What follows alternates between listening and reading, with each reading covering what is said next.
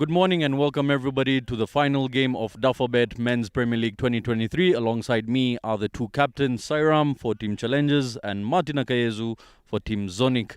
And Gusto, the match official, here for the toss. Sairam tossing the coin, heads is the call. Heads it is. Martin, winning the toss, what would you like to do first? I'd like to bowl first. And what is the reason behind that? According to the weather. Yeah. Being the final game of the tournament, what are your expectations out of this game? We are going to give it our best. We express ourselves. We have nothing to lose. We are playing the champion team, so try our best. What are you trying to restrict them to? Above at least 200. Yeah. Okay, and any changes to your side? No changes. The same team. All right, thank you very much. Sairam, you'll be batting first. That's fine actually. We wanted to bowl also, but it's fine. Anything to given the toss is not on our side. So we'll bat first and scores. Around 280 is the score. I'm looking at it. Any changes to your side? There is only one change. Obi Robinson is not there. Munir has come back actually. Yeah. Playing the final game of the tournament, how are you getting about this game? We wanted to continue our momentum, the winning streak actually. We wanted to finish it at a high end and the year is ending. So we want to go for the victory. Thank you very much. All the best. So that's the report from out here in the middle. Zonic Tigers winning the toss and electing to bowl first.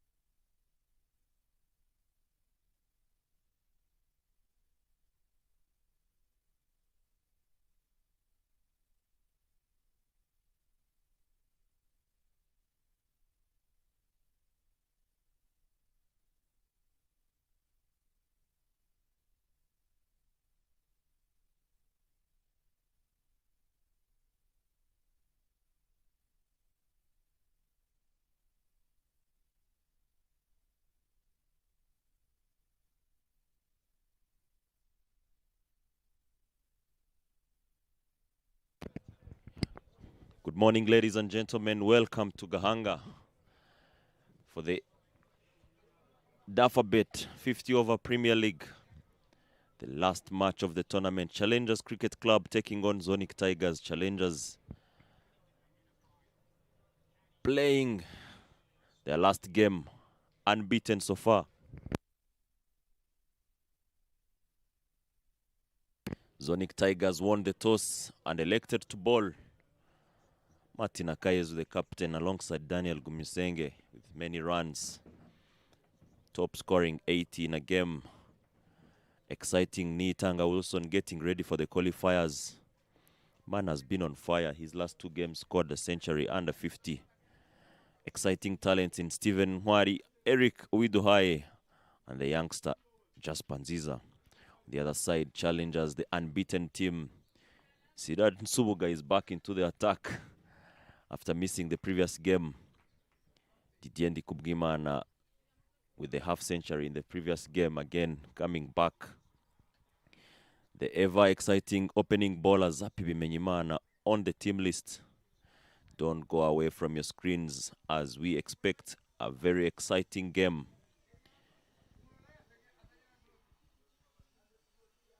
The umpires are in already.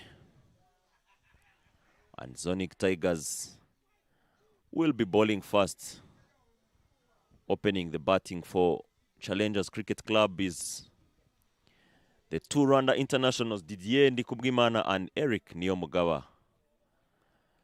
Signs of spirit of cricket there, Baptists welcoming the batters. The standing umpires today is Kasana Christian and former captain for Rwanda, Eric Hirwa Dusabemungu.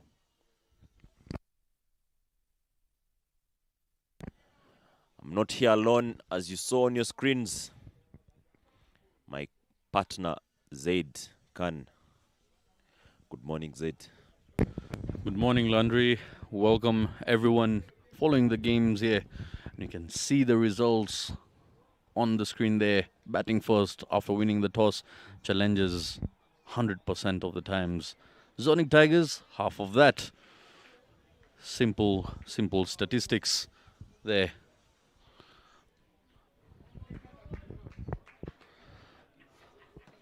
The match is soon about to begin, and it is a big day for cricket all around the world, as people will be following the biggest game in the sport happening live in Ahmedabad in front of 130,000 people. The World Cup final. India taking on Australia after 2 decades. But here we have Eric Nyumugaba. 5 matches, 5 innings, 104 runs to his name. Highest being 56, 26 average. A player in deep need to get into his touch. Starts off, and would you believe it, dropped off the first delivery. Lovely ball from Martin Akayezu. Eric Neo guided that into Israel's hands. And unfortunately, Zonic could have been celebrating now, but Martin will have to do an extra effort. Look at that. Pitched way outside off stump, guided into the hands in slips, and Israel not able to hold on to that one. What could have been 0 for 1. Didn't expect that at all. Neither did Nyumugabo. Once again, trying to fish outside off stump. The overs have been reduced to 47 due to a delay in start. There was an early drizzle here at Gahanga International Cricket Stadium. How costly will that drop be? We're yet to see and find out. Martin Akayezu had a good start. Would have been the best of starts to this innings. Very true, it's obvious. What a comeback. No response whatsoever on that ball. First bloodshed for Challengers Cricket Club. Eric Neo guilty of going on the back foot. And that is it. It is 0 for 1. Well, Eric Nyumugaba seems to be in a hurry to watch the World Cup finals. Walks off. No competition whatsoever. As you can see on the screen, completely bamboozled by the movement of the surface there. Couldn't read that delivery. That is a gem of a ball. Very well bowled by Martin. Bringing it back. And within no time, we see the man who opened the batting for the first game of the tournament for Challengers, scoring a 78 with so many lives. Don Mugisha is into the mix to do the job that seems like opening the batting, because he'll be facing the 4th ball of the innings. For those that know Don Mugisha personally, he's a man who's always on focus. Match 4 innings, 103 to his name, 87 being his highest, 34 average. Very, very handy. But he'll need to take on the pressure. He's walking in as fresh as you like it. Not a good start for Team Challengers here. The first ball was dropped and the second nipped back and took the furniture with it. A very, very long day indeed for the Rwanda international Eric Nyumugaba. No longer days than the ones in 50-over game or even longer formats.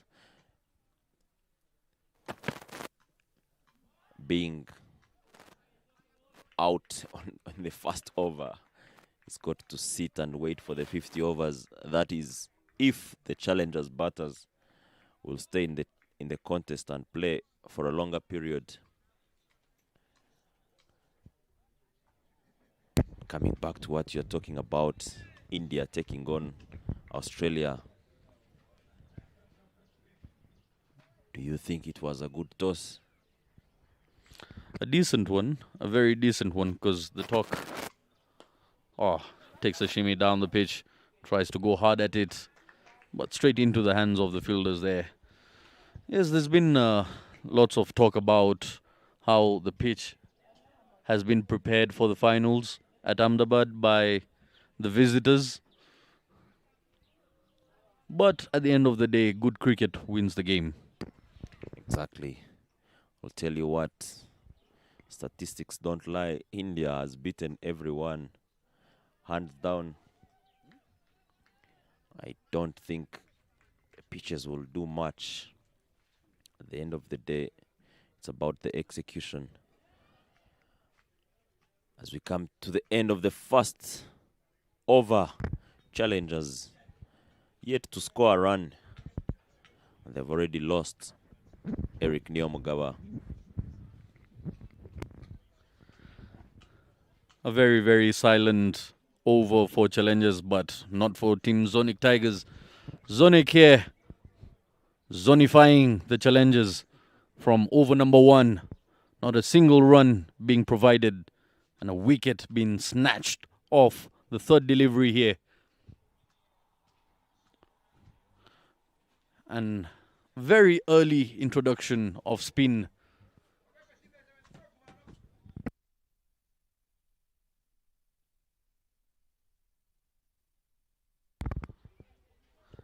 Yet again, we witness another Rwanda international that will be joining the national side very soon in Namibia.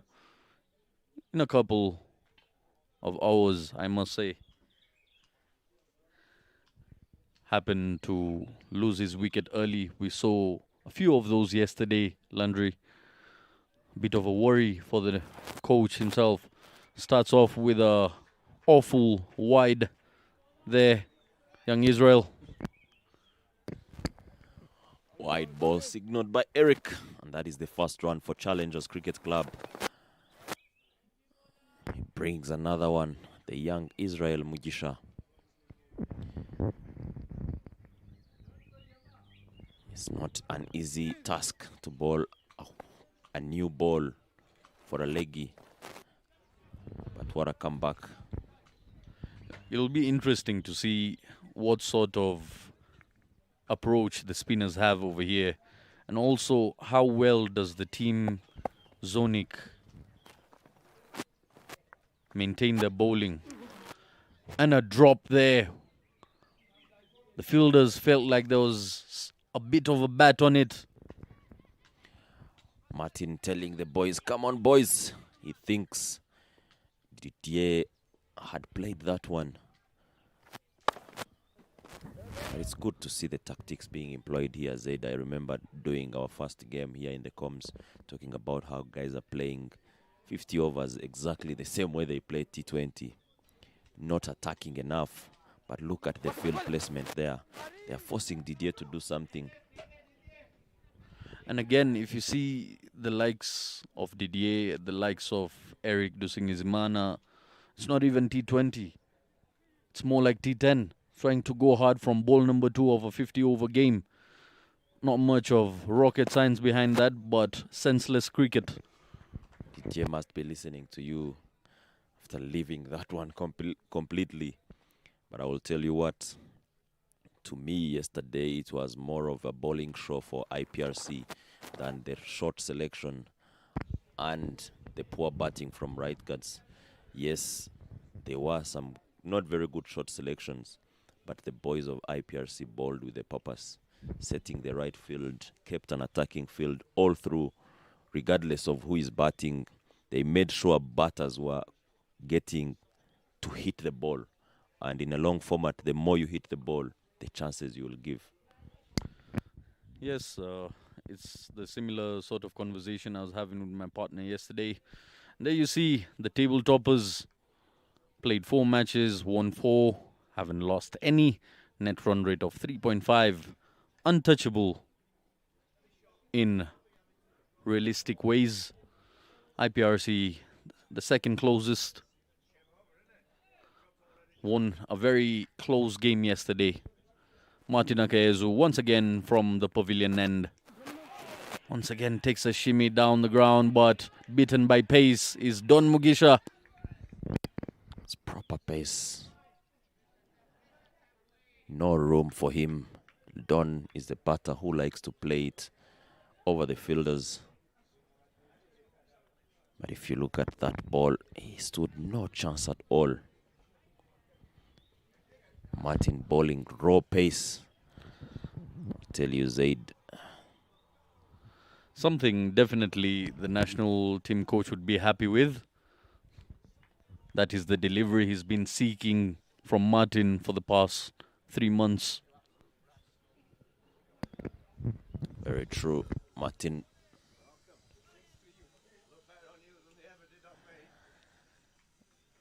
bowling proper pace here, asking the right questions to Don.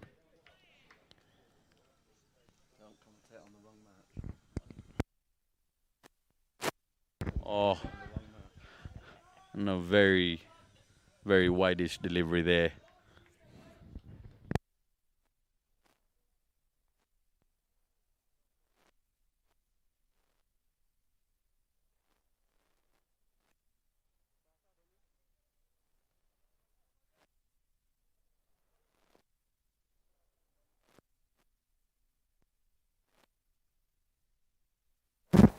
Martin Akayezu once again takes a bottom edge this time. Lots of guesswork. You can see he was trying to throw his hands hard at it, but no result in the end. Very happy Zonic side. They've managed to keep the challenges quiet as of now. Just 3 runs on board and we're into the third over here. Just 3 runs on board.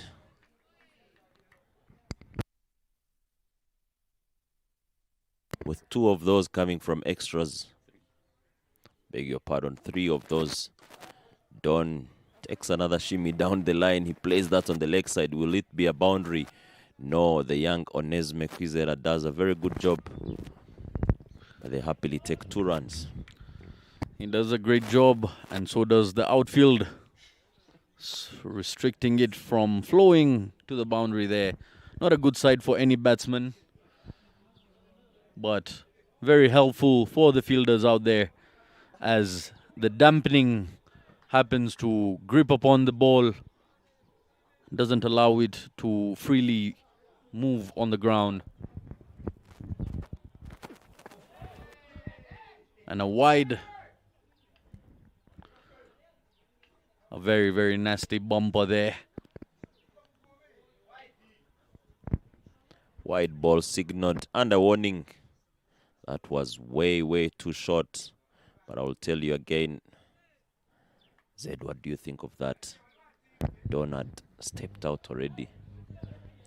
He's stepping out quite a lot, and Martin does not like it. And no bowler would like it this time. And think about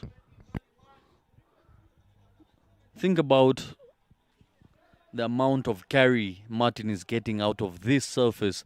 It is the same surface that Team IPRC played on yesterday. And they weren't getting this much of a bounce out of it. But somehow today, it's the raw pace of Martin Akayezu. He's able to just pitch it on that seam. And another wide, lots of extras. Challengers wouldn't mind that whichever way the runs come. Tell you what, whichever way the runs come, 7 runs on board, all coming from extras. Challengers should be worried about this. They've already lost a wicket. They all know what they need to do. But again, if they keep digging deeper, the bowlers don't get better in Zoni Cricket Club. Well, again, I was talking to the skipper, Sairam, at the toss, and he mentioned how he wants to finish off the year at a high. Yes, they are leading the table. They are most likely to take the trophy here today, but they want to finish it off on a positive note. And at the moment, Team Zonic is making it extremely hard. Very hard for them. And that's what is supposed to be. In a tournament, there should be contests. As much as challengers are unstoppable in terms of taking the trophy, being the champions.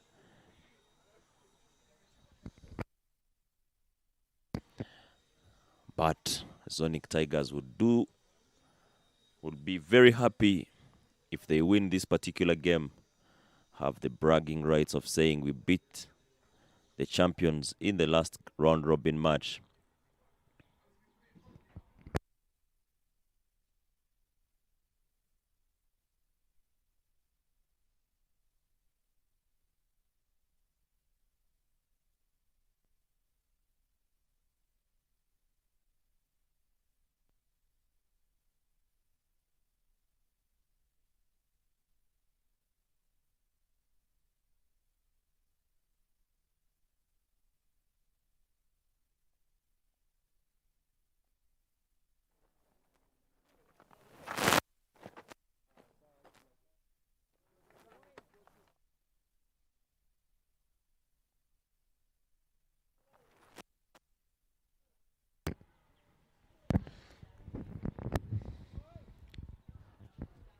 Mugisha Israel from the airport end has been keeping this side very quiet. Just 2 runs he has given away in the previous over, which came off a wide. And there is some sort of turn coming out of the pitch as well this time. However, doesn't grip much. How difficult is it, Landry, for a spinner to be coming in with a new cherry in hand? What are the advantages and the disadvantages to a spinner? I think it all depends on how the team wants to go about it. It is very challenging. But lovely shot from Didier on the front foot. Played it with a turn. And that is it. The first boundary of the match. And first runs for Didier. Also, after 7 deliveries, on the 8th delivery, he picks up his first boundary and opens up his account in quite some fashion. Have a look at that. Reverse sweep, eyes on the ball, basic, making it look very easy. Yet there was a fielder there, but he challenged him and took it upon himself on that. Oh, have a look at that. Look at the bite on that. Look at the turn and drift in the air by Mugisha Israel. Very good bowling from Israel. Didier playing a reverse and forcing Martin to change the field placement. It's always positive to see batters backing themselves, but I'll tell you, Zaid, with time, that was coming. If the Zonic Tigers had kept working on that, they're just creating chances. Lovely shot, driven through point to extra cover. They want to take 2, but Didier tells him no. Coming back to your question about spinners bowling up front, bowling a new ball, I think it's all about preparation. If you have worked on it, I remember the last T20 World Cup, beg your pardon, when Imran Tahir was opening the bowling for South Africa. He was talking about how he trained 3 months with a new ball because of what the pitches looked like wherever they were going to play from, and also depending on who they wanted to pick. So it's all about the tactics of the team and what the team needs you to do. And as long as you've prepared for it, I think you stand a chance of doing very well.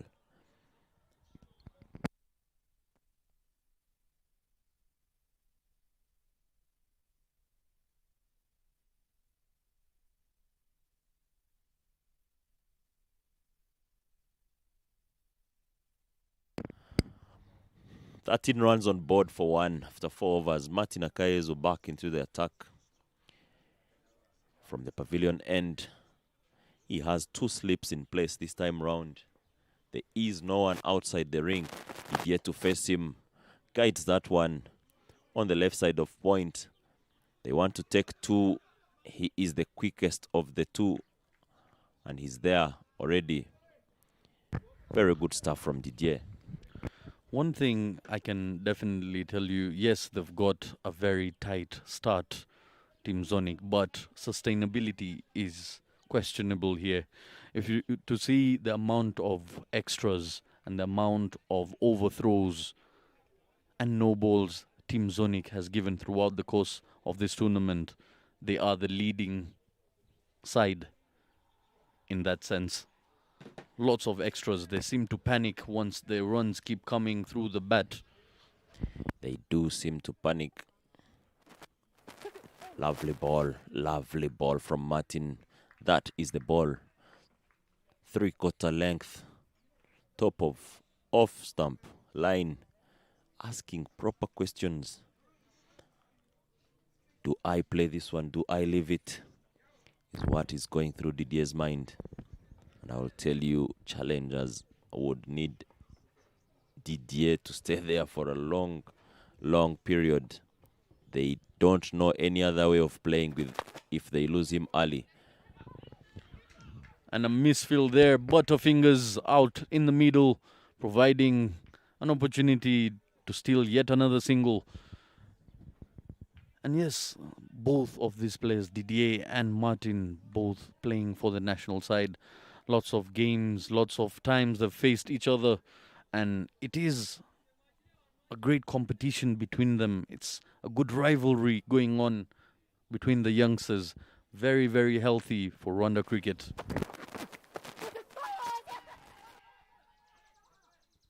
Loud appeal there. Martin thinking there's something. Don did touch it.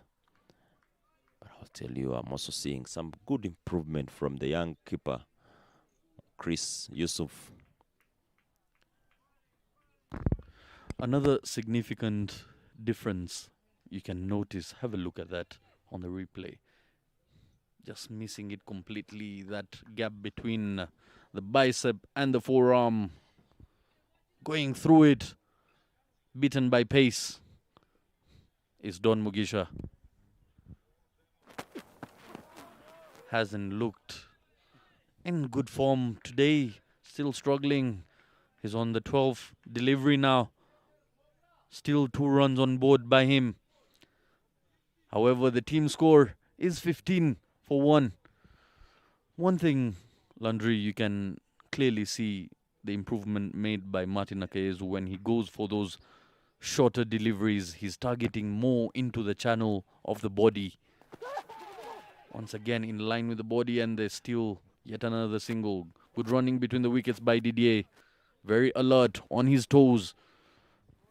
And possibly a good chance that he becomes the leading scorer of this tournament. At the moment, he's just 3 runs shy of that feat. 3 runs shy, and he's having a go ahead of the batter who is leading in Wilson Nitanga, who will be batting in the second innings. But no one is looking for personal glory. They're all here to fight for their teams. 16 for 1 after 5. He just needs to take his time on. Half of the power play is gone, 16 runs on board. And this is something we saw yesterday as well. But the only significant difference is the amount of wickets lost.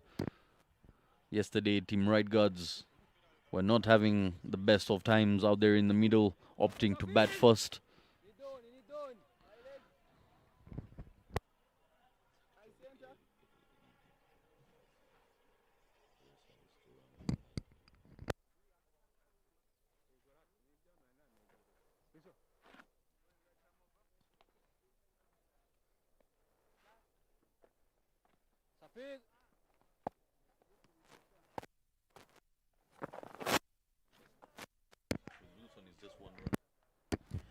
Don Mugisha back on strike, facing Israel for the first time.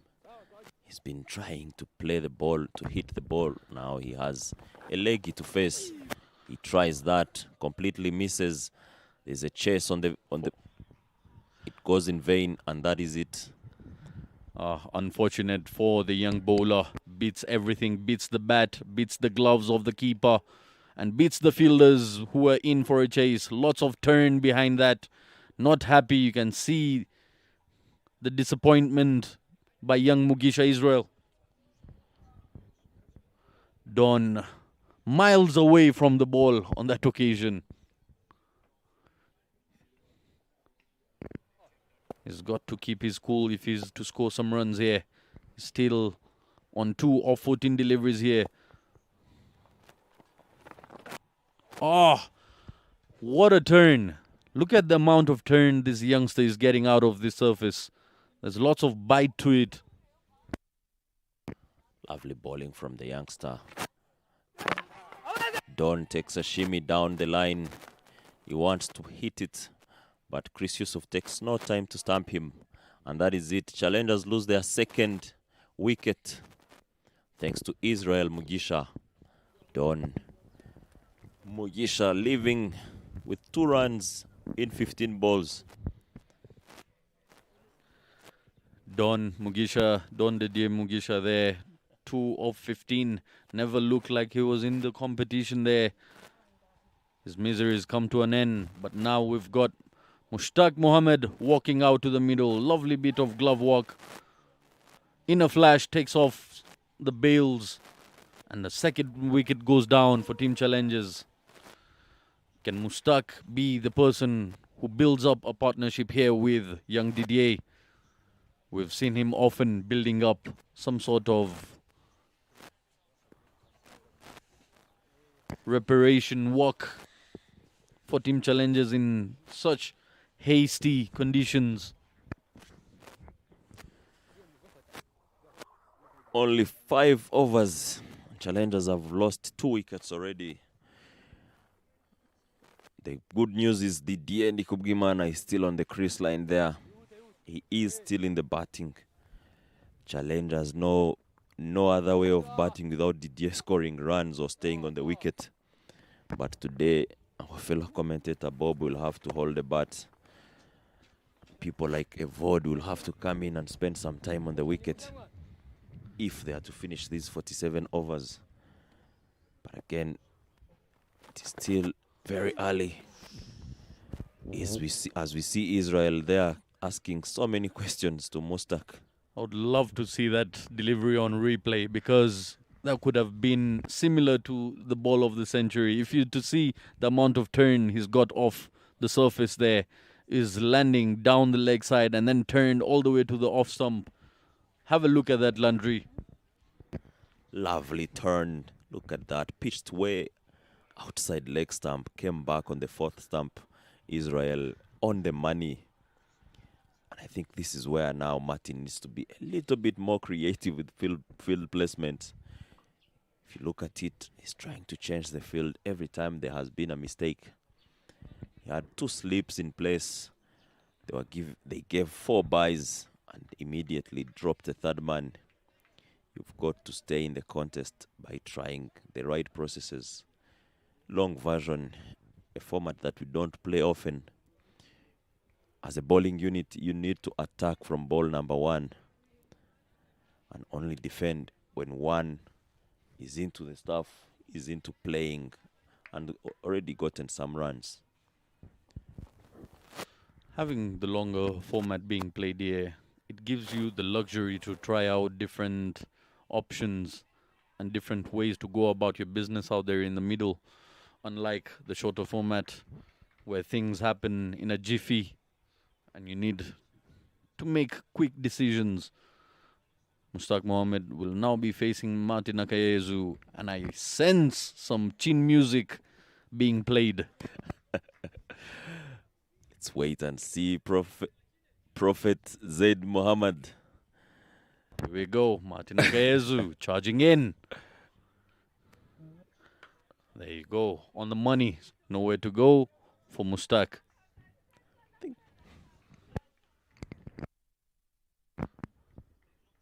Just keeping him tight, not allowing him to move as much. But lots of improvement here by young Martin Akayezu. He's been bowling the right channel today. A very positive sign for Team Zonic. Skipper leading from the front. Lovely bit of movement. Coming in sharply Just leaving that ball like a bad dream is Mushtaq Mohammed. Zaid here bowling 140 while Martin is bowling 140 on the field there. We've got to keep up with the paces. Loud appeal, animated. I believe quite unnecessary there by the skipper of the side, but very animated side Zonic Tigers is. I would not want to believe that it's unnecessary. It's just watching a highlight.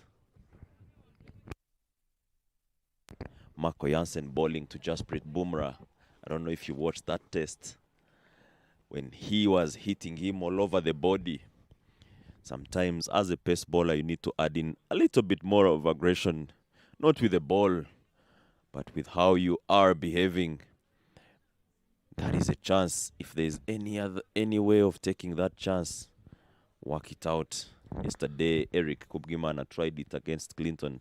Unfortunately, he missed the stumps, but that was completely outsaid.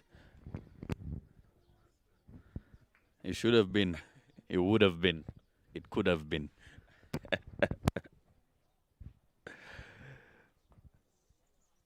Said Khan. It's good to see Martin Akayezu in the sort of attack mode he's into right now. Just getting his rhythm right.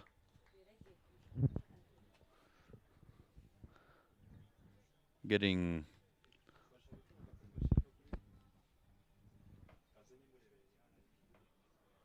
the ball to pitch in the right areas and not giving too much space to the batsmen to open up their arms. No batsman has looked comfortable so far, apart from that one beautiful looking shot by Didier onto the leg side. Lovely pull that was. Once again, this time goes down the leg. Will be extras. 5 runs. Not the kind of way he would have liked to end his over. Had just given away 1 run initially and ends with a 5 wide going down leg side. Nothing much the keeper could have done. Full body stretch was put into place, but not fruitful. Extras being extras here, with only 1 boundary scored in this match. Well, of course, challengers will be scoring runs with the bat, but I'm pretty sure from the looks of things, Zonic will assist them with lots of extras, as they've been guilty in the past of doing so. Very many extras. As we also see the extra fans coming out, the youngsters watching the last match of the 50-over league. They're always here to watch the game, especially when Zonic Cricket Club plays, with more than 8 players in Zonic being the boys of this area, Gahanga. As we see Israel coming back to bowl. I would say the new ball, because most of his deliveries were not hit. Very, very interesting youngster. Very animated. Tries out different things to get into the mind of the batsman. Lovely hands there by Didier. By Didier. I beg your pardon.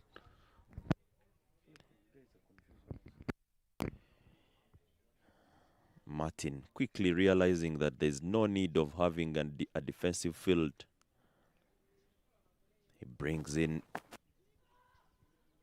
lovely touch and go from Mushtaq Mohammed. If you could see there how softly Mushtaq played that. He knows there's lots of turn coming from Israel, so he doesn't want to risk playing one in the air. But for how long can he sustain? For how long can he resist the urge of playing that big shot? Didier playing it, keeping it on the ground, playing carpet shots at the moment. And young Mugisha Israel trying to entice both of the batsmen out there to pop one in the air. Lovely looking shot once again. That's what Team Challengers will appreciate. The dugout is appreciating that with a round of applause for the youngster. And he needs to hang in there if Team Challengers is to put up a reputable score. Definitely. Didier on 10 in 19 already. Mustak tries to play that on the leg side. It will be kept to a dot. Martin having his tactics right, but I would still think it is worth having the extra cover in. Mustak goes hard, only to feel the sound of the ball hit the gloves of the keeper. With that, we come to the end of the 8th over. 29 on board for the loss of 2.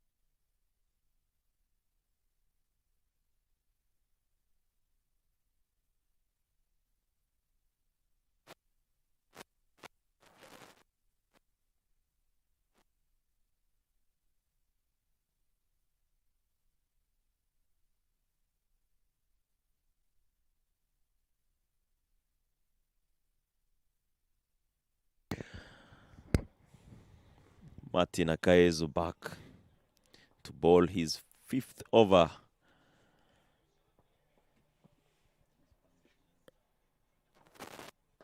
Asking the right questions. But even Didier playing so well. Soft hands, getting behind the ball. Coming into his 5th over, Martin Akayezu over here. If you to understand for how long can he keep his spell going here. There are lots of batsmen still remaining in the dugout unless he's trying to go full out and finish his spell. But he'll have to keep some in the bag. Lots of extras, you see. Despite giving 3 dotted deliveries, you end up giving 2 to 3 extras in an over. That is exactly what your opposition needs in the longer format. You multiply that by 47 overs. You've got enough runs on board, and anything coming off the bat then becomes a bonus.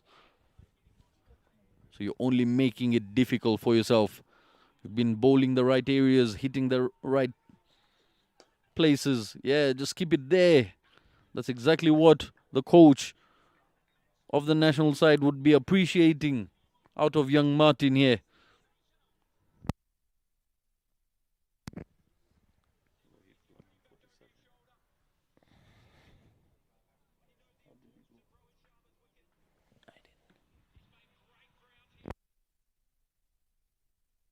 Martin Akayezu with a comeback.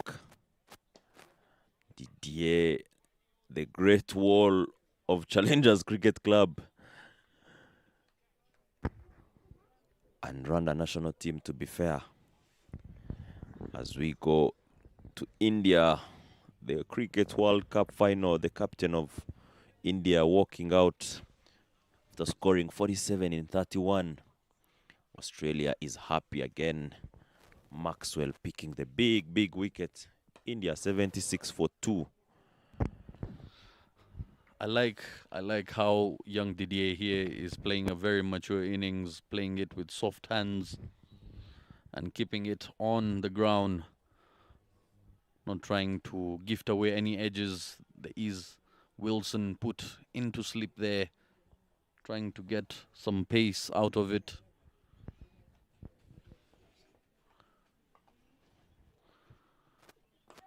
A full toss, but kept it on the ground. That tells you the sort of mindset young Didier is in, not trying to go hard at the deliveries, just trying to nudge them around.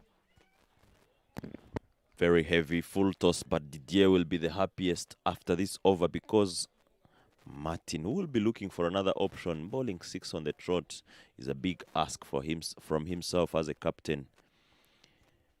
And the fact that his 5 overs have not taken more than 2 wickets, you would want to believe that challengers are coming back into the contest very nicely. With 1 over to finish the power play Z.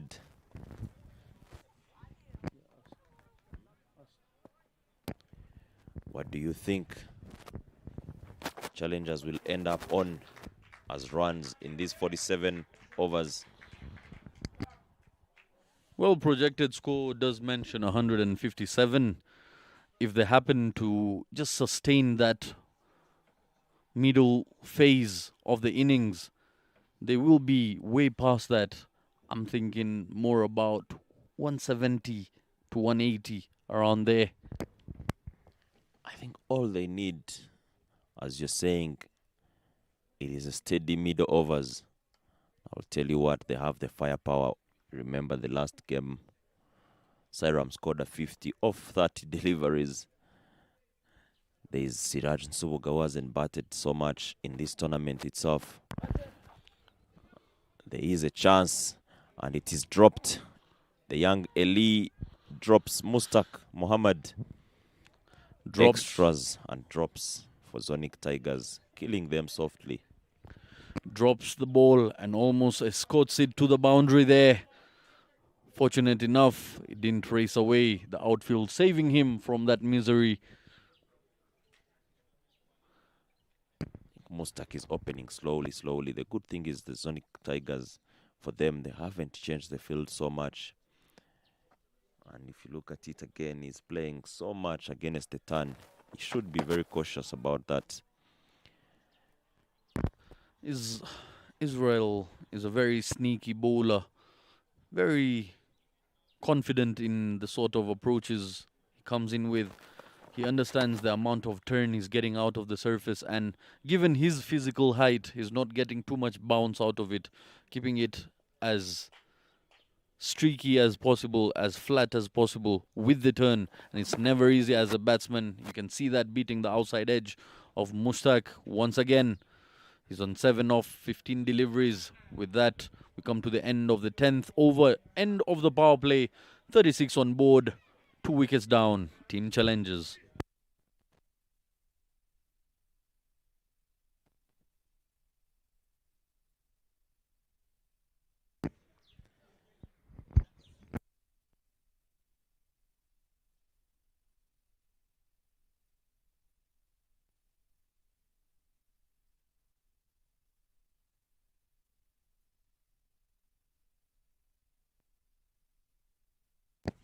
Change of bowling for Zonic Tigers. Martin Akayezu tells his young brother, "You are the one to do the job now." From the pavilion end, Rodriguez, former under-19 national team player, coming in to bowl. As we also welcome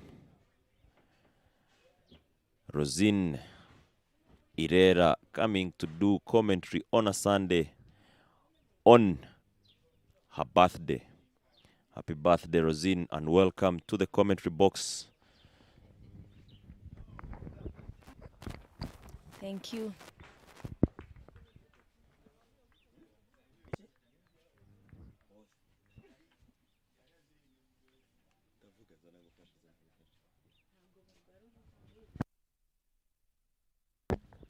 Birthday goal taking ample amount of time.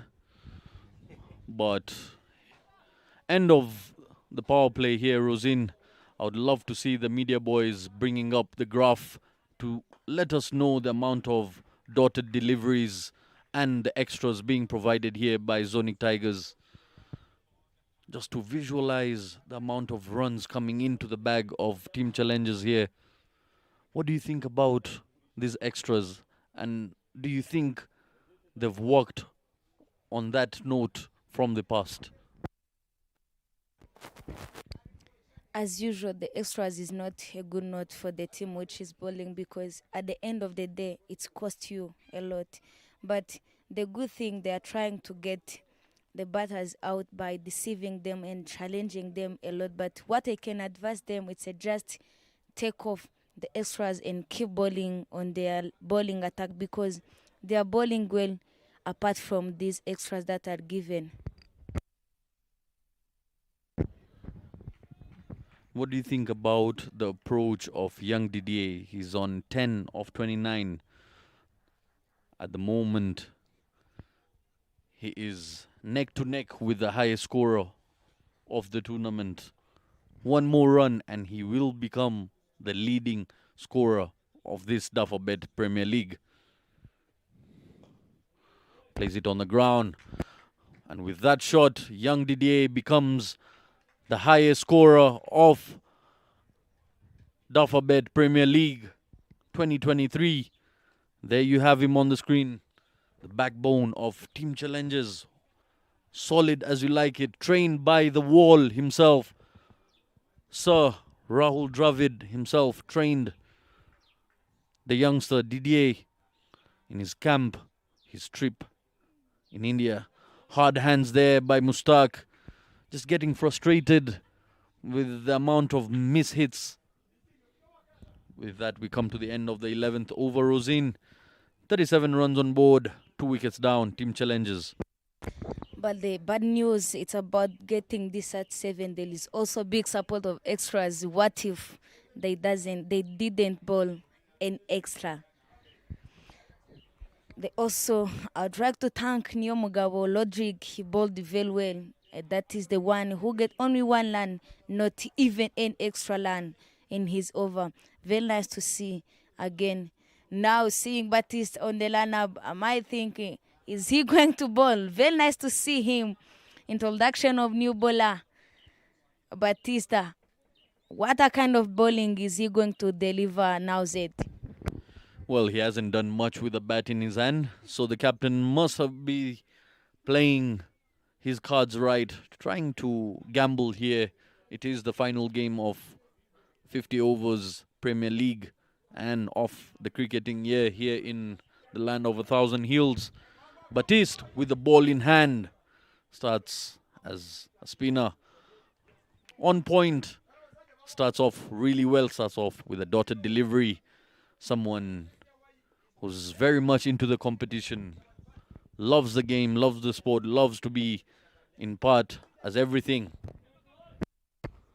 But also the good things, he's turning the ball. And what I can see here, it's about the competition among this team that is showing how important for this game it is to Zonic Tiger. They are trying to get in different ways to win this game by trying all ways. That very well bowled to that Mustak, but also Batiste is there for making a different approach of getting him out. You see the ball now comes in, though it was going away.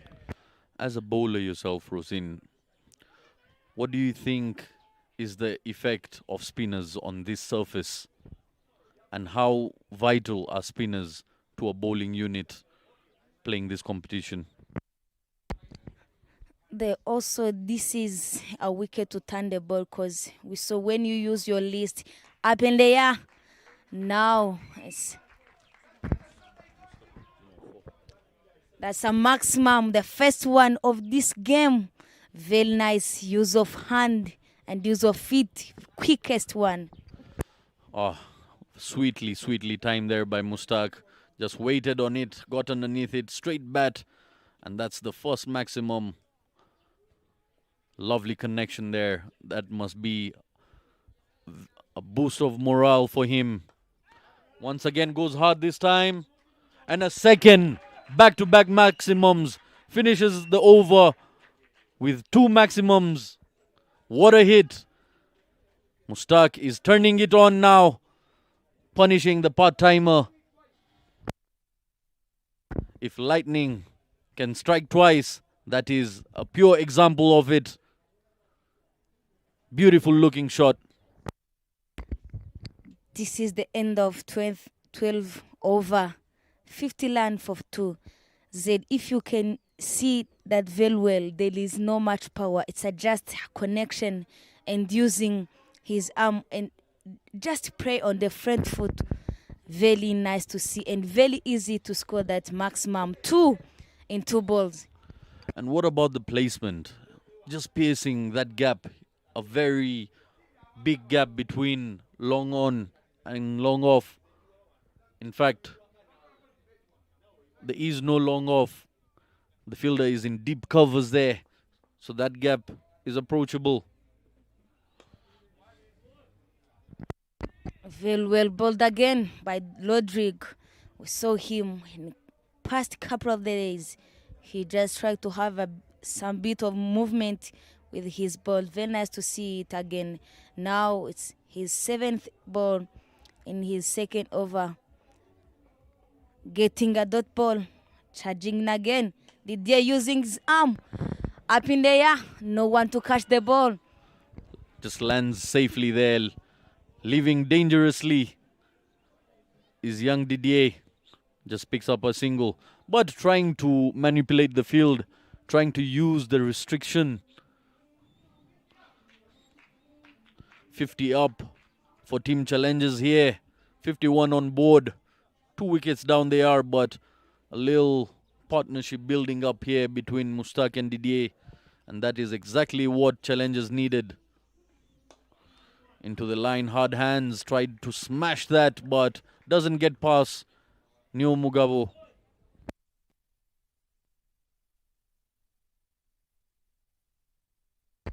What a fight between Emma.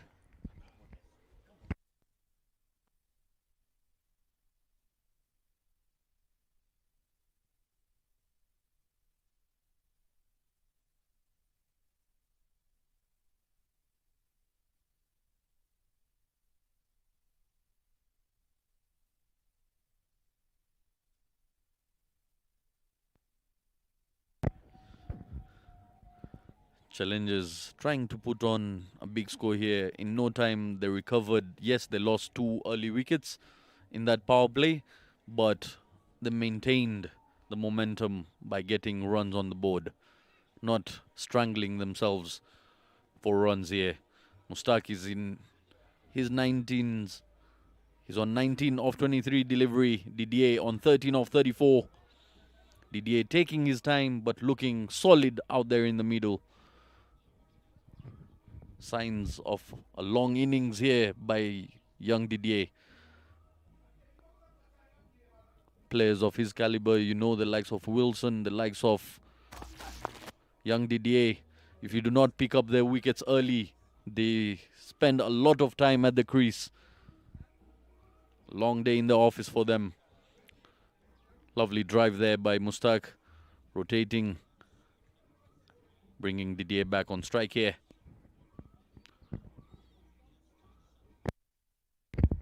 Zed, I was thinking about having same game at the start of this game because the first wicket went for the second ball. Quickest run there, that's what needed in this long format because there is no need of wanting to smash each and every ball. If you get an opportunity, just use it.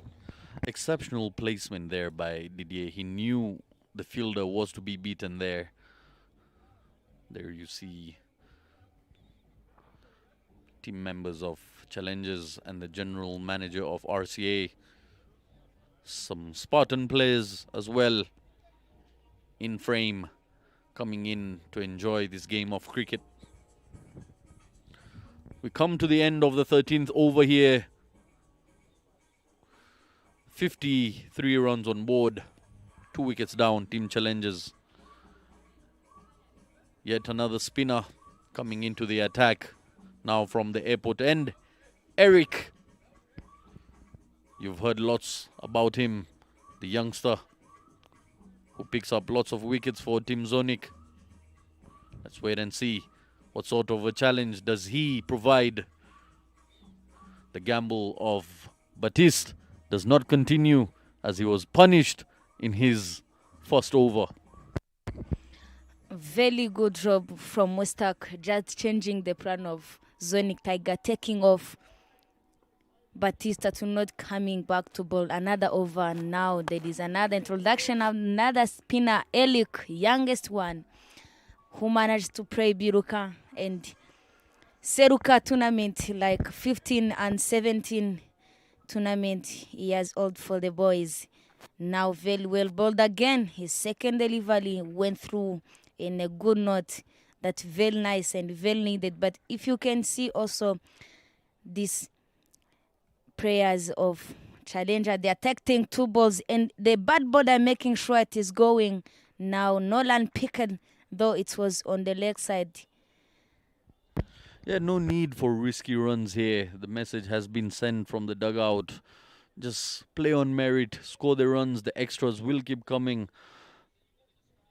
The pace offered here by Uiduhai Eric is not the challenge. The challenge is where he pitches the ball, the line that he chooses to bowl. This time around, he has bowled a wide, but most often and continues with the extras. The miseries with the extras continue for Team Zonic. Half of the runs.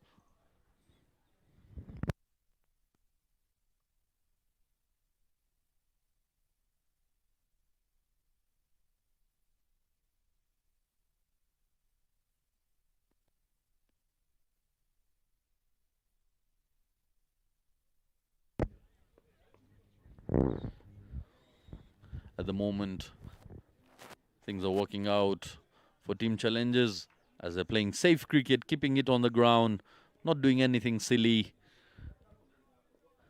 They've already got 4 runs in this over. And the projected score keeps rising. Hard hands this time. Smash through covers. There is a sweeper in the deep. Just cut it off to a single.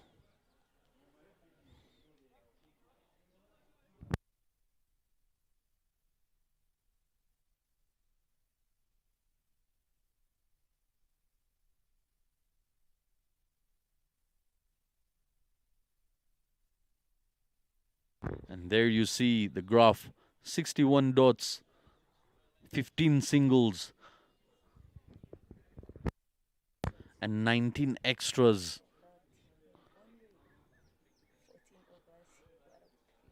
Just 14 overs have gone by and 19 extras have been provided by Team Zonic.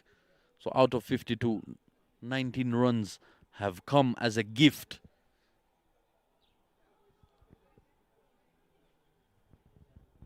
A serious note for any bowling unit.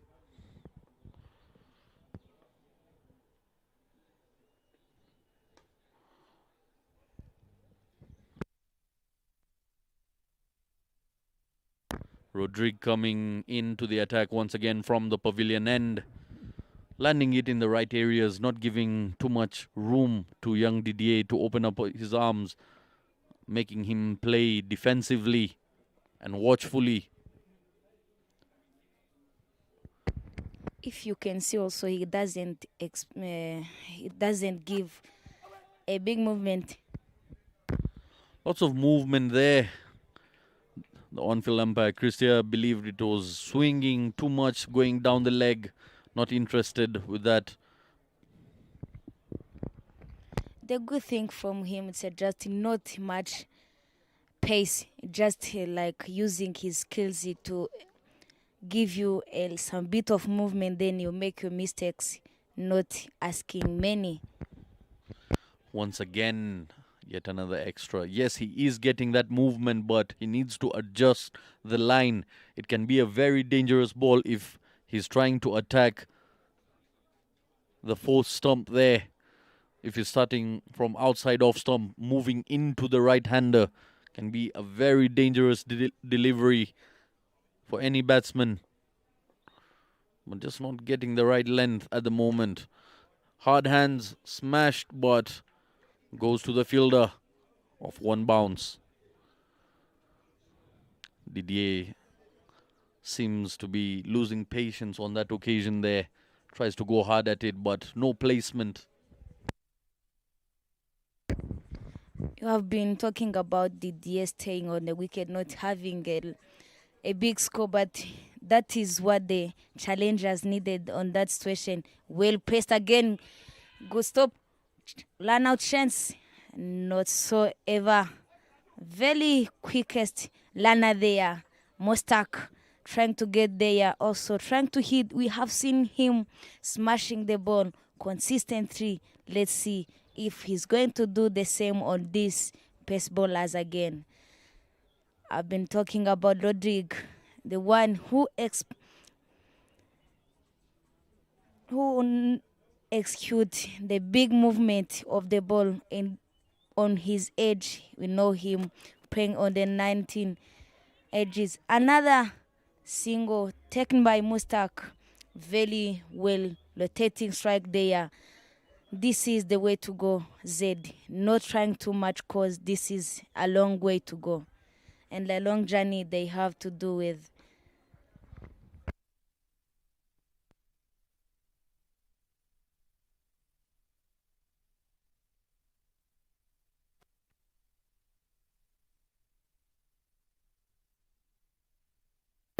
Excellent placement once again, picking up yet another single. And this is a very proper way to play this longer format of the game.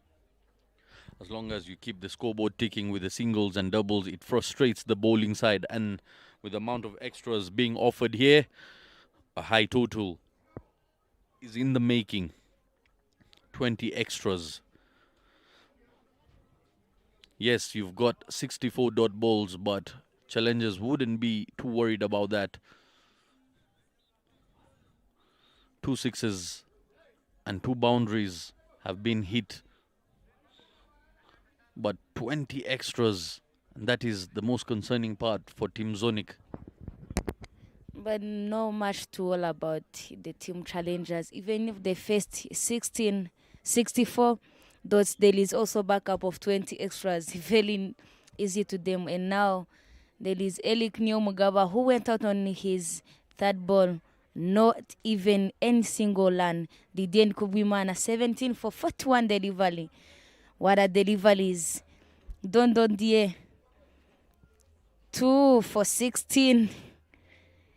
Very bad news from him. Mustak, now the one who is on a fire, 23 for 30 deliveries. Very good to see. He got those 23 with 2 maximum.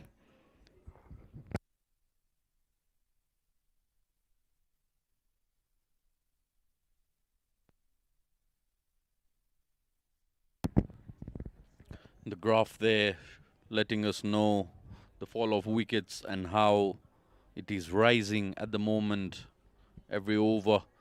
Eric once again from the airport end. Zonic Tigers not using as many pace bowlers as spinners today. Trying to opt for spin. They understand the challenges spinners bring to the batsmen out here. Oh, awful looking delivery, that one. It is a wide. Just losing his line completely, trying to bowl away from Didier and bowl extremely far from his body. Much better this time around. What extras so ever. Now it's about 21. Not good sign for Zonic.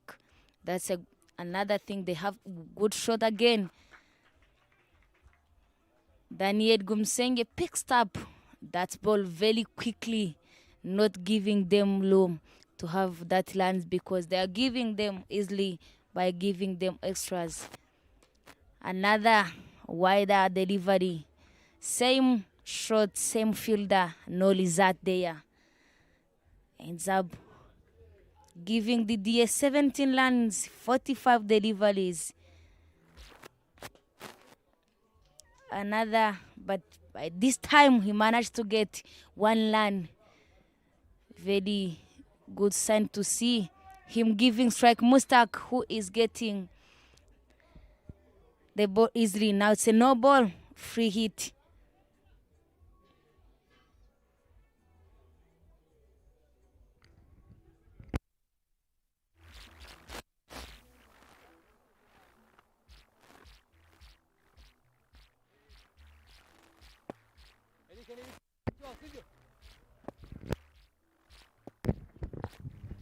A no ball and a free hit it is. And Mustaq Mohammed smashes that. But straight to the fielder in the deep. I believe that free hit came due to an extra fielder being standing out of the restricted area. And it is something they've struggled with in the past as well. It's not the first time Zonic Tigers have received a no ball for that reason. Looking very comfortable at the moment is young Didier. Just rotating the strike. Both of these batsmen rotating the strike. We come to the end of the 16th over. 67 for 2 team challenges.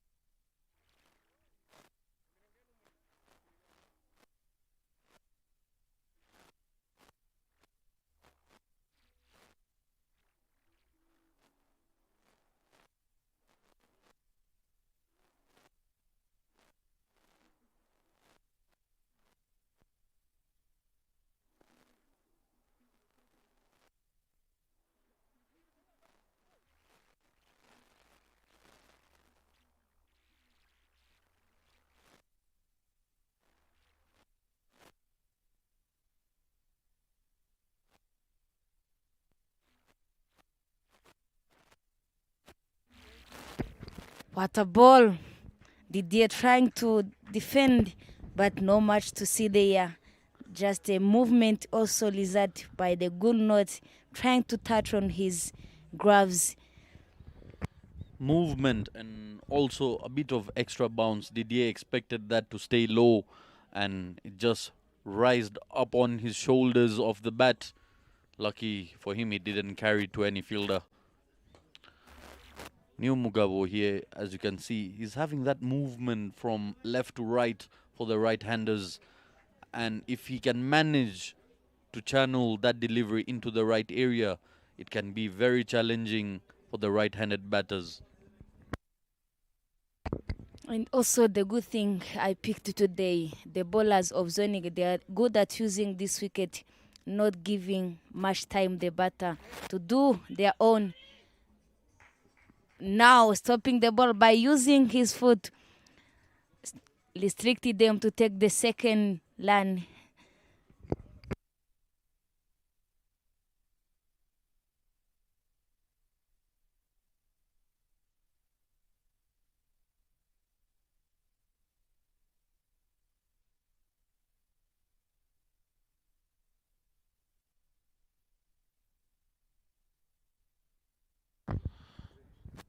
Rodrigue once again.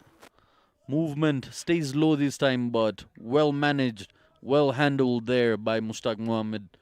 Is looking very comfortable at the moment, and great bit of partnership being built up between Mustaq and Didier over here.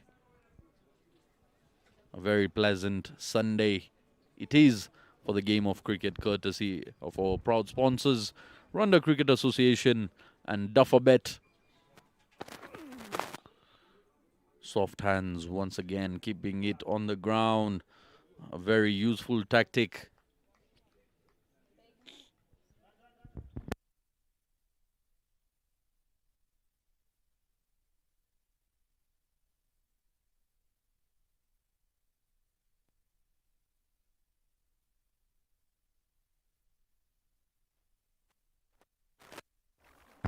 Hard hands, doesn't carry to the fielder, but picks up a single. Will be very happy with that. New Mugabo giving away just 2 runs in this over.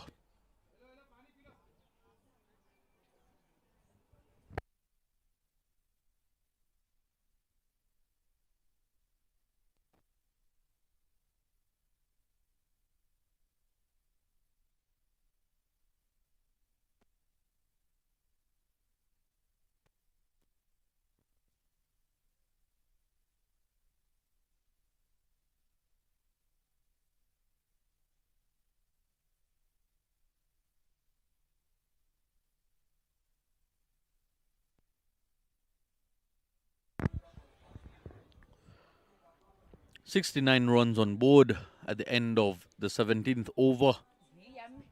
2 wickets down, our team Challengers slowly and steadily walking through this innings is this partnership.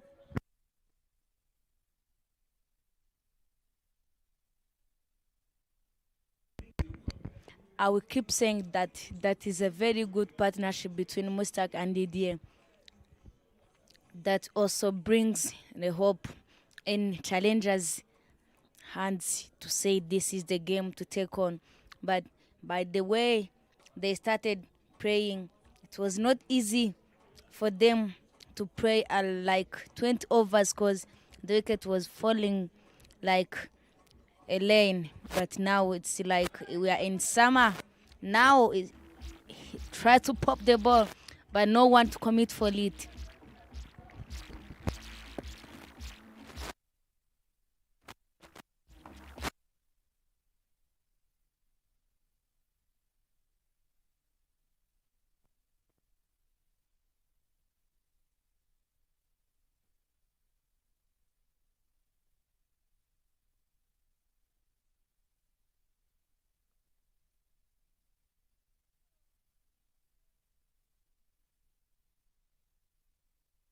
And a wicket goes down, hard hands by Mustaq,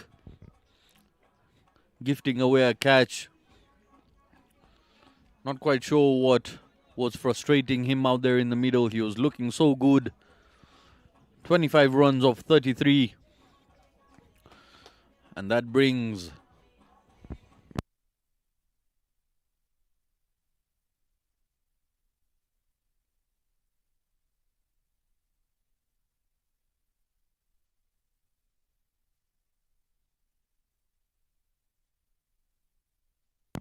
comfortable catch being taken there by Martin Akayezu, the captain.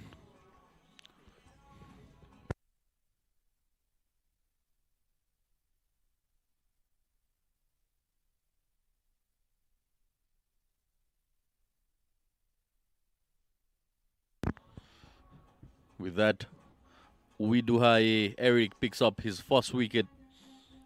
He has that tendency of picking wickets for his side when the side needs it the most. I can see a sigh of relief.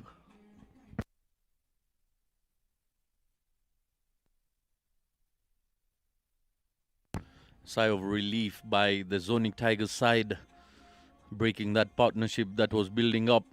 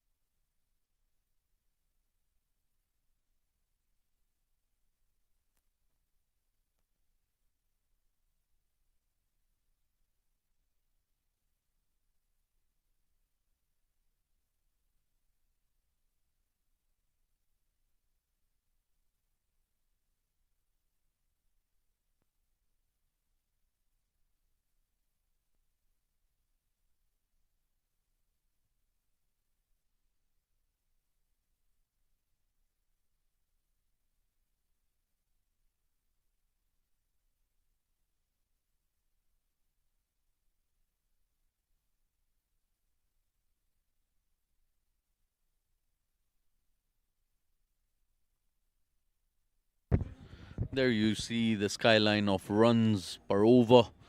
The biggest being the 12th over, 13 coming off it. First being the lowest with a wicket in it. And the 6th over where another wicket came by.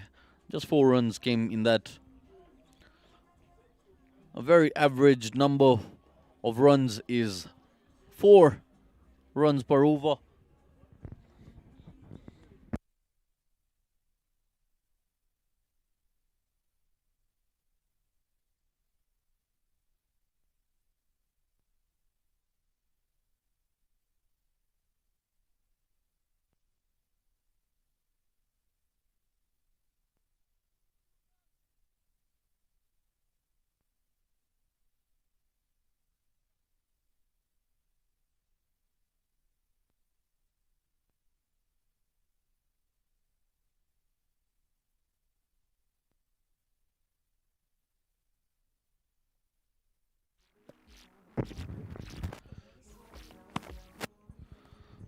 Munir Ismail, all the way from Uganda, for the first time playing for Team Challengers. The man comes 540 kilometers away. He's made his journey. He's got to make the most.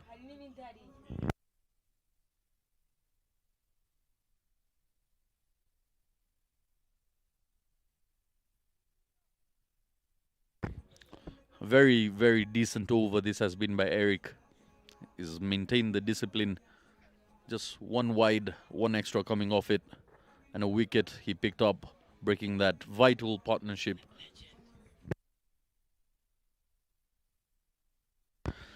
As we come to the end of the 18th over, 72 on board for the loss of 3.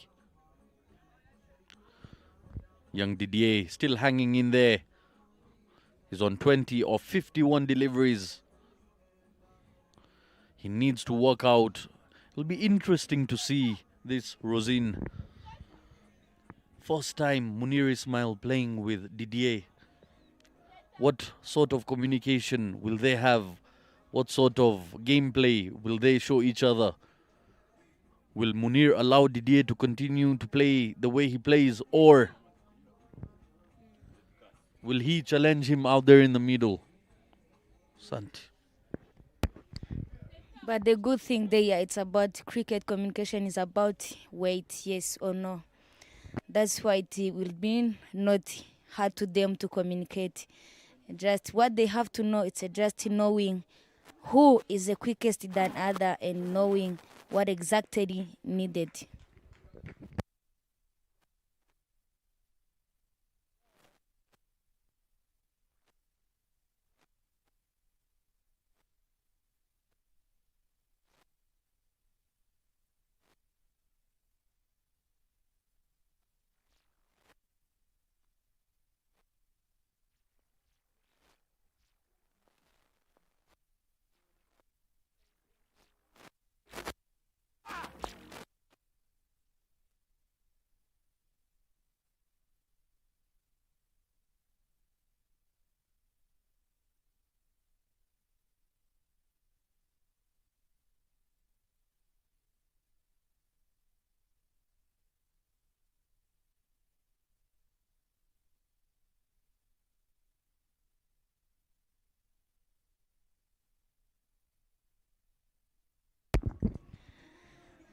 Neo Mugaba Rodrigue comes to ball.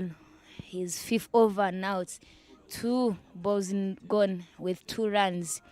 Very well. Striking the ball between to Munir and Didier. Very good inning to see if they are going to see what is needed. They need a big partnership there again, like what have been started being built between Didier and Mustak, but unfortunately Mustak went out. But the good news there, Didier is still being there on 20 of 52 deliveries. Swing and miss there. Semunil who is striking the ball. Well bowled, Rodrigue.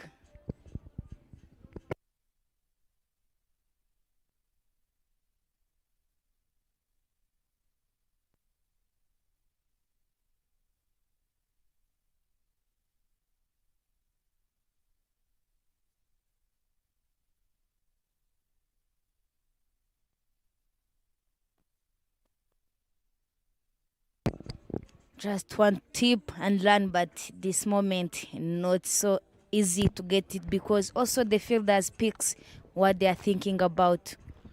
This is exactly what I was asking you, Rosin. The sort of communication between these two youngsters. Someone like Didier who has played 52 deliveries and someone like Munir who has just walked in. They've never played with each other before. There is a slip fielder being put in place there. Plays it around the corner. Just dabs it for a single. Was it a bye? Yes. A leg bye it is. Valuable runs these, whichever way they come for Team Challengers, as it is the side setting a score. No matter how you get the runs, it's about keep the scoreboard ticking. That's what matters most. That's what the challengers team are trying to do, and maybe they want to have the score that they were thinking about having after this first inning, Zed. Yes, the fall of wicket is there, but it's not too frequent. Initially, there were 2 wickets that fell, causing lots of havoc in the dugout, but not to be worried as their savior, Didier, comes to their rescue, comes and joins the party, and has been playing a very vital role for Team Challengers. We come to the end of the 19th over, 75 on board for the loss of 3.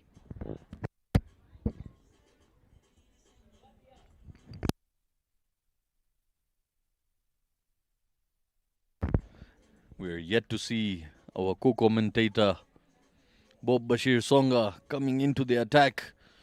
Will he be able to put up some runs today, Rosin? Lots of talk we've heard from him. Lots of jazz.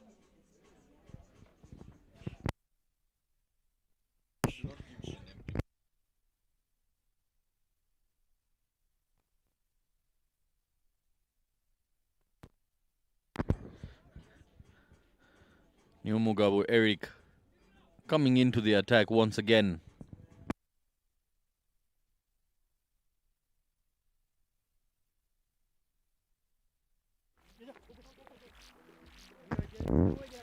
Keeping it on the ground, playing safe.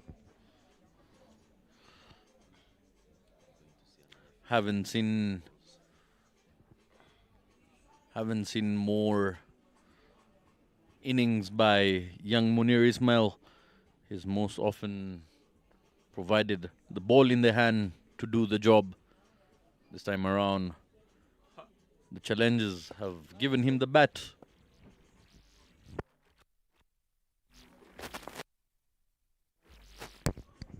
Another miss there, but not so ever, just an appeal. That is Elik, who is bowling again. He picks the last wicket of Mustak.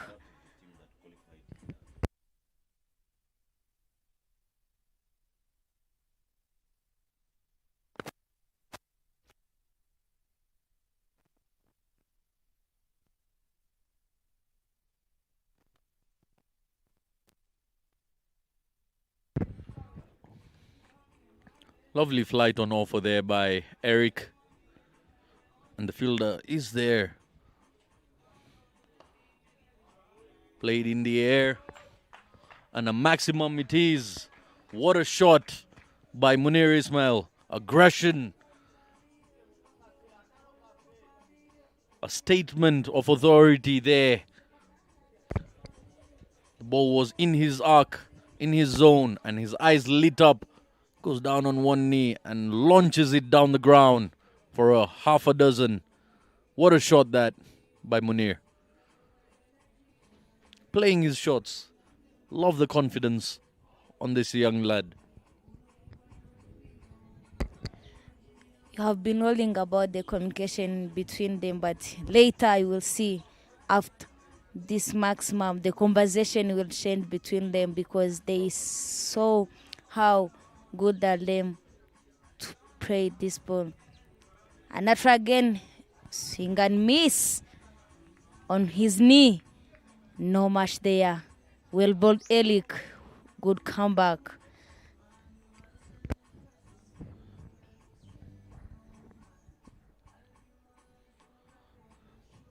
Just leaving one to go by as we come to the end of the 20th over. 82 on board.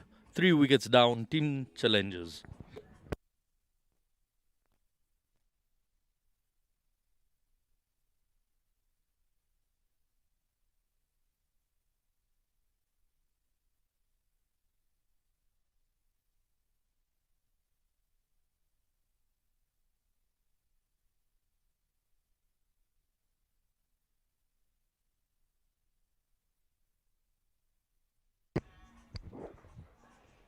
Lodrick also on the bowling attack from pavilion end. He was bowling very well all along. By now he comes again bowling to this Munil and Didier. And the Munil also can hit the ball all over. Let's see how is he going to handle this by using his ball he had in his arms.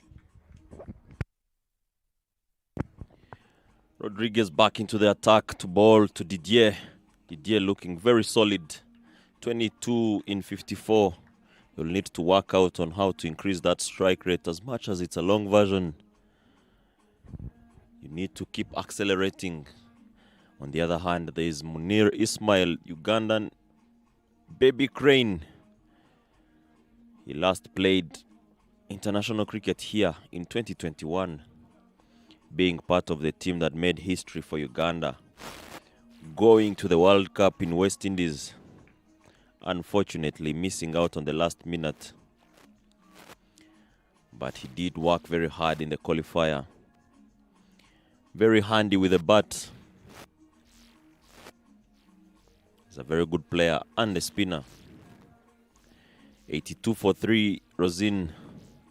Where do you think challengers will end after the 47 overs? If the Zonic bowlers keep bowling these extras and giving them chance to score, they will end up by getting 200 easily. But if they handle that very quickly, it can be around 170. Very true. Mid overs, 20 overs gone, 83 for 3. One of the things Martin can't be working on is using his spinners properly, especially now that they just picked a wicket of Mustak. Munir Ismail is on 8-11, but he hasn't spent much time on the wicket doing a lot, because part of the 8, there is a 6 in there, which means he's gotten 2 runs in 10 balls. There's still a chance to attack him and see if they can get his wicket. Rodriguez continuing, bowling his 6th over on the trot. Didier takes a shimmy down the line. He plays it straight as an arrow. And that is 6 more runs on the total of challengers and Didier's total. What a shot that is.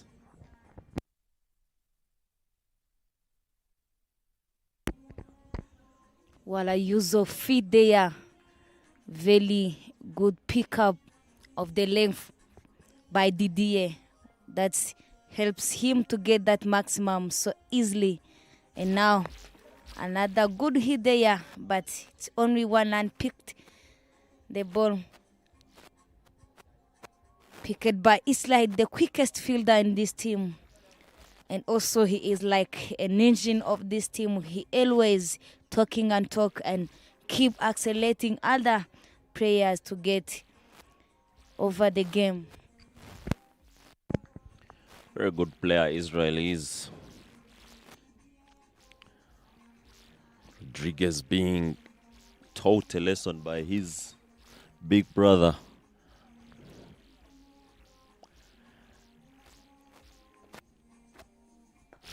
Lovely shot through the to extra cover, and it takes no time to be back to the keeper. 21 overs gone. And Martin Akayezu has decided to bring back his top bowler in Israel Mugisha to see if he can get a wicket. The young Eric Widuhai having a good rest.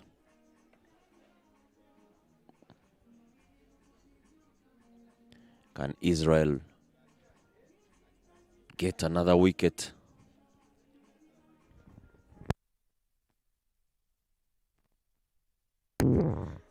The Israel, who known as a fighter man on this team again, and also someone who had a different fun things to see. That is the one who can inspire many people to see him praying.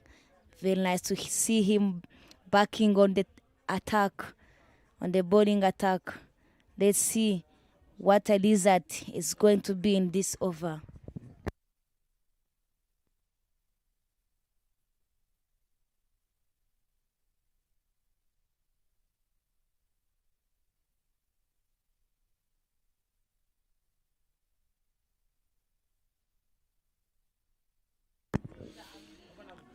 Israel Mugisha back into the attack from the airport end. Munir decides to go hard. He is trying a lot. And Israel stands a chance. Lovely ball again. 2 dots in succession.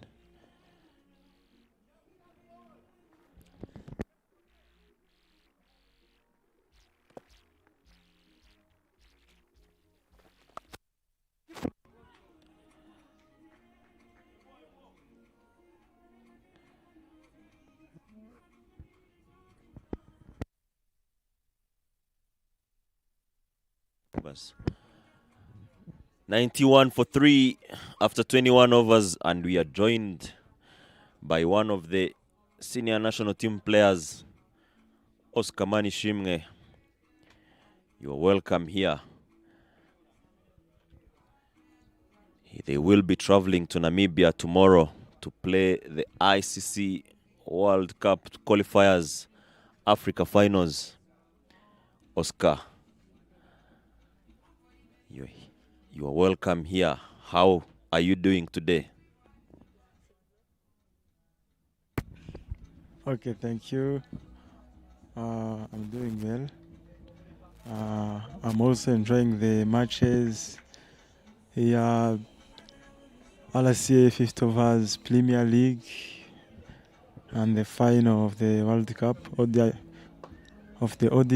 India versus Australia. Very true. A lot of good cricket happening. Let's talk about your career. How would you describe your career so far? Looking backwards, those early days, how has the journey been? Of course, it wasn't easy. You have to work hard always. So I've been working hard, even if I made it to the national team, but I'm not yet achieved my goals. I'm still going. Indeed, you're still going and you're playing very well. Let's talk about the beginnings of your career. Yes, you've worked hard. What pushed you to work hard, and what were your dreams? Let's say when you started playing cricket, where were you seeing yourself in this year 2023? What did you think you would have achieved by now? By now, I didn't expect to reach here on the national team, but now I made it. So I wasn't expecting to reach here on the national team, but always if you put on the hard work, yeah, you reach. It is all about the hard work. And as you're saying, when you work hard, the results come. As we see a bowling change from the pavilion end, Daniel Gumisenge replacing Rodriguez Nyonguru. He starts off very nicely with a dot ball. Coming back to you, Oscar. How is the team doing? There is the big dance coming in Namibia next week. You are facing very good teams. How has the preparation been? And how are you feeling as a team? Yeah, we are doing well. We are feeling well. We have to go and execute what we have been working on. So we have been always, if do the small things well, not only the light things, but also everything you try to do the light things. Yeah, the result will be good. Very true that. Now, what has been the most challenging tournament for you as a player when it comes to the national team? Which tournament did you go to and say, this one I've been challenged properly and it made you a better player? Yeah, it's the Three Nations League, the one we played with the Uganda and Tanzania. Yeah, but not this one of the last year, of this year. The last year of the 2023-22. Yeah, true. The last year's one of December 2022, where Rwanda registered the first win against Tanzania. And so far, what has been the best game to you that you will still keep the memory? There is no there is no best game in that tournament. The best game was in the other one we played in Kenya. The one I scored 30 of few balls. So that one gave me courage that I can do better. Very true. Gave you courage to do better. But let's say as a team, which game did you guys win and you're like, we've achieved something, or we are happy to have won this game, when you went in and did the processes the right way and came out victors? Yeah, this year, that match we won Tanzania. It was good. The approach was good. The approach of having the 160, and then you chase it. It requires a big approach, or the approach of going hard. So we did it, and that was the game. Yeah. Very true. That was a very good game. Kevin coming out, gun blazing, and scoring so many runs up front. And then there was Didier stepping out, connecting Jumbe, and every other bowler from the Tanzanian team. It was a very good game for us to witness. Oscar, you're going to Namibia with a team. You know the teams that you guys are playing. What should the fans and the Rwandans expect from you as a person, and even the team of Rwanda? Yeah, they have to expect not too much, but of course, with my capability or what I can do, they have to expect much better than what I did in the previous games. That is it. You must expect a lot from him. We see a bowling change from the airport road end, and none other than the left armer, Stephen Nwari, coming in to bowl his first over of the game. Challengers 96 for 3 after 23 overs.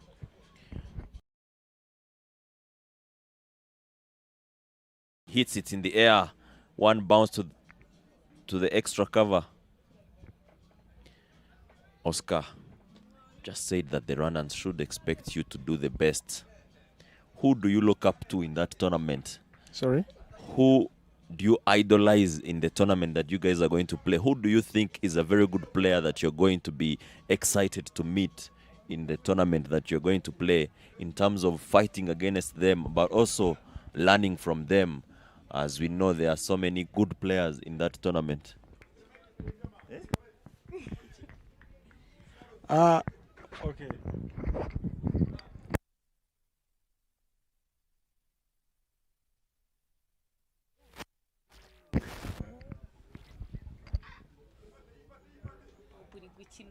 Okay. I'm interested to meet Laza and Muzarabani as the superstar of this level we are going to play. Very well said. Raza is a superstar, as we see Didier guiding that one on the leg side. And it's a no ball. He will have to face the free hit.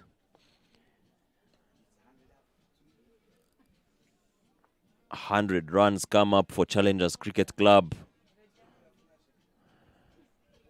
Oscar, coming back to you. Just said you want to meet Raza and Muzalabani. I'm sure you'll have to meet them in the contest first of all, and then maybe share or even ask for a few tips after the game. I will tell you, you guys have a lot of potential. Go and express yourselves. And last but not least, I'm very interested to know who you are supporting in this World Cup final today, India versus Australia. Which individual are you supporting, and which team are you looking forward to see lifting that trophy at the end of today?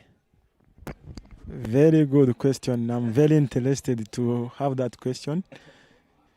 I'm a big fan of Virat Kohli, so of course I'm supporting India. And from the looks of things, do you think India is in the right position now to win the game?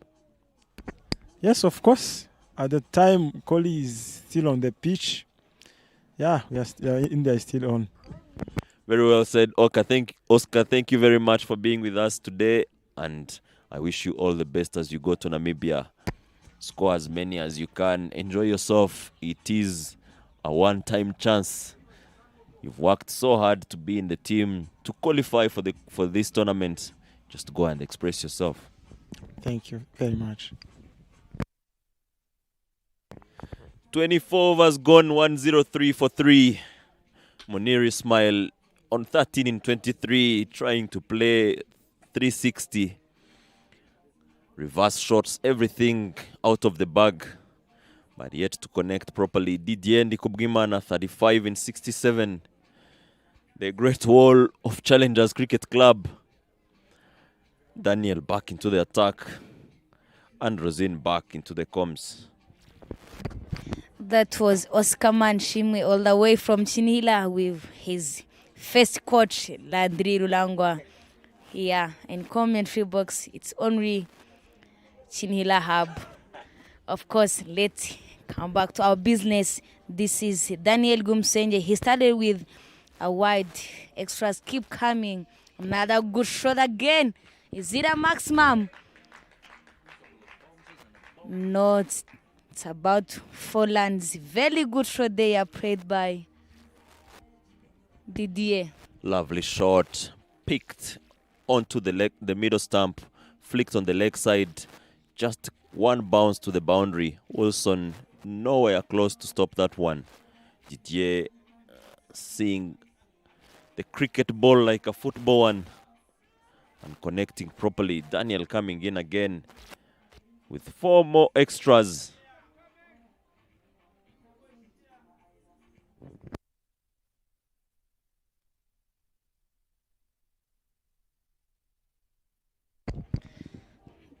That's a wide again shown. The good effect of staying on the wicket, the longer you stay there, the easily you watch the ball like a big one. Very nice.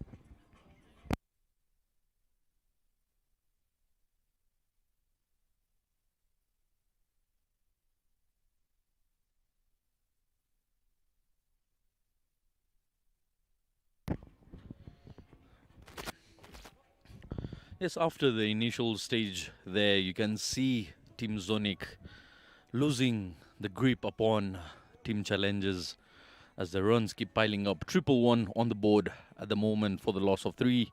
We're into the 25th over, halfway mark. So yeah, that projected score that we talked about earlier on with Landry, it's very possible. Lovely flick once again using the pace. That is not the line to bowl, young man. He will punish you all day long. Getting into the groove right now is Didier. It was a bad ball. Needed to be put away. And put away it was. Just a flick of the wrist. And in no time, it fetches the boundary ropes. Vacant region. Lovely placement by Didier. What an expensive over given by Gumsenje Daniel. I've seen fighting in his first over, but now he's just bowling, not knowing where to bowl, because he's just now giving Didier his favorite ball to play. Another good delivery after giving away 4 lands on leg side. And then Didier flick it away very quickly and easily. Nicely, Didier. Now his strike rate maybe is going to get up, because this is the time we start going. And no ball once again by Gumyusenge. That is the risk you take bringing in part-timers. Not sure what Gumyusenge was planning to do over there, but the ball didn't touch the pitch on that occasion. And a free hit it is. An extremely long over this has been. Connected in the air. in the vacant region. And a boundary it is, making the most out of that free hit is Didier, switching gears at the moment. There was a use of feet and also a good connection. They are looking for the cow corner, but he found a way. Only for lands, very good to see using the free hit and get a boundary as very good to see. Batters making sure they are punching the bad balls. That's what all batters need to do for helping their teams.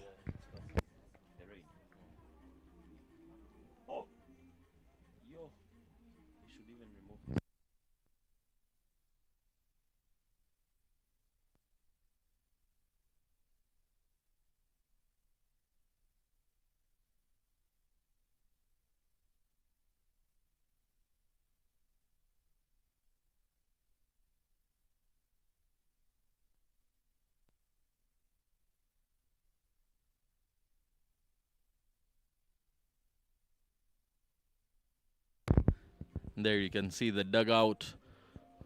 With the sunshine, there is a little bit of a drizzle coming along. It is that season, that time of the year where the rains, the heavens open up. Not a good sight for cricket, but we're here, still continuing.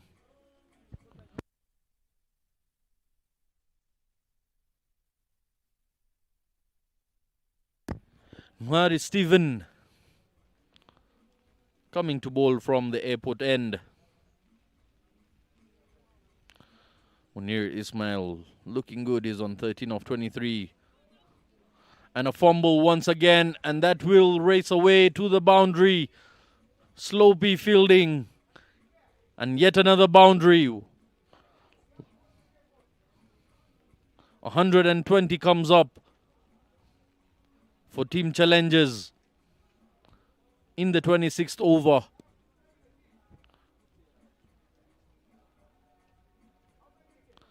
It's falling apart. Things are falling apart for Team Zonic at the moment.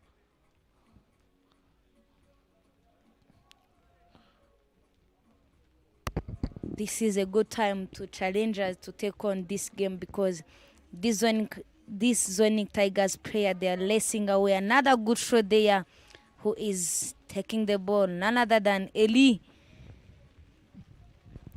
who known as a bowler. Also, he used to bat and getting a good win to his team last game they played. Had a partnership with Wilson, though the wicket was falling like a lane that is coming now on Gahanga Cricket International Stadium. Lane start coming, though. Yes, the downpour is getting heavier as we speak. The ball has been hit in the air and beats the fielder. Caught on the wrong side.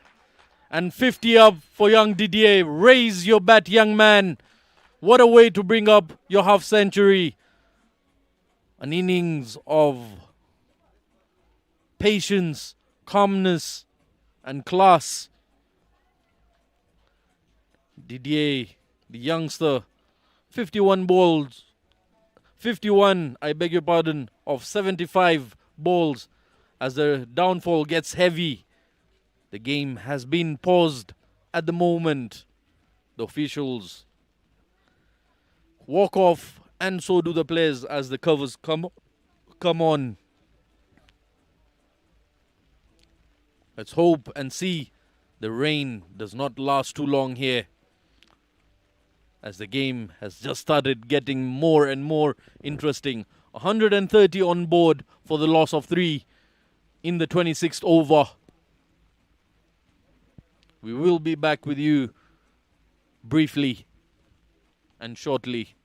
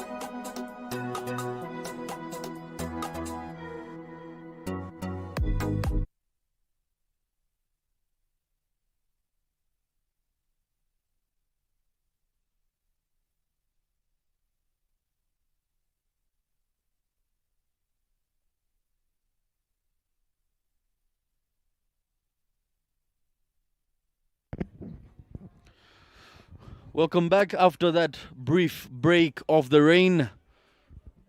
Healthy competition. The overs will be chopped off. It will be a 37 over competition from here forth. Nwari Stephen continuing his over. We're into the 26th over right now. And Didier is on 51 of 75. Munir Ismail, his partner, is on 18 of 26. They're making a good partnership here. And there's still a quick single. So continuing from where they had left off, 131 on board now after that quick single for the loss of 3 wickets. Projected score is 238 with the way things are moving.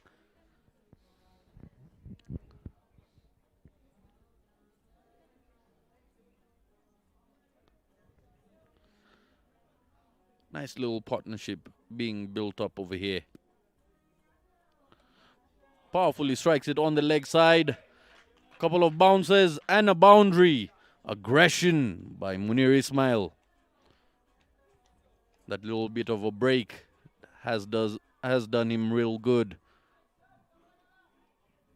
Nice shot on the leg side in the vacant region. Picked his gap to perfection. And a boundary it is.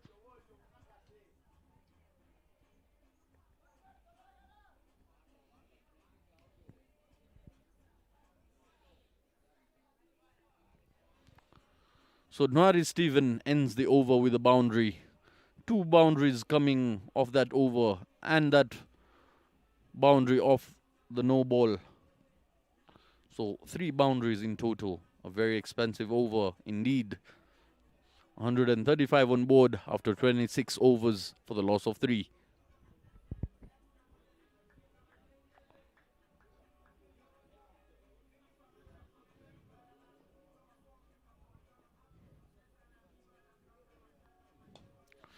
Outside off stump, goes hard at it.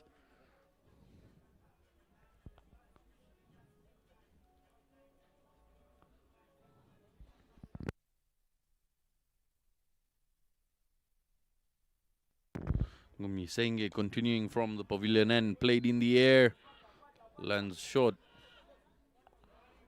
Good running, excellent running between the wickets. They pick up 2 runs comfortably. Aggressive running. These are very fit players. Both have played respectively for their national sides. Fitness is of no question. Gumisenge once again bowling in the line of the stumps. Negotiates that with a single. Just ticking along.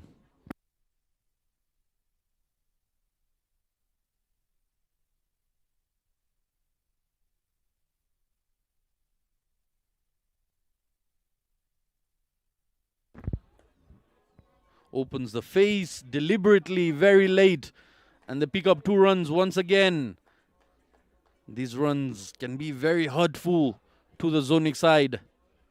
At the moment, these 2 are making it look very simple to put runs on the board. The sun is out. Good scenes here at Gahanga International Cricket Stadium. I don't think any further interruptions will come into the play.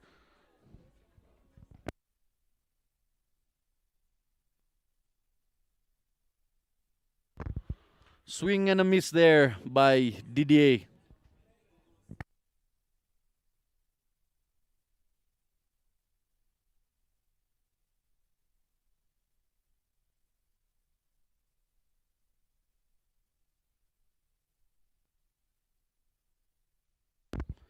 Daniel Gumisenge once again. Top edges it. Wicket keeper gets underneath it and a comfortable catch. And Didier has to depart. Having scored 55 of 82 deliveries. He's got to take a walk back to the dugout. He tried to get aggressive. I beg your pardon, it's not Didier, it's Munir Ismail. They look very much alike physically. So his little cameo comes to an end. Gets the sticker part of the bat and goes up in the air. And that will bring Nsubuga Siraj, another Ugandan, to join Didier out in the middle.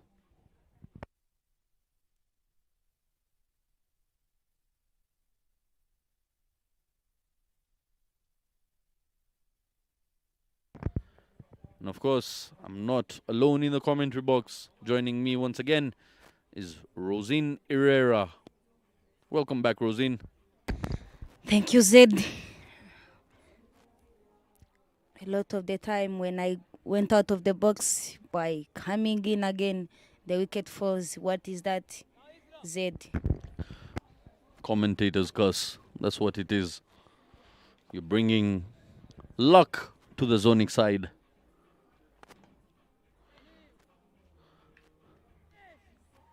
Nsubuga Siraj has walked in.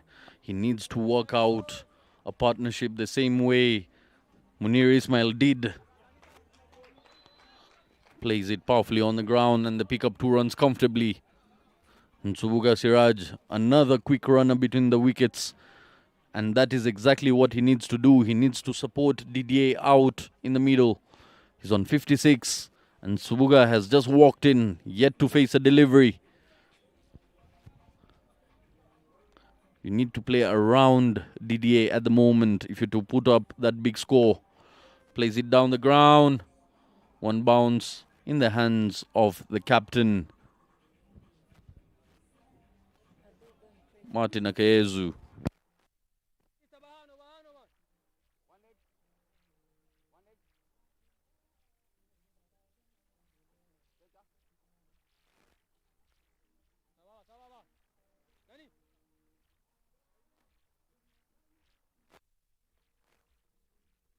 Subuga Siraj, 4 matches, 4 innings, 27 runs to his name, 17 being his highest. He needs to up that tally.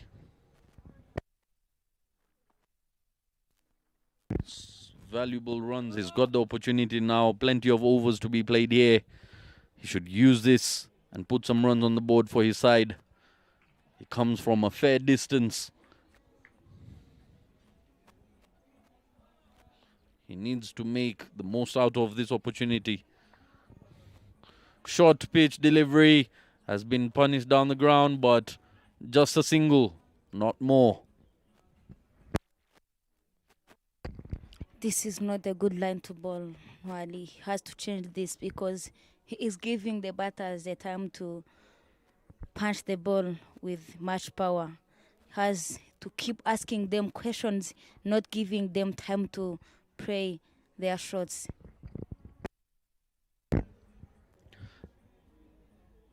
"28 overs done over here. 144 on the board for Team Challengers. Those short pitch deliveries sometimes can excite a batsman and really make him go for a poor shot. You could see on that occasion Munir trying to be very aggressive and plays a cross-batted shot only to get a top edge. Simplest of catches by Chris Yusuf. Powerfully struck once again, but just a single. The outfield is slow after that period of rain, so they need to work out a way to pick up those singles and doubles as much as possible from here on. Yes, the maximums and the boundaries can be on offer, but you need to do it wisely. Pick your gaps right. Opens the face deliberately once again. Didier playing it on the ground, looking really good.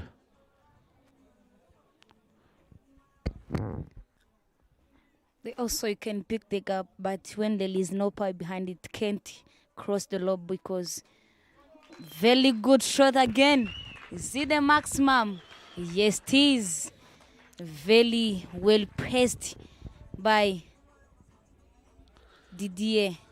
Young Didier smashing that over cow corner, full extension of the arms, a shimmy down the pitch, and lovely, lovely connection. Just the sound off the bat, music to the audience ears. What a shot that was. Shot of authority, indeed, for half a dozen. Plays it on the ground, watchful cricket, smart cricket this by Didier.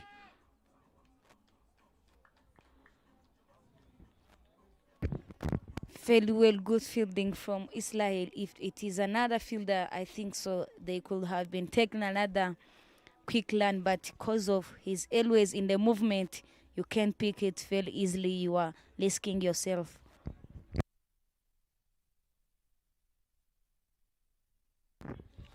Loud appeal there, but the umpire not moved. It was onto the pads. Subuga Siraj just missing it. Got a bit too excited with that delivery. Gave it a full swing, but no connection. And I think that is when Subuga is getting carried away. He's not supposed to play that. He's just supposed to support young Didier, who's been watching the ball and middling the ball so far. Just milking it for singles and doubles.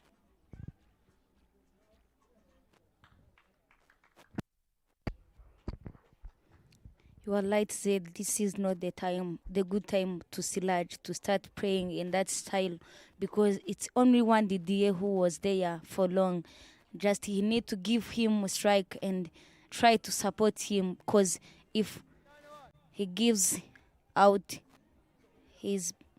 himself in long way, it will be matter for the team challengers. But also maybe it's about the overs have been decreased.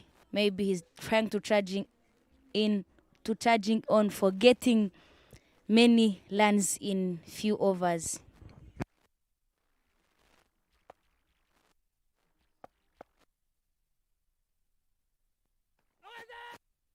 Very well bowled again. Loud appeal there. Not interested by Elik Tolman, umpire.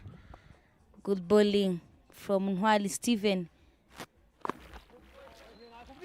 Good shot there, but stopped quickly. No land. Lovely bit of stop there by the fielder. Could have gone either left or right to him. Once again, a full toss has been connected onto the leg side, and a catch has been dropped. Didier gets alive. Would you believe it? They've dropped the crown wicket of young Didier, who's on 65. You cannot afford to drop such catches. As you know the saying, catches win matches. Giving a life to someone who's punishing your side is not a good sight.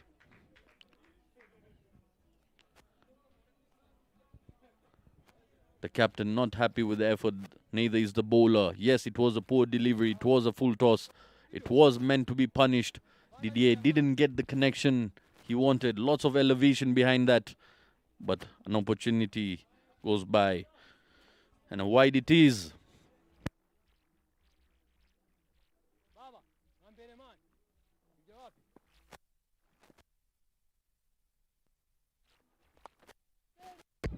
Another edge there. No one to catch the ball. Is it going to cross the lob? Not so ever. Very well learning from that young man, Lodrick, to bring back the ball. Lovely to see. Suboga Siraj goes for up and over, just gets that thick top edge. Enough to go past the fielder. Fortunate.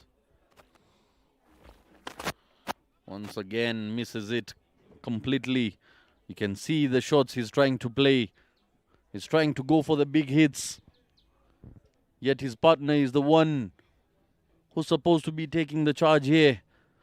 But maybe it is a strategy being used by challengers to pile up quick runs here, as the overs have been limited. There you have the graph. The fall of wickets. Wicket number 1 in the first over, second in the 6th at 20 runs, at 71 in the 18th, and in the 27th for 140 runs. That's the fall of wickets in this course of the first innings. We're left with 7 overs in this innings now, as we're done with 30 overs, 160 on board for the loss of 4. What do you think it is going to be the final score of Challenger Z? Well, they'll be hoping for 200 plus over here. I did mention if they get to 180, 190 would be a par score. But from the looks of it, 200 is very, very possible. Just 40 runs short. You've got 7 overs in hand. 40 runs in 7 overs is doable. Not only doable, but also they have the person who can do it. There is a Didier there who will there from the festival until now, patient one of the day. And also there is Silaj who has the power to smash off the ball. Another big connection. Quickest one. Lovely cricket all around. Lovely bowling. Lovely shot by young Didier. And lovely pickup from the deep. Lovely fielding effort that was. Martin Akayezu, the captain from the pavilion end, once again into the attack. 161 on board. Powerfully hit this time, goes past the fielder. The chase is on. They will have to run those. It won't reach the boundary ropes here.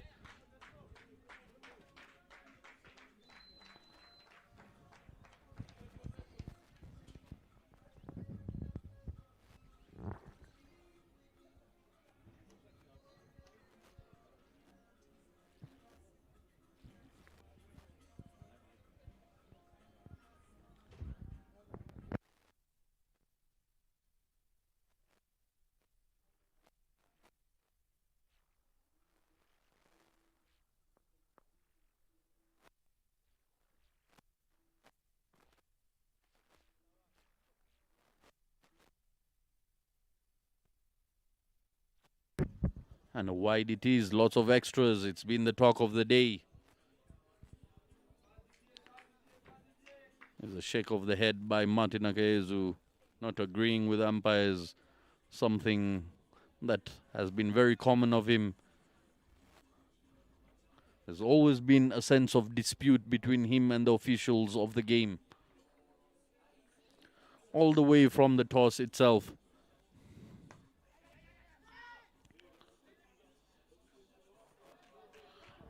Extras. It was no run there, but due to the frustration caused by Siraj, the throw comes in and they pick up a run eventually. That is the way the game goes away from you if you fail to handle the pressure. But this is only the time also to get into the fielder's time. Another big appeal, not interested by umpire. Quickest land take.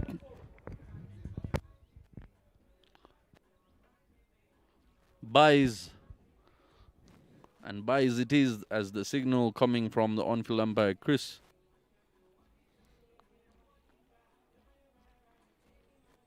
I believe that it had some bat onto it, but the umpires think otherwise, being the closest to the batters out there in the middle.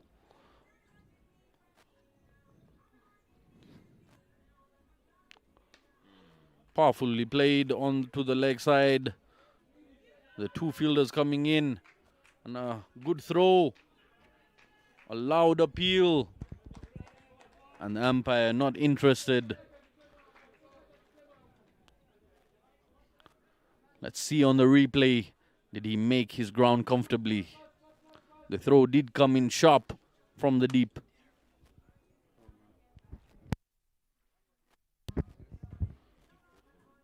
Oh, he was in safely.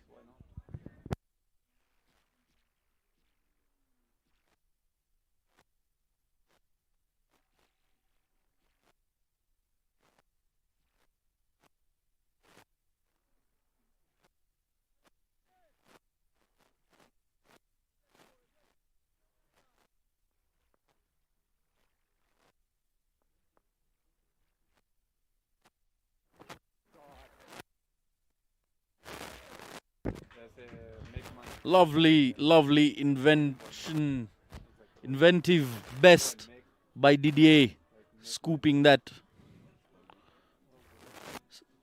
What a shot that was. Picked up the line and the length very early, goes across, and just using the pace of Martin Akayezu in the vacant region. What a shot that was. Come to the end of the 31st over. 173 on board for the loss of 4.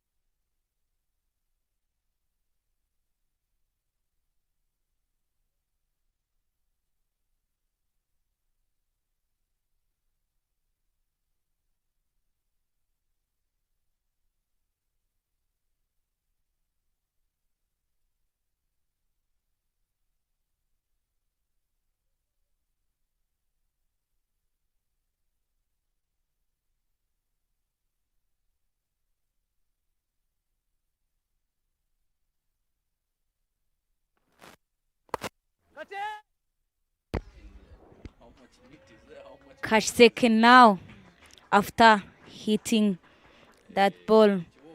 Now the turn is on Sludge, that is the innocent of 7 runs, 9 balls, no whatsoever boundary, and there is no maximum on his name today. That's what we were talking about. If he doesn't manage himself very well, he will get out in a silly way. But that is the end of his batting today. Martin Akai is the captain. Only one to do that. He caught it. After different catches dropped, he brings up also a needed catch.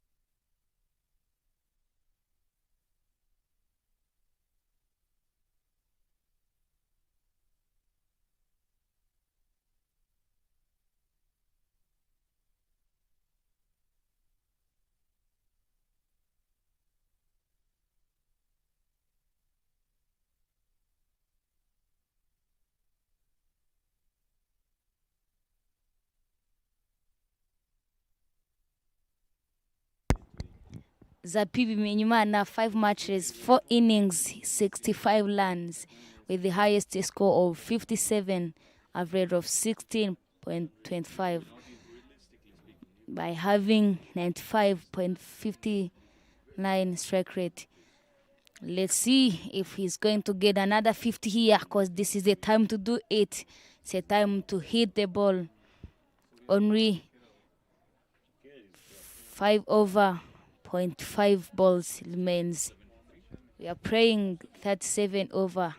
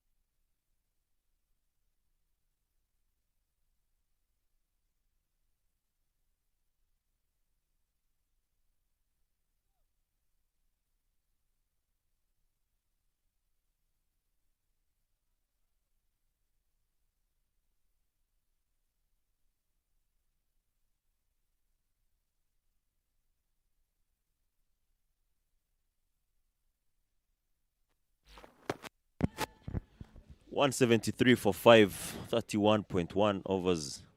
Stephen Mwari bowled 4 and is already in 31. Very few overs remaining.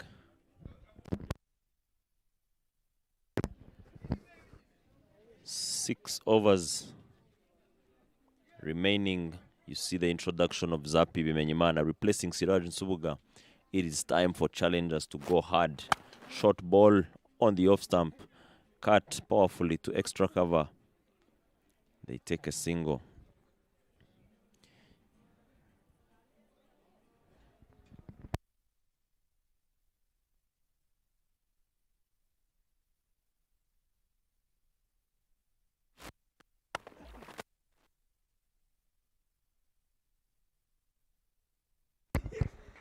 These two brothers, they are just make sure they are rotating no matter which kind of lines that they are getting. The business, it's just keeping the scoreboard ticking. Very nice stuff to see. Another good shot again on the offside. Very good stop by Daniel Gumsenje. Nicely, good cricket played here. Hanga Cricket International Stadium, first over. Now this is the end of 32 overs, 176 runs, with 5 wickets down. Now, by now it's 38 extras. You can imagine 5 maximums, 10 boundaries. And dot ball by now it's 116. Didier Kubgimana 77 of 97 deliveries, and Zapi Menyimana 2 lands of 3 deliveries.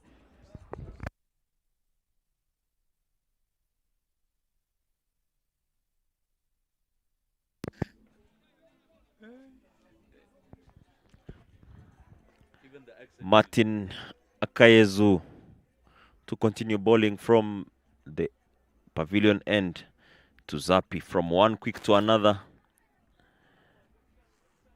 Zapi guides that one to give strike to Didier. Very sensible cricket from him. Zapi is one of those batters who likes playing spin. By playing spin, I mean maximizing and going for those boundaries. Martin setting the field for his best friend Didier. Will be very interesting to see what he wants to bowl to him.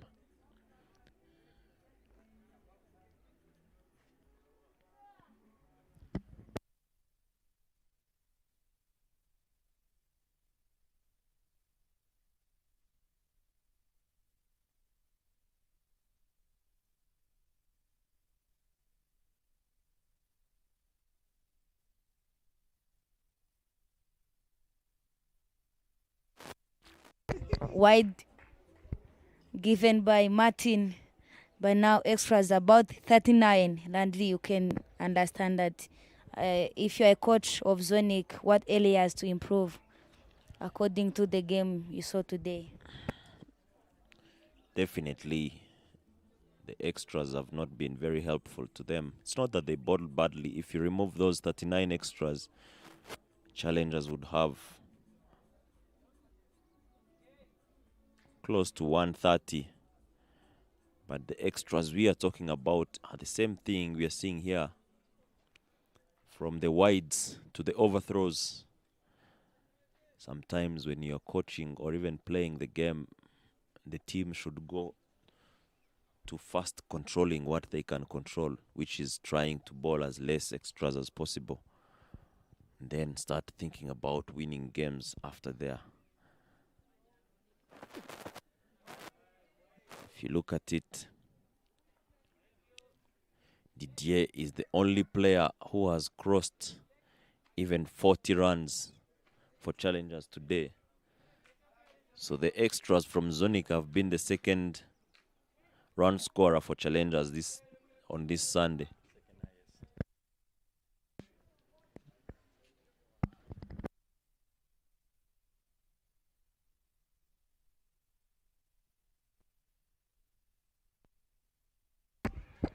Apelea, who is underneath, catch caught by Rodrigue, brother of Martin Akayezu. Very nice, good competition among this team. But who won the battle today at this moment? None other than Martin taking Zapi out. That is very, very nice to see.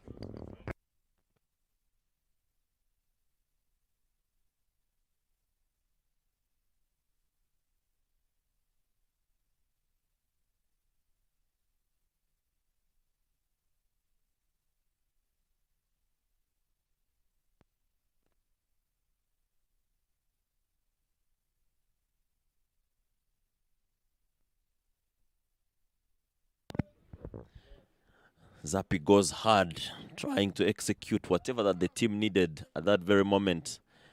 He falls to Rodrigue and Martin, brothers hunting together. And that brings in the captain of Challengers Cricket Club, Sairam, in to face the captain of Zonic Tigers.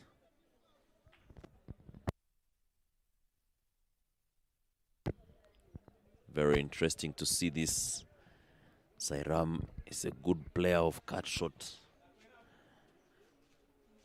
If Martin makes a mistake and ball it outside off stump short, he will be fetching. Loud appeal. Umpire Christian thinks it is true. Sairam has touched it and will have to walk. Leaves for a duck.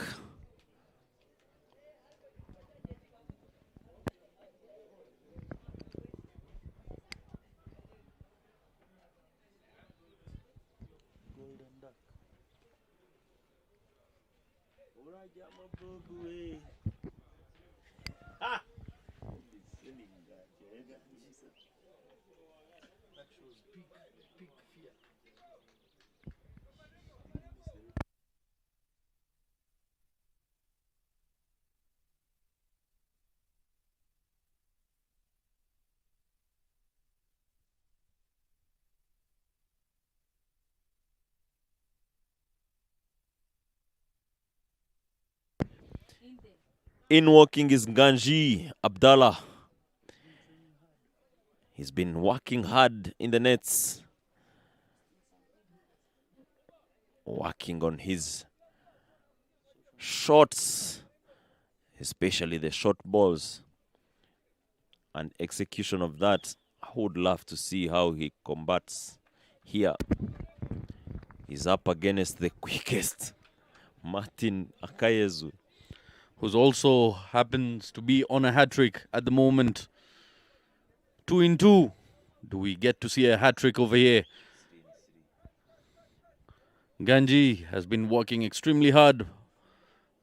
His social media has been popping for the previous 2 weeks. Has been following some West Indies cricket. Here we go. Into the body. Beaten by pace. Has to take it. Nowhere to hide. The shot was attempted, but too late. Martin Akayezu being ruthless to the newcomer. 179 for the loss of 7 wickets.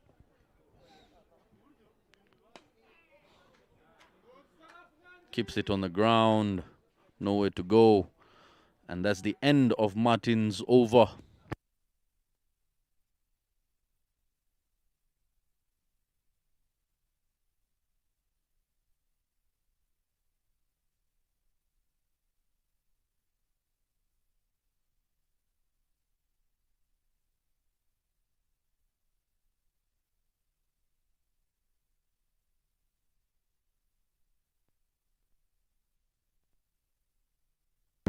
End of the 33rd over. 179 on board for the loss of 7. Team Challenges are finding it a challenge to get to 200 here. Big challenge, especially after losing those wickets in succession. But the Great Wall of Challengers, as I called him since morning, is still in there. Didier Ndikubgimana, this time round with a better strike rate, 77 in 99. Previous game, it was 50-something in 90 balls. Gives a chance, the ball in the air, it doesn't carry to the extra cover. Who is down at the deep? I must also commend Stephen Nwari. Has come back and bowled pretty well than how he bowled throughout the tournament. He's gone for 35 in 5 years, but through the process, he's made it difficult.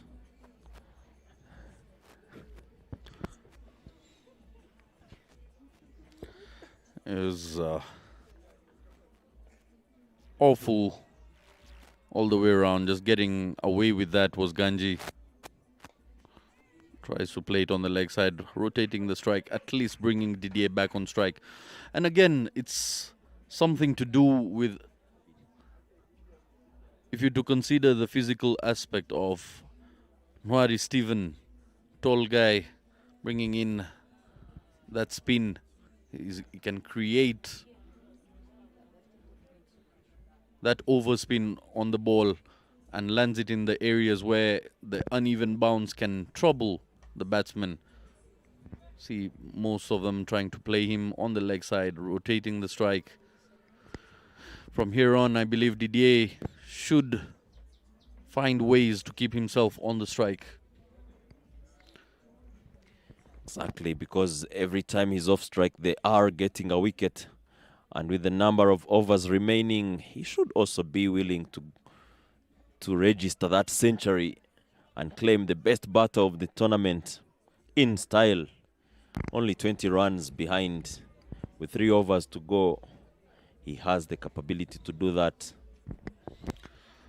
The potential is there, but does he choose to step on the gas?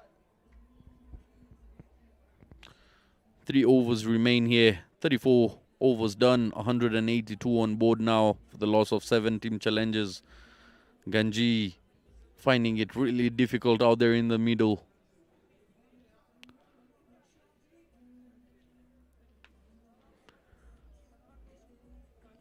Never comes easy. Yes, he's been working hard, but the execution is a little bit different.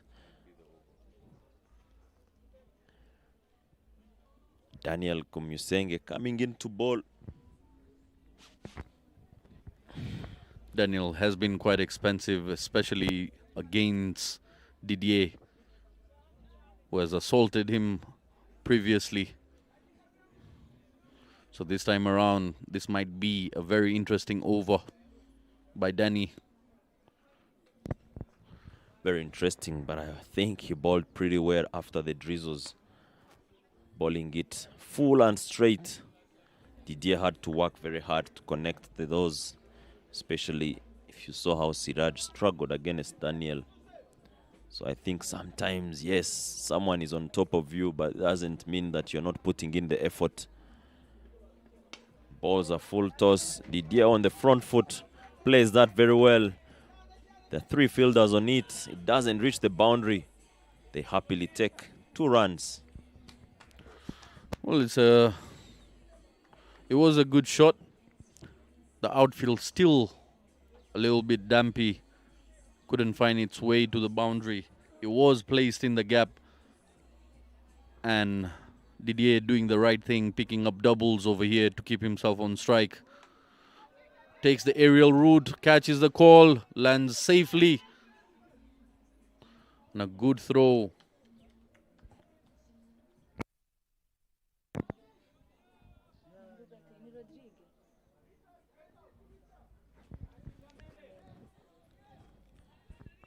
Ganji Jean, beg your pardon. Ganji Abdallah back on strike facing Daniel. He goes hard, plays that one in the air. Straight to third man, they take a single.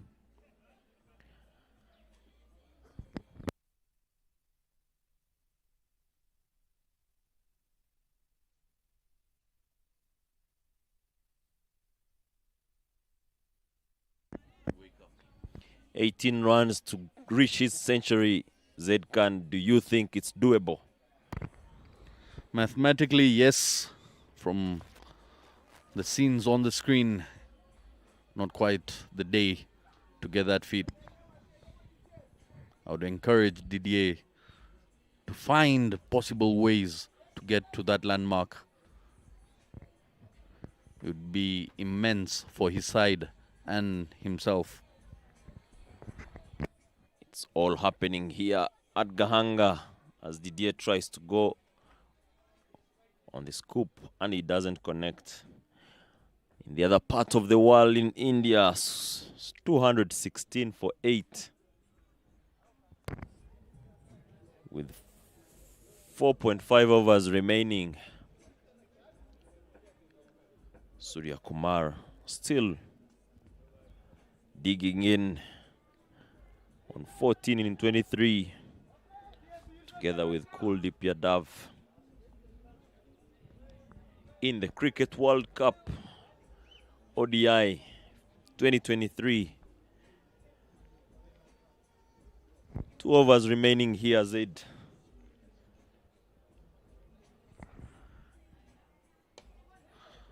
Like I mentioned, that 100 is close, but far.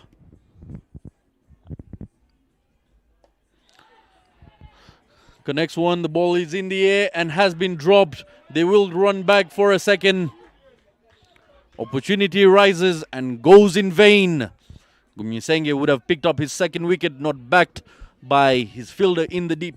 The effort was there, but the dive was not helpful. Couldn't hold on to that. 2 runs coming in, and this time a single, bringing Didier on strike.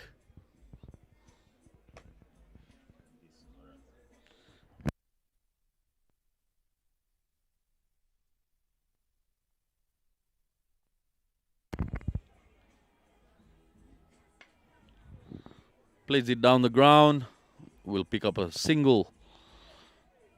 Like I said, with the rate he's going at, it's very difficult for him to get to that landmark. It is possible, but very, very difficult indeed. We're done.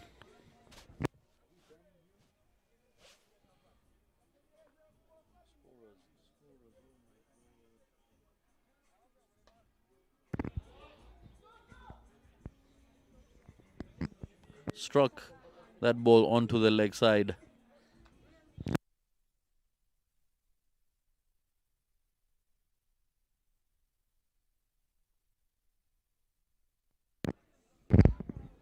Final delivery. Plays it onto the leg side. Will pick up a single and keeps the strike. Didier gets to 84 of 108 deliveries. 36 overs done here. Final over of the first innings.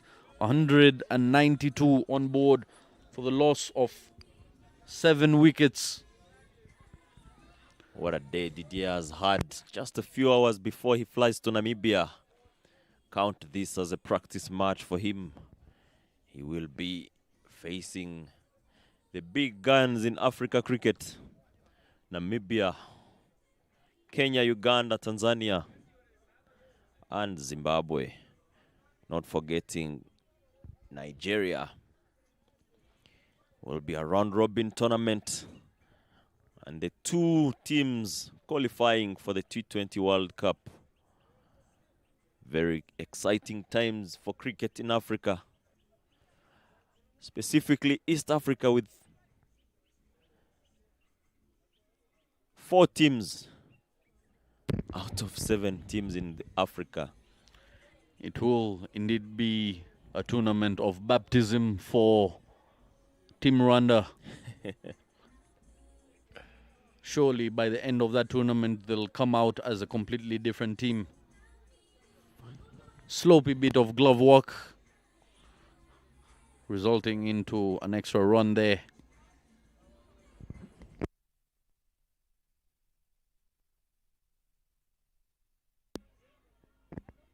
Not sure about Didier's 100, but 200 for challenges looks to be possible.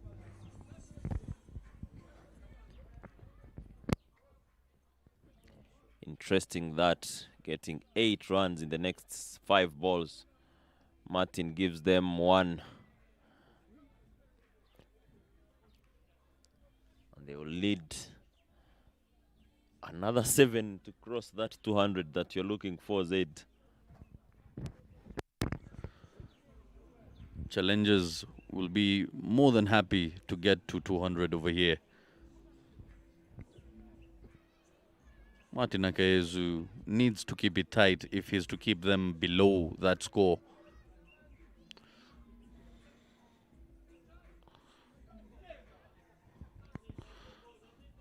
Because the 200 mark can be a psychological challenge that challenges throw at Team Zonic here.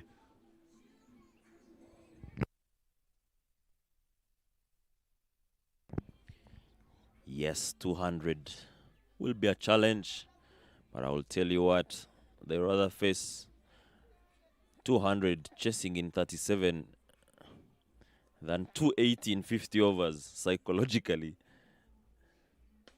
Didier steps down. He plays that one on the offside. There is a chase from Daniel. Will it reach the boundary? No, he does a fantastic job. Israel on it. And very good teamwork from the two youngsters.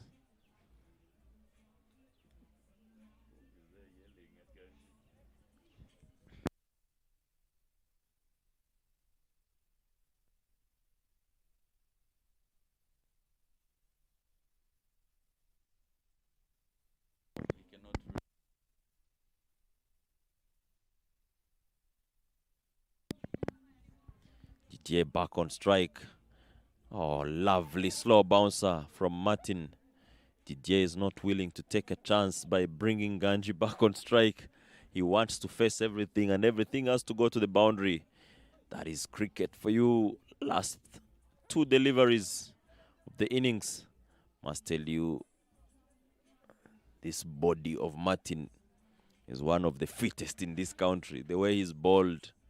This is his 8th over. He's picked 3 wickets and went for 31 runs.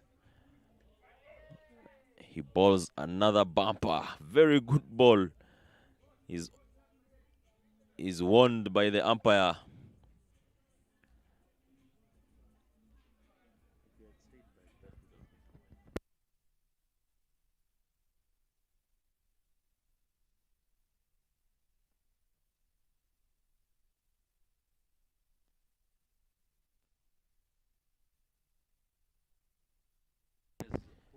Last ball, slow ball. Martin tells Daniel, stay, don't throw the ball, it's okay. They can have this single, but what a knock from Didier. 87, 88 in 112 balls. He's done a very good job for his team. The man carries the bat. Played all the overs here, young Didier. 87 he scored. Ganji, they're playing a small role, scoring 6 of 10. 198 on board, 199 to be scored by Team Zonic in the run chase here. It's a day of chasing. Will Zonic Tigers be up to task over here?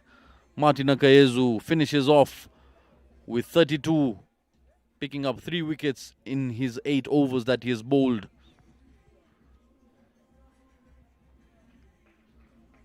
A decent score,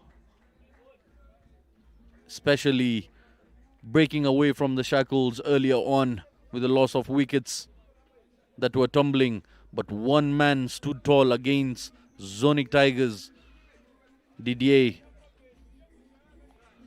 exceptionally played. We will be back shortly for the run chase.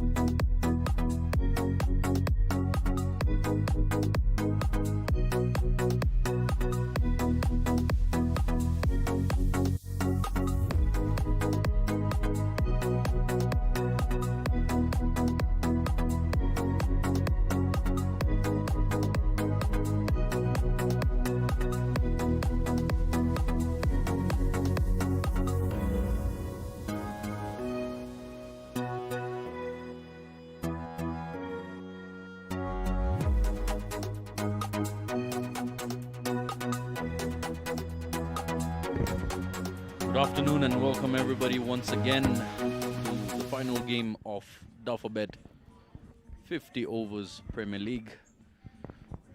Zonic Tigers will be needing 199 in 37 overs. It's been reduced to 37 due to the delay caused by the rain early on.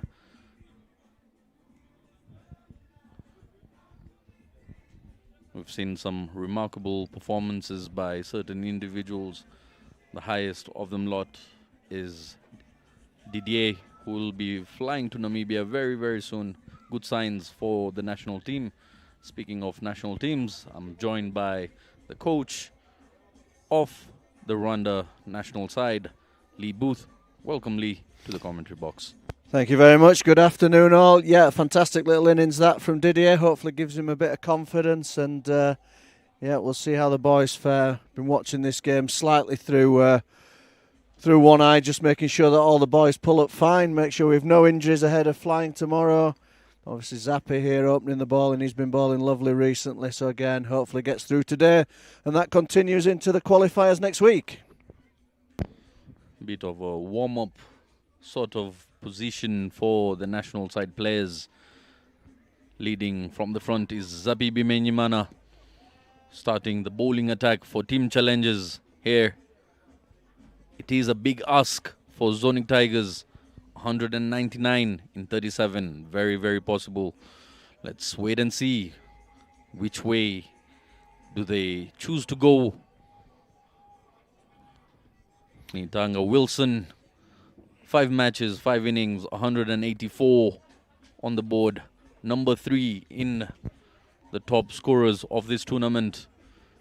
109 being his highest total. Alongside him is Gumyesenge Daniel. Both very exciting youngsters. Wilson also being part of the national side. It'll be interesting to see how he takes this task upon himself. Yeah, fantastic knock. Had the pleasure of watching that 109. Battered really nicely through that.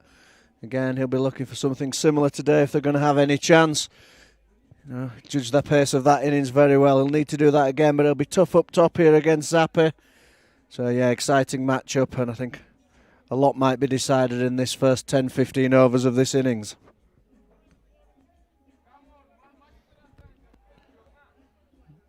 Physio just on the field at the moment. A little bit of running repairs, is there over there? Or Wilson just having something. He's coming back into the fray. Will be underway shortly.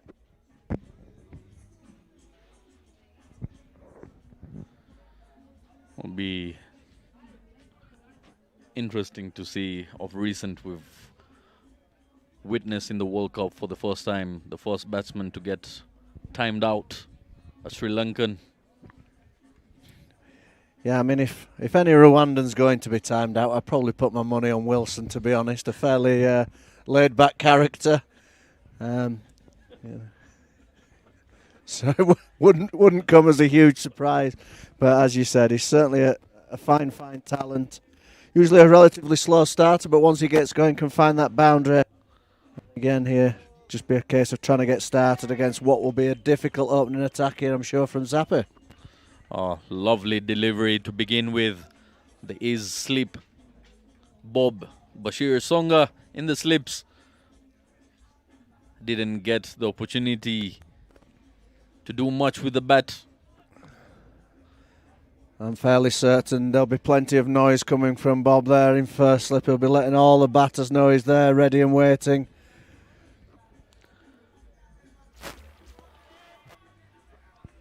Now wide by Zappi, just losing his line there.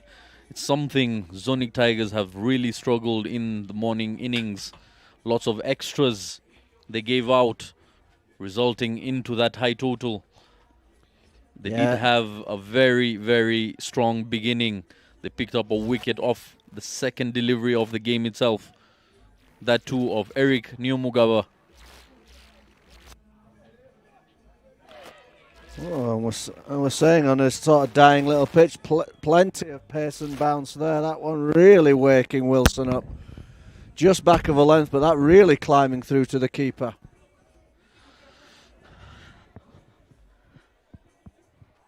extremely venomous on that time. Hitting the seam hard, just getting a good rise out of it. Something that wasn't there yesterday on the same pitch. So it's very hard to tell how the pitch will play out. Yeah, it's pretty warm. We're getting to the end of this competition now. They've seen a lot of action. These pitches, they're maybe a little bit too paced. Some flying through, some dying a little bit. There is certainly some spin out there. So yeah, it'll be a tough run chase this, I feel. There's certain patches of grainy grass towards a certain length of the pitch there, and once you hit those areas right, you tend to get good bargain out of it, and the ball will rise up. Yesterday, Ndikubwimana Eric for Team IPRC wasn't hitting the spots, was going a bit shorter than he should have, wasn't getting the rise out of it.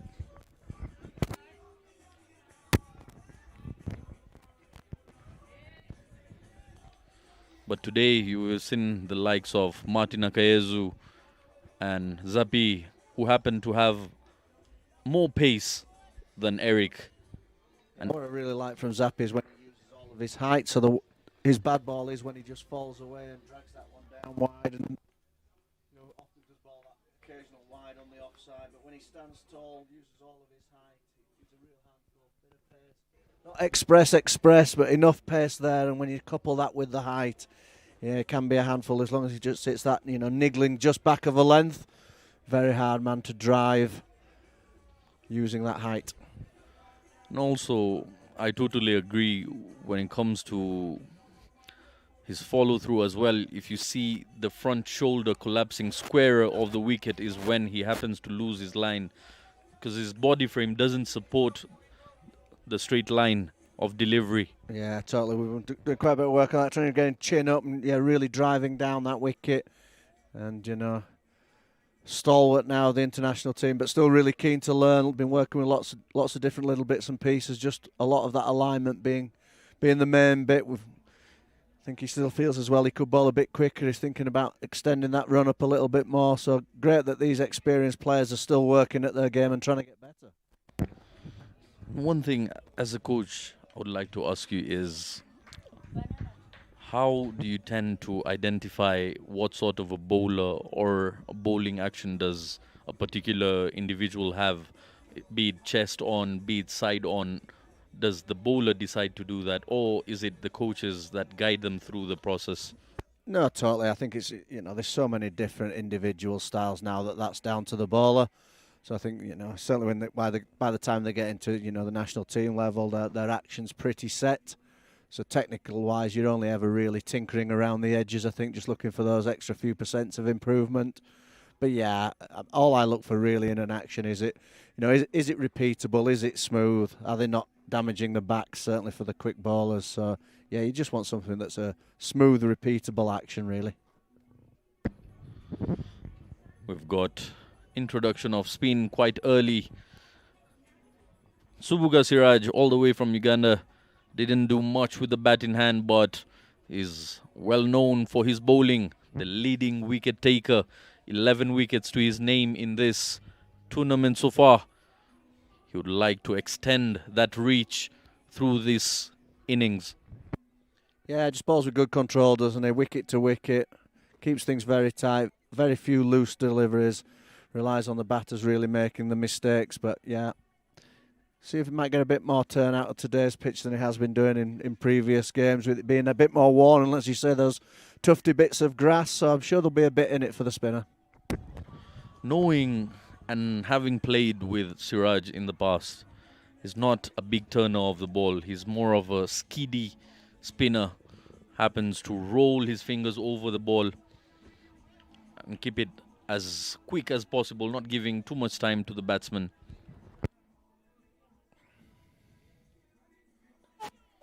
Yeah, exactly what we're talking about there. That's where he just looks to nag away all day there. Full straight, like you say, not much turn, pretty flat through the air.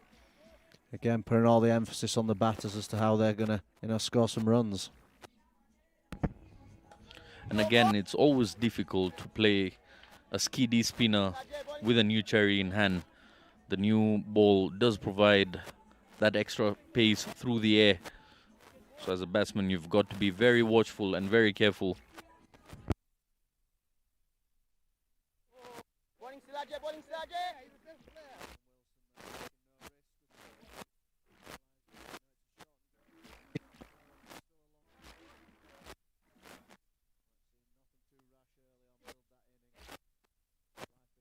Easier the longer you stay there.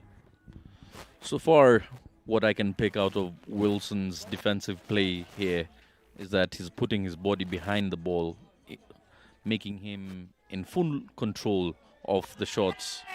Loud appeal there, but umpire not moved.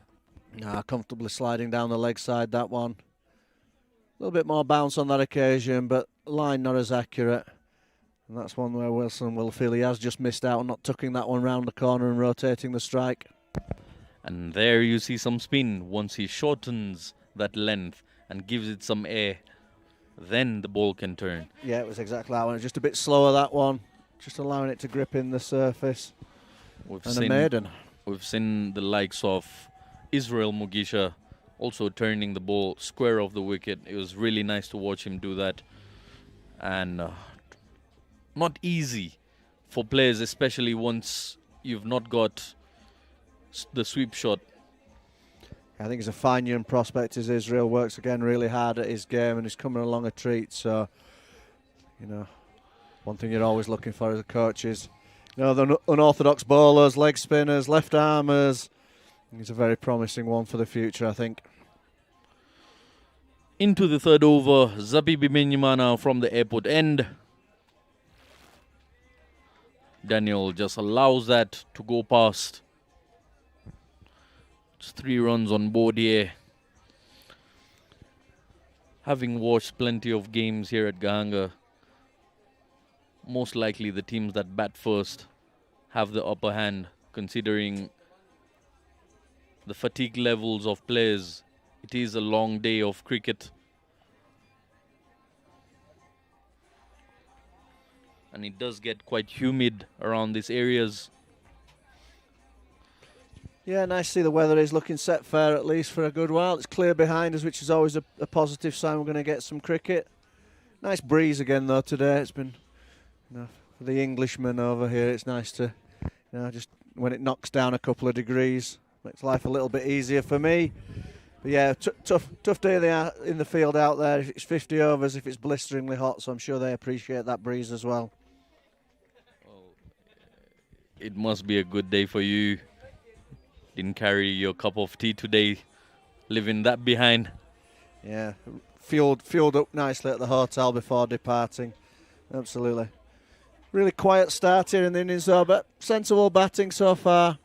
They'll know that, you know, the quality bowlers are up top here. Maybe just trying to get through these opening salvos from Zappi. And again, target some of the other bowlers. There is that one where he just collapses again. You just see head drops, that left shoulder just disappears out to the cover. He just drags that one down. It's all comes down to the discipline of repetitiveness. If you can repeat the same smooth action over and over and over again, it's more of building a muscle memory. Zappi tends to get away with that at times. Another one there, just back of a length, really taking off and climbing through to Didier behind the stumps. Certainly plenty in it. If you can get one of them fuller and straighter, I think gets it bounce from there. And he'll just chasing that one. He's been patient so far, but had a little nibble at that one, but the bounce clearing him quite comfortably. You've been working with Zappi for quite some time now. We've often seen him move the ball from right to left of a right-handed batsman. Has he worked on the other one that comes in to the right-hander? Yeah, a little bit, although you know we've been working a lot more on changes of pace and kind of more subtle changes of pace, really. So when I first came, his slower ball was very slow. So we've talked a bit more really about just variations in pace, just taking a little bit of pace off.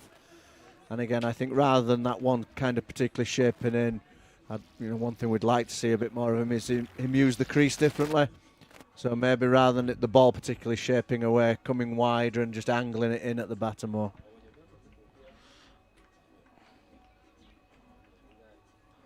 We come to the end of the third over here. Just 4 runs on board, but still wicketless.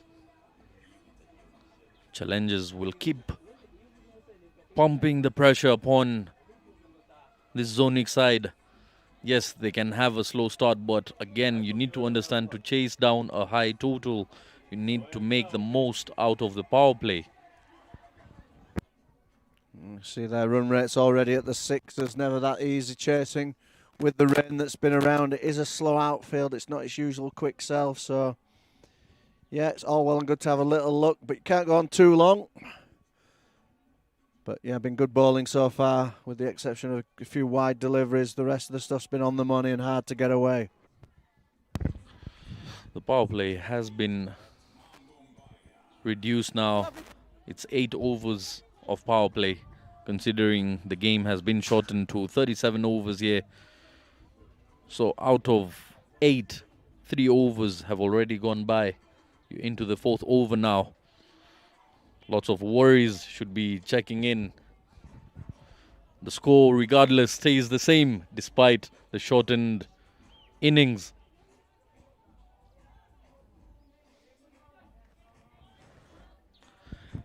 Changing the field here with a new batsman on strike. Long off going out. So long off and long on. 2 catches out in the deep.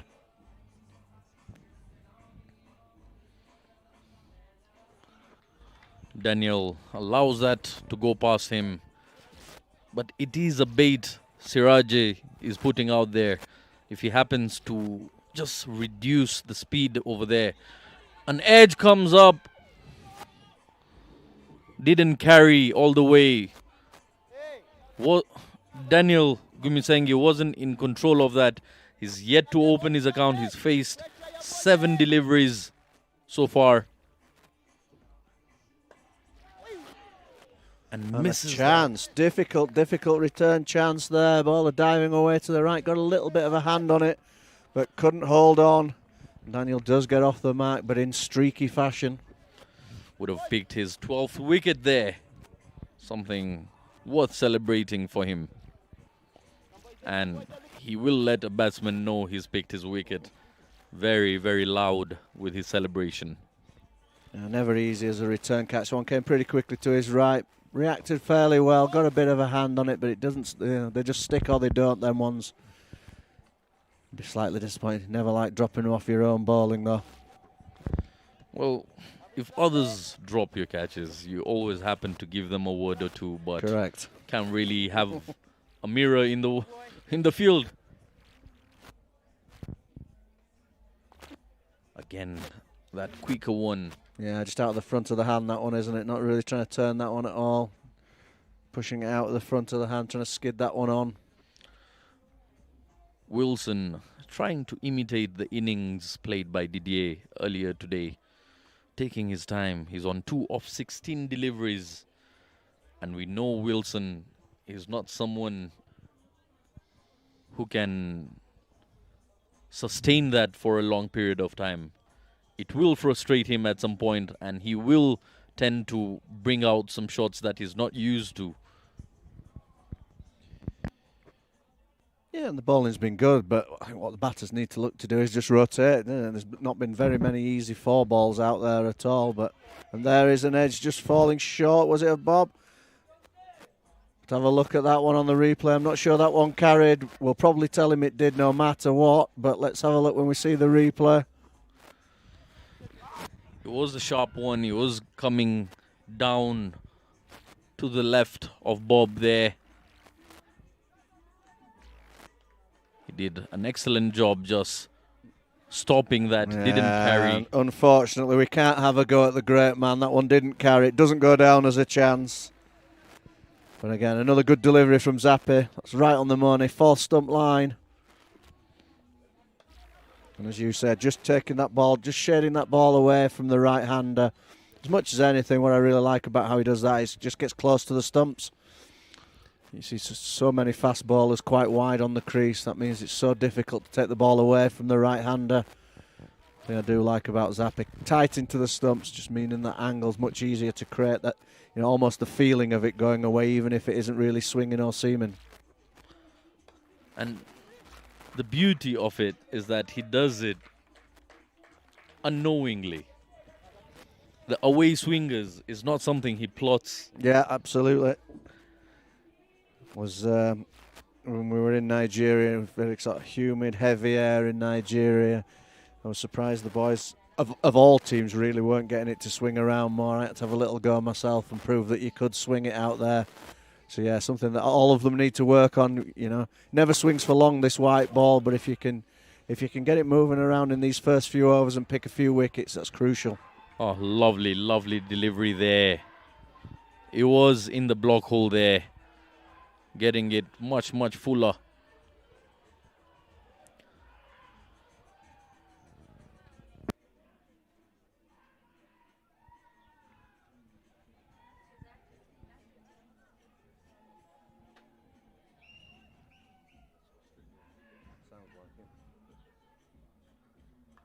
Shorter ball there, Daniel on the pull. I think he's got away with another one. Yeah. On high on the splice of the bat. No control over that. But landing safely. Didier trying to get round to that from behind the stumps, but couldn't get there. Again, that change-up bumper delivery by Zappi, catching Daniel by surprise. Living a bit of a charmed life now. That's 2 chances that have gone up in the air but fallen safely. Well, if you see the likes of Gumisenge, Daniel, who's barely trying to survive out there, not trying to play any shots. A big unit like Zappi coming down at you and bowling that hard length with a rise on offer, it's never, never easy as a batsman. Yeah, the pull shot looks like it'll be very difficult at that end. As you say, that ball rising. Another superb ball to finish the over there. Just nipping away. Not finding the edge on that occasion, but Zappi's causing trouble. Most balls out there at the moment. 5 overs done here. Team Zonic yet to get into double digits. 3 overs remain of the power play. An extremely watchful and slow start by Team Zonic, hoping to target a certain bowler later on in their spells, but let's hope they don't get too late.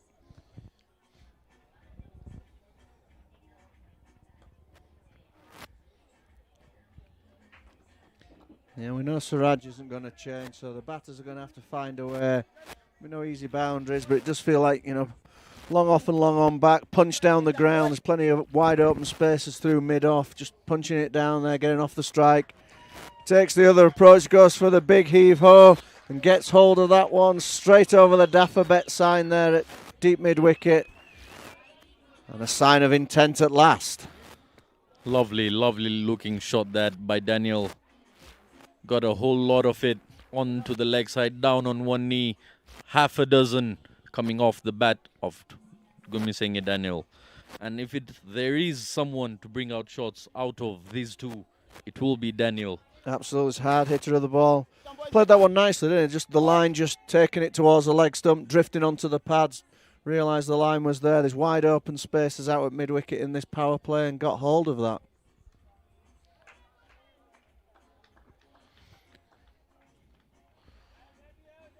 Be disappointed with that one. Dropped a bit shorter. Hold that room again on the leg side, but picked out the one fielder there, hit it straight at him. I believe most batsmen that hit sixes against spin tend to work with a proper rhythm of the bat to get the sweet spot into play and thrash the ball over the boundary ropes. You need to time it. You need to get it right. Yeah, you see far too many trying to overhit the ball and losing all that shape. These lads have plenty of power. Ball does fly in the air here. It's not huge boundaries. So yeah, no need to try and really go and thrips in the ball, just timing it, and he did on that occasion. It was a beautiful shot.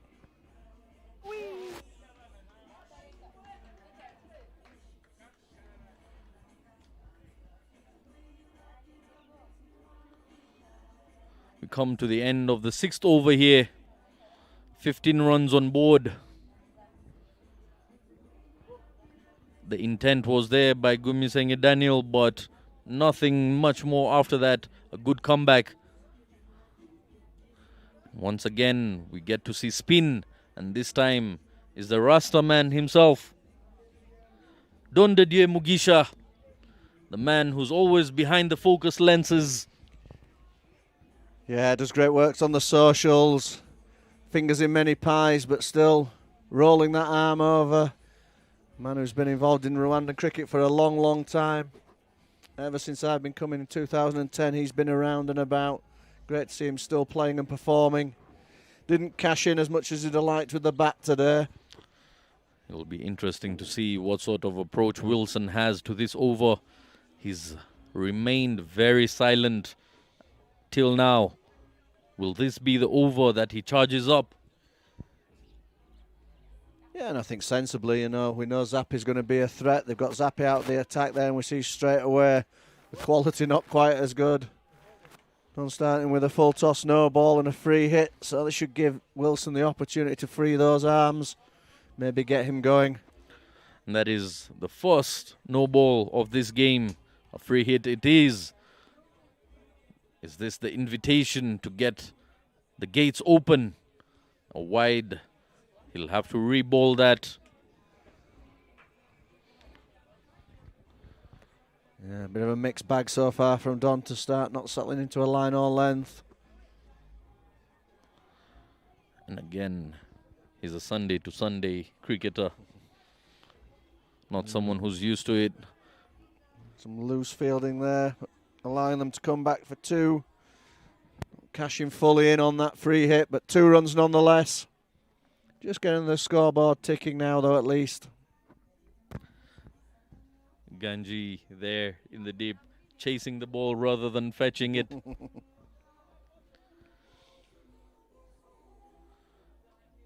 It's always a question with Wilson. At what point does he trigger? At what point does he get out of his comfort zone and go for the shots? It's really concerning, especially for you as the national side coach, because he's been provided multiple occasions of opportunity. Yeah, you've got to find a way, haven't you? You've got to just find a way to get off strike. You've got to take some risks, certainly in the shorter format of the game, which is obviously what we're mainly playing with the national team.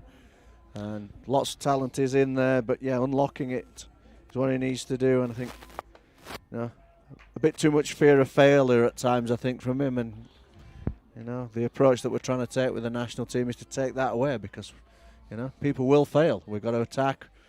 We know that we've got to score more runs than we have been doing, and some days that won't work. So, there's certainly no stress from me if people go out there, try and be aggressive, try and take the bowling on, and if they get out, it's part of the game. Well, definitely. As we speak, the modern cricket, the modern era of cricket at the moment is all about aggressive cricket. It's all about trying out different things, thinking outside the box. You cannot be playing safe cricket, especially in a limited over format.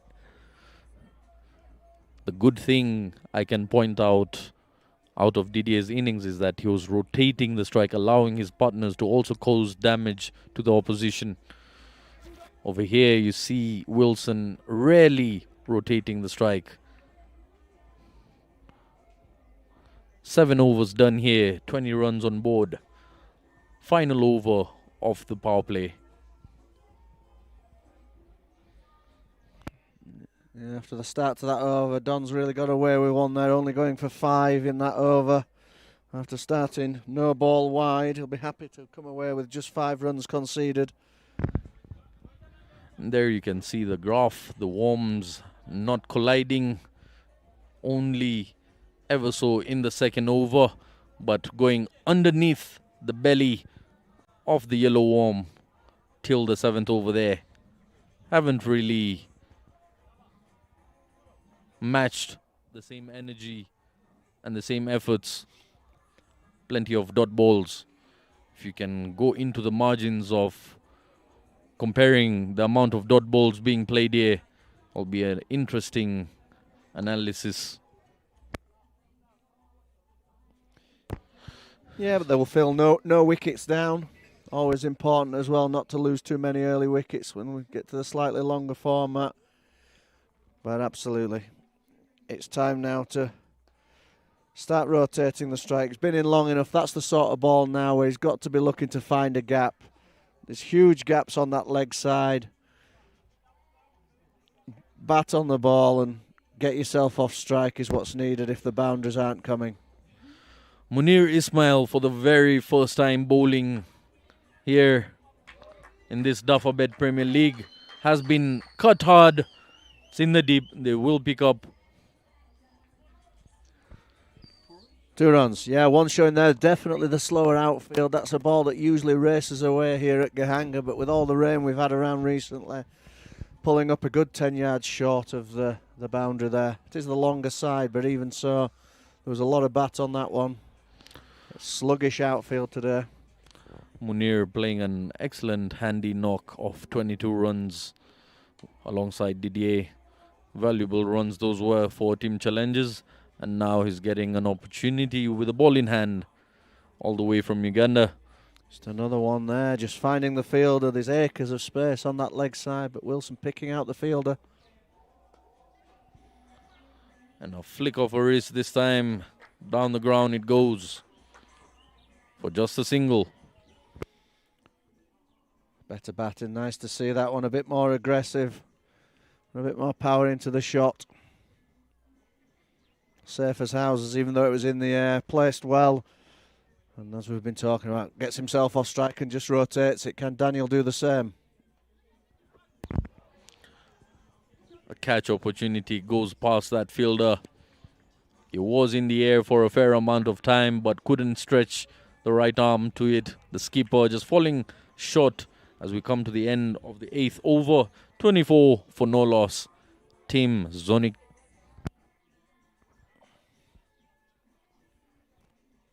Yeah, only one man in the ring on that leg side there. The captain Sarenbury is getting a lot of work there. Sure, if I was him, I'd be looking around and saying, why am I the one who's got all this area to cover? I'm the captain, I set the field. I'd be hiding myself a bit better than that. He's putting himself right in the business area. Changing the commentary box here, joining me to my right. Landry, how are you doing? I'm all right, Coach. How are you doing? Yeah, very good, thank you, very good. Been nice to watch a couple of games of cricket this weekend as we've been chilling out really ahead of travelling tomorrow. So yeah, a couple of relaxed days before the business starts next week. Very true. Couple of nice few days with the boys. Obviously, Didier getting some practice today in the morning. Do you hope that it builds his confidence going to the big tournament? Yep, absolutely, yeah. Again, Martin's just walked in front of us as well. I thought Martin bowled well. Didier batting well. Good start from Zappi, so yep. Again, hopefully. Still hoping no injuries, bit of confidence boost, and yeah, everybody fit to travel tomorrow. Definitely. I thought Martin bowled pretty very well, and also looking at the way he batted yesterday, he looks a man determined with some processes he's trying to go through, which is nice. Yeah, we had a little game finishing early yesterday. We had a little practice match, most of the boys out there. Martin, it might have hit the biggest 6 I've seen here live, directly into the bar. It's a good job I wasn't sat in my normal seat because it would have hit me straight in the face. It was a big, big blow, was that one. I would want to believe you'd have caught the ball instead. Yeah, maybe. Maybe 20 years ago. These days I just get out of the way. True. Don just rolling one out there, maybe getting away with a wide. Interesting. Half a glance from Wilson at the umpire there, but nothing good, nothing doing.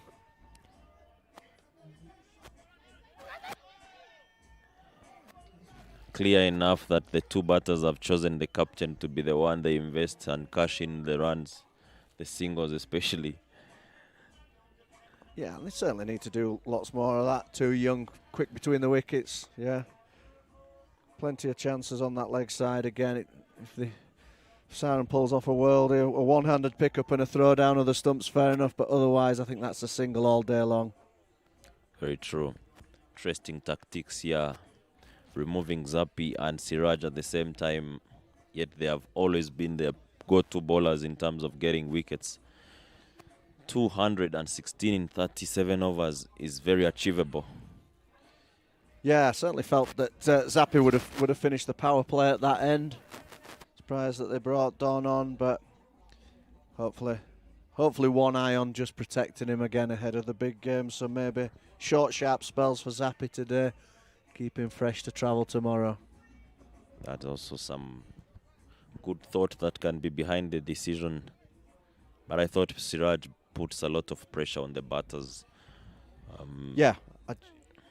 He just makes them make mistakes, doesn't he? Just full straight, skidding on, targeting the stumps, targeting the pads all the time. And with the exception of that one big 6 over mid-wicket, they really, hadn't looked to get hold of him at all. True.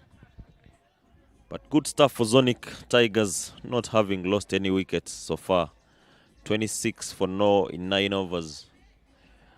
I was telling Zaid earlier that 216 in 37, it will make them think they stand a better chance than 290 in 50 overs. Yeah, I think so. It often favours the side, doesn't it, when the run chase gets reduced like that? Allows you to be a bit more aggressive. Wickets aren't so important when you're going to have to bat those 50 overs out. Very true. But it's been a steady start. Both of these batters set now and really must look to up their run rates if they're going to stand a chance. Definitely. Both of them have scored runs in this tournament. Wilson has a century and a half century, sitting at the third position in terms of the batting charts. Daniel scored a beautiful 80 against Telugu Royals. Both capable guys.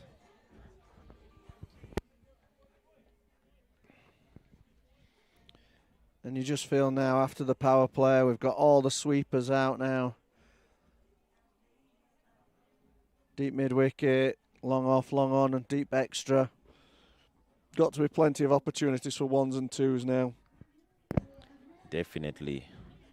Also looking at how Munir is trying to bowl.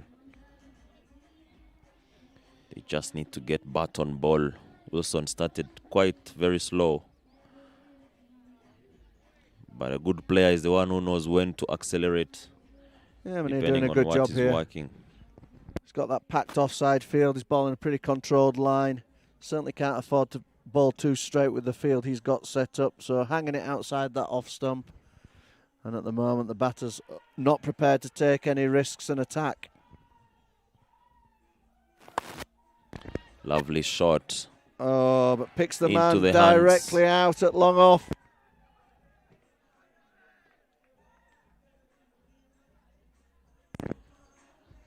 Not given enough height or even played on the ground. He plays it straight to the long off into the hands of Evode.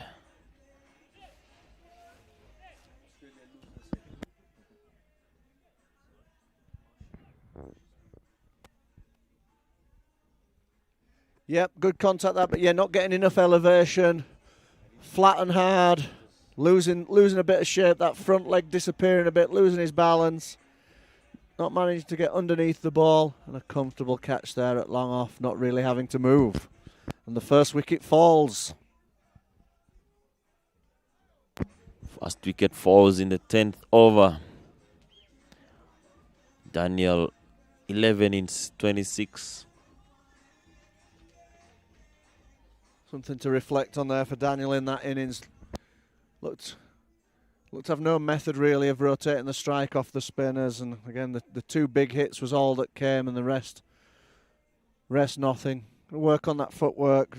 Like we're saying, big open spaces out there for the 1s and 2s, but it was dots or 6s was his only plan, it seemed.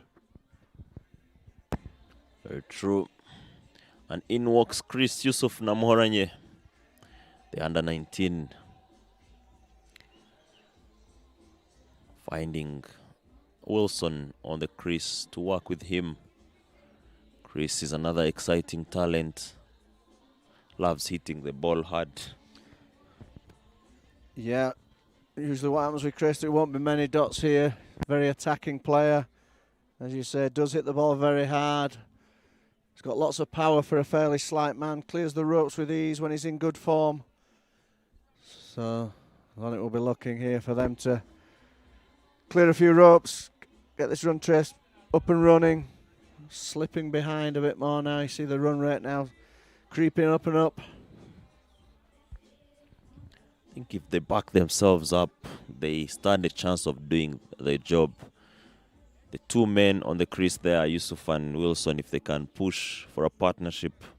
There's Baptiste who's still behind.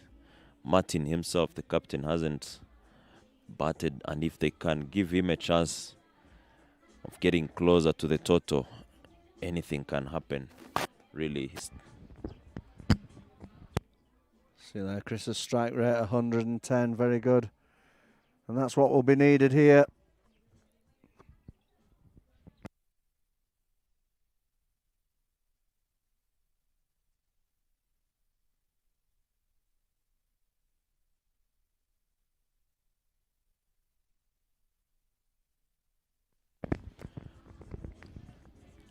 Ten overs gone, 27 for 1. And Zaid is back into the comms. A wicket is what brings me back in. As we see Namuhoranye, Chris Yusuf, a very exciting youngster. Will be interesting to see.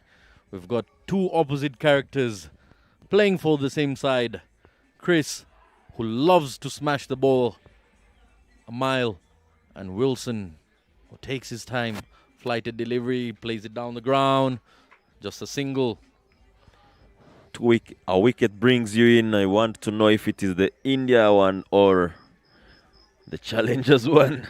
I correct myself, wickets, both bringing me in. The World Cup fever is never dying. Never Very dying. exciting game on both ends. Very interesting to see Australia chasing 241. Exactly the same thing England had to chase in the last World Cup final, 2019. The drama, super over, and all sorts of things that happened. Indians, 13 million people. Well, speaking of coincidences, you know who hosted that World Cup and who won it. I would want to believe you, but Australia seems to have different plans. But I guess you should never say never. Well, India's played some very good cricket over the last few days.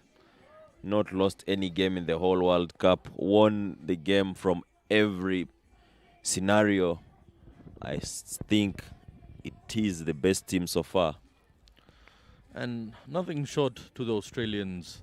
The way they bounced back after the initial 2 losses lets you know you cannot take them lightly. 5 times World Cup winners, never to be taken lightly. There you see the exciting Namuhoranye, Chris Yusuf, swinging hard, doesn't get the connection this time around, and they pick up 2 runs comfortably. Even in the intention of running doubles, you can see the excitement by the youngster. Wilson is quite hesitant when it comes to running doubles. Very fit guys, they work very hard. And it shows when they come onto the crease here. Loves hitting the ball, but he'll need to be cautious because fielders at the boundary are not jokers. Don Bozalegi, he gets behind it and plays it on the long off. Those are the fielders I'm talking about. The Zappi and Siraji fielding, patrolling the boundary. They want you to hit it to them. The clever thing for Zonic now would be rotating and looking to get 7 runs and 8 per over. 11 overs done here, 33 on board for the loss of 1. We're into the 12th over. And again, the energy coming through by Namuhoranye, Chris Yusuf, is quite infectious. You can see the likes of Nitanga Wilson also upping his strike rate because of the youngster running those doubles and trying to pile up the runs, not allowing the pressure to get ahead of themselves. And there you see the Ugandan back into the attack. Munir Ismail Way to go. Is into his 3rd over here. He's picked up a wicket already. has given away just 6 runs. Way to go for Chris Yusuf and Wilson. Just rotating the strike. Easy. It comes. Just play it on the front foot. There's big space here. I mean, it could be another tactic to keep Wilson on strike for as long as possible, because he's not really trying out too many shots.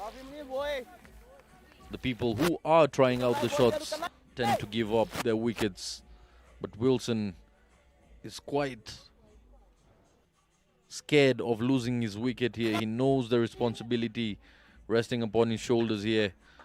Only when he finds it as safe as a bank to play a shot is when he offers one. 13 in 40 balls cannot lie. But I want to believe he can back himself and try. We saw Didier doing the same thing in the morning. Easy stuff from Chris Yusuf. Just rotating, soft hands. I would not want to believe that that was a chance. Well, you're asking Don Light to attempt something superhuman.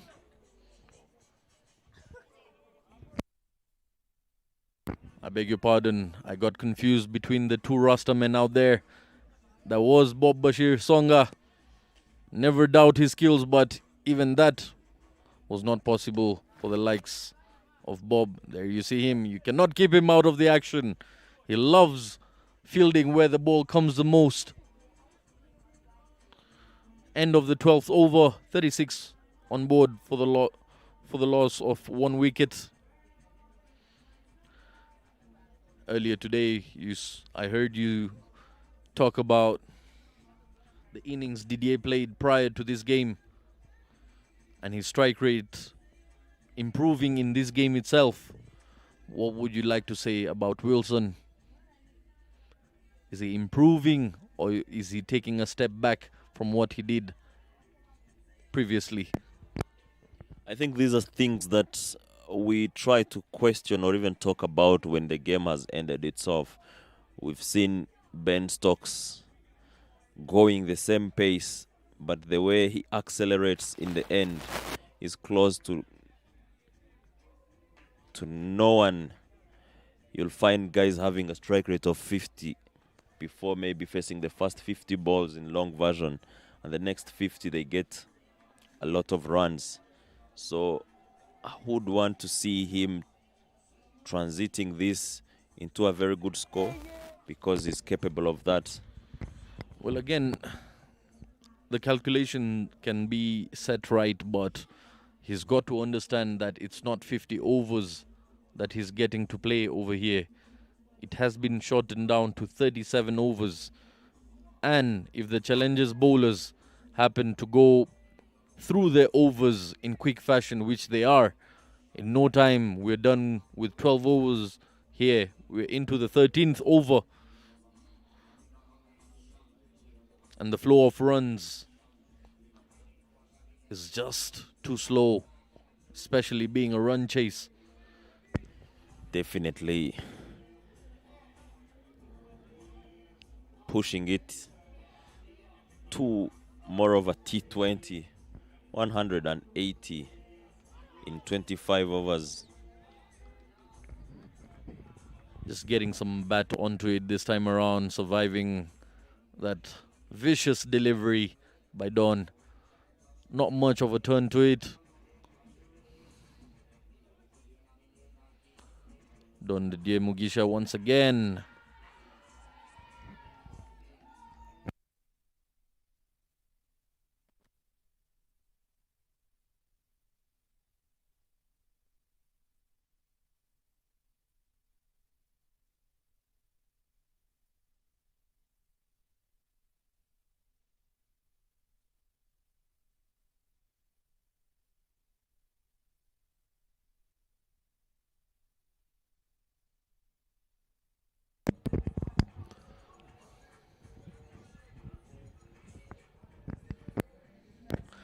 Introduction of yet another bowler, the Rwandan international Eric Nyomugaba from the pavilion end. Another tough competitor, loves fighting till the very last ball. A very strong character indeed. Jersey number 49. Very good player in Neo Mugawa. Comes into ball few hours before his flight to Namibia. Looks very simple. The message is clear from the challengers captain. We want to use spin. And if you bowl 2 overs without getting us a wicket, you'll have to go back and field. Yusuf moves to that very well and places it. He looks a different player today, Yusuf. It could be because of the condition and the situation he's been sent in. And again, what challenges bowlers have managed to do here is they've kept it away from his comfort zone. They're keeping it wide-ish to off-stump, closer to that wide line. And that's where he's not comfortable playing those shots that he often plays down the ground. And you can see lots of spin coming off the pitch there. Anybody can get spin out of this surface. What really matters is how and when you utilize it. Very good shot, driven powerfully on the offside. Vod moves from long off to extra, and they stick it. They get 2 runs. Coming back to what you're saying, Chris Yusuf to me is looking a different player, and that tells you that someone is growing, because he strikes it at 100 plus, but today he's played very cautiously and he's on 89 balls. Basically showing himself that he has so many ways of getting runs, apart from accessing the boundaries only. Well, 8 from 9 deliveries is not far off from his strike rate of 100. But a fair job he's doing. He's got to support the likes of Nitanga Wilson out there in the middle. As long as it is well communicated amongst them, we come to the end of the 14th over here.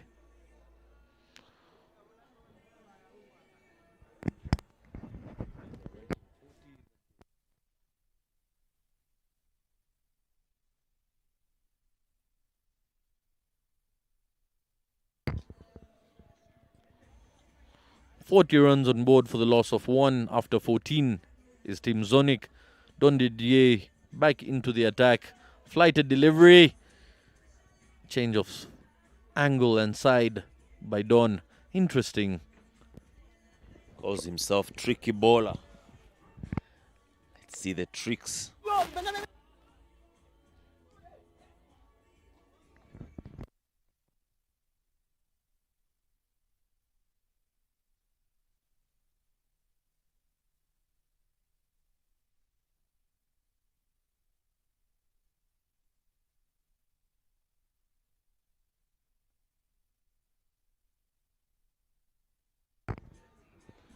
Oh, flighted and lots of turn once again by Don. Just mental bowling at the moment, keeping it really tight for Namuhoranye. And does he get frustrated, or will he deal with this with the patience that he has so far? That ball was in the air. The effort is applauded by the teammates.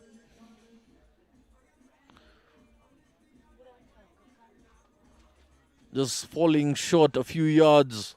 It would have been a brilliant catch once again. Second of the game for Evod. Just falls short this time around, but well stopped.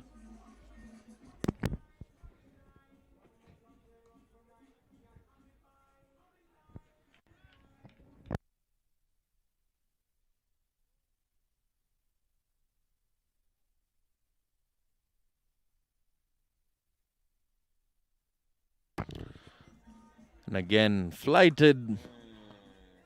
Plays it down the ground. 1 bounce.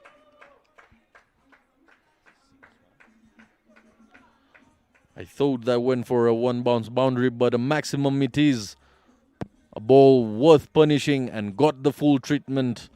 A low full toss. That just tells you the power behind the young man.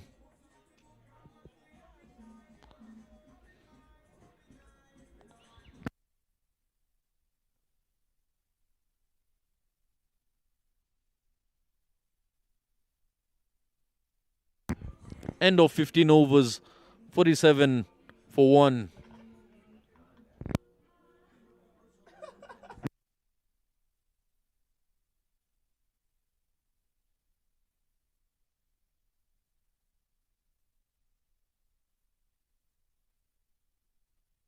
Eric Neomugaba.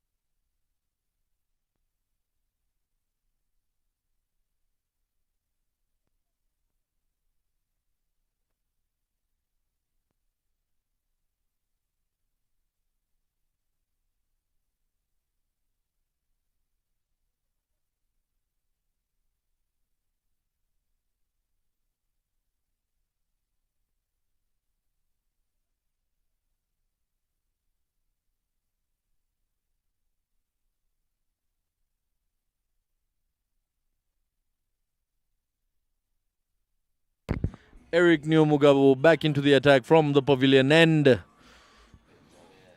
Benjamin throwing the ball back to the wicketkeeper there. He's got the opportunity in this game to field and be part of the playing 11. Tossed up. Krishna Muhoranyi has to depart. Comfortably taken by Suga Siraj. There you see, show the logo. Loud celebrations and a send-off to young Chris. Chris Yusuf falling in the same trap.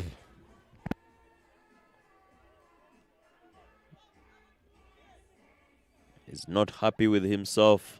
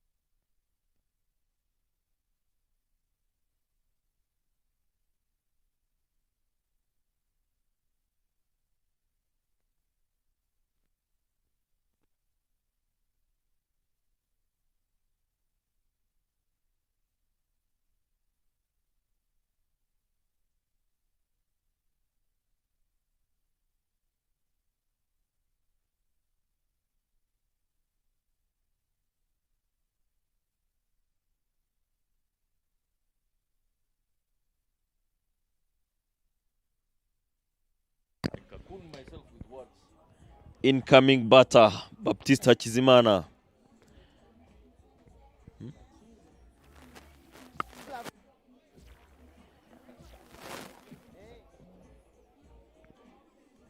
Man who hasn't scored runs for a while now, but he is a very good player, very powerful.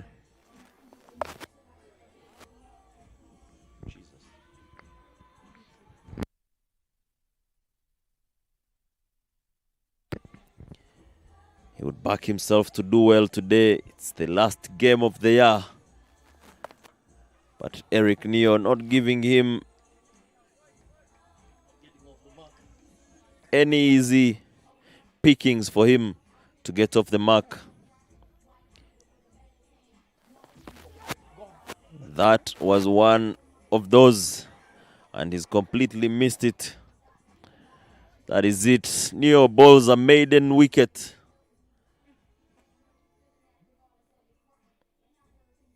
And Zaid will go for the rest, and we welcome Rosine back in the comms.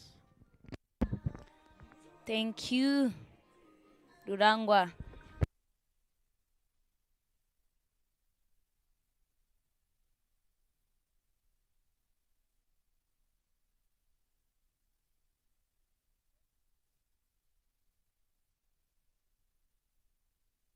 At this stage of the game, after 15 overs, the challengers were on 62. 153 runs. The next 21 overs is what Zonic needs. Still doable. Wilson will need to take more responsibility. Get it as close as possible. There's a lot of talent in the dugout of Zonic.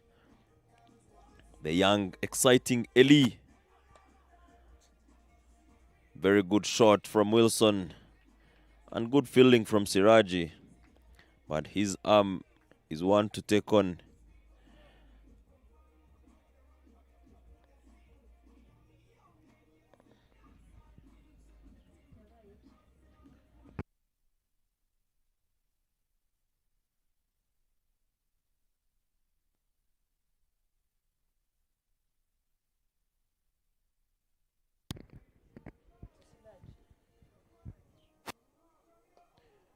Baptiste getting baton ball. He will need to get more of that and get off strike to score his first run in this particular game. Wide ball signaled by the tallest umpire in Rwanda, former captain Eric Hirgwa.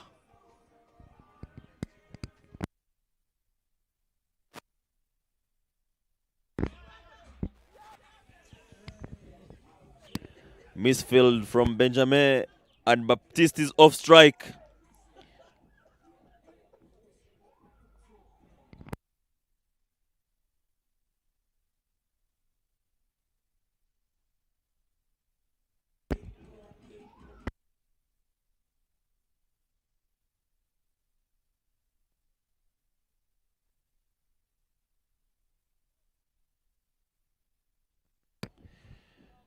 Wilson back on strike. Half tracker from Don. Played on towards long off. And it's just kept to a single. That is also a good option to play. When you are playing the spin, try to attack long on and long off. It's easy one to take. That's a good idea from him.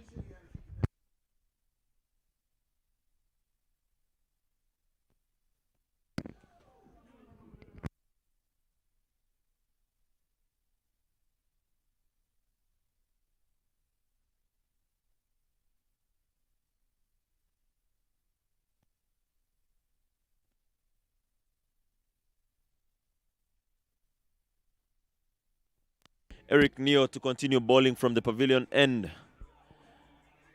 With Wilson on strike, 24 in for 54 balls.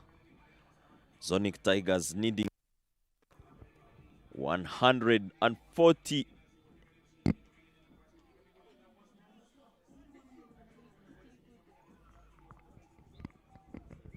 in the next 20 overs. Kano.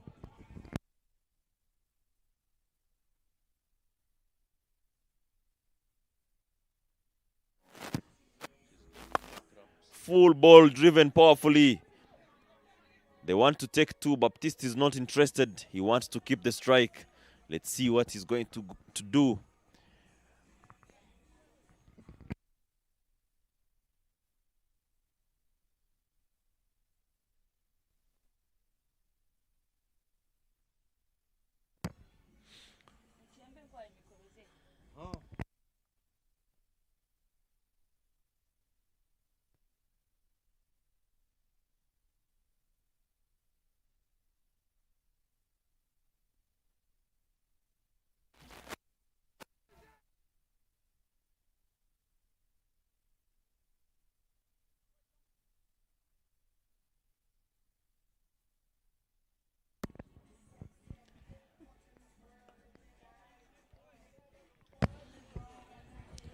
Neo having a second very good over.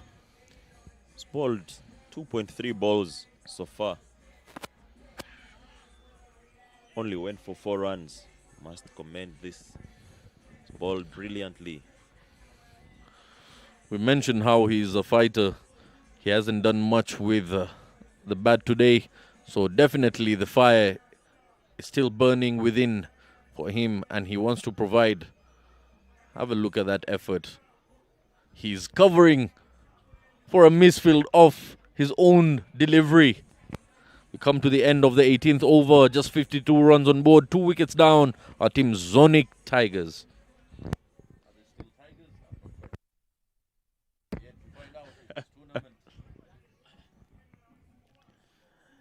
They remain Tigers. They bowled with the heart today. They bowled very well. They will just need to express themselves with the bat. I believe it is still very possible. 148 in 18 overs. Beg your pardon, 19 overs to go. And they need 148.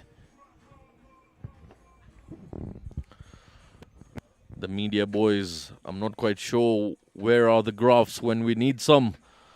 Most often than not, we don't see the graphs that we're supposed to be saying in comparison for the dotted deliveries over here. The amount of dots being provided by Team Challengers is not as much as that of Team Zonic. Once in the air and a drop, would you believe it? Subuga Siraj drops that catch. Disappointment by Don. Lots of juggles happening there and eventually slips out of his fingertips. Wilson.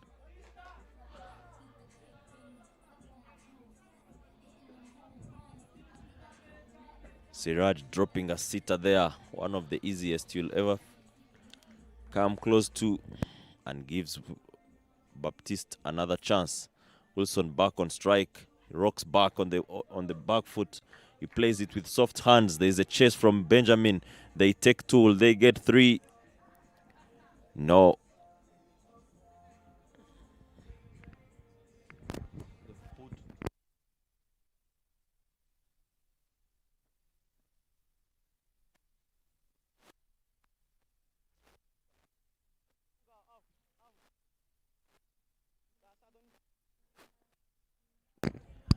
It's time for Wilson to continue digging in. Another short ball guided towards the left side of point. Siraj is chasing that.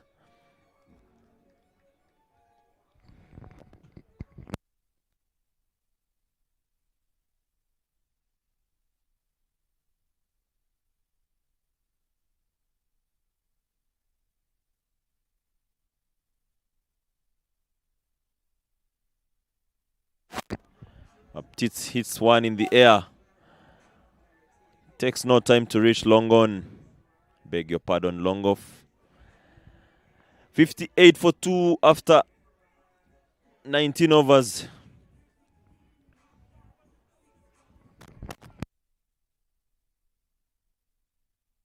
There we have the graph. 129 dots by Team Challengers, 77 dots by Team Zonic. Singles, 68 singles, 30 singles by Team Zonic. Maximums, they had 5 maximums. And look at the extras. Zonic Tigers,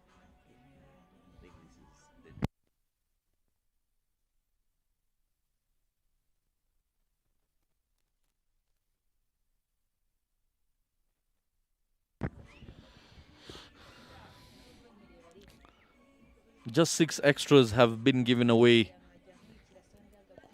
by Team Challengers so far, and we're into the 19th over. In comparison, it is much less than that, but Eric Numugabo feels otherwise. He gives away yet another extra, a wide down the leg side.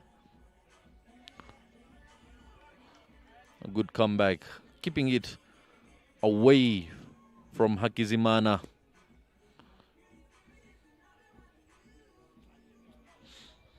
After 16 deliveries, he's on 3 runs.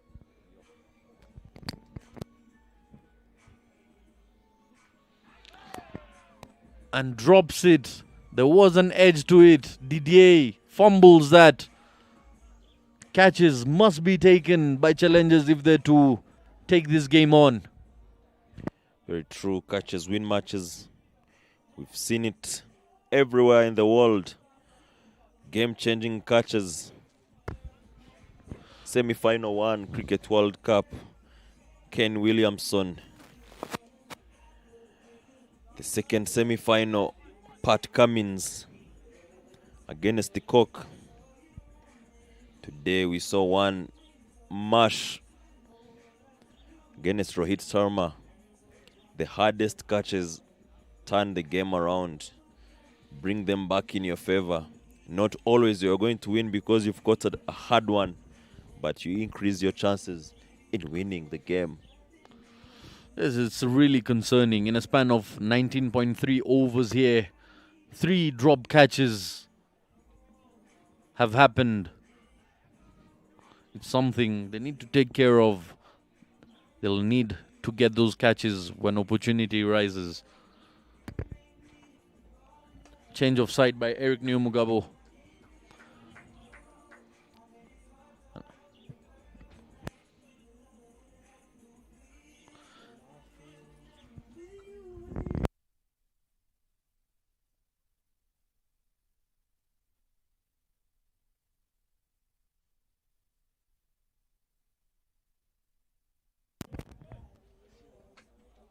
Eric Neo has bowled brilliantly.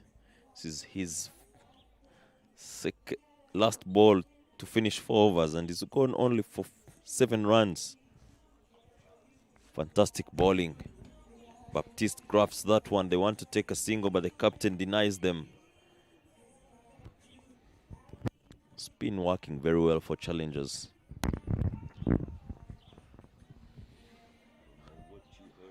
"20 overs done here, 61 for the loss of 2 wickets here. Hakizimana, Jean-Baptiste, and Wilton Nitanga still out there in the middle. We're having a drinks break.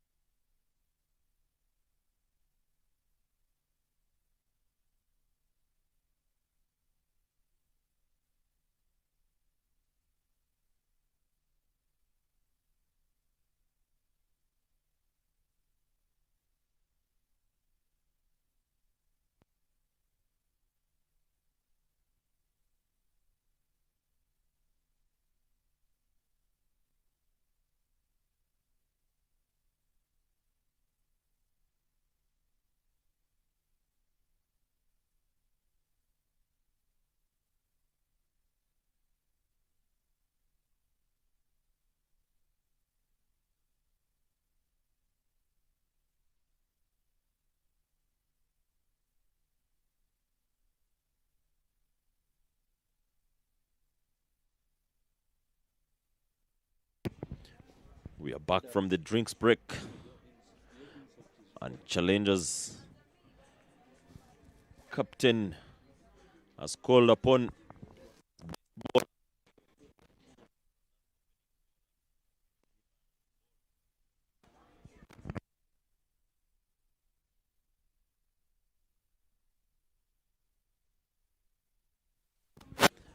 first ball played.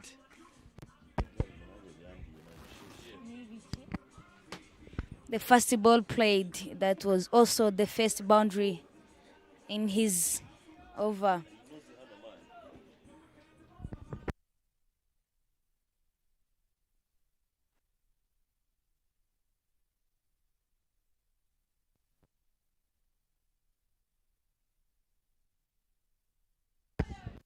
"152 runs needed in 101 balls. Now it's also doable by now. We saw to Bob Bashir Tsonga. No land taken.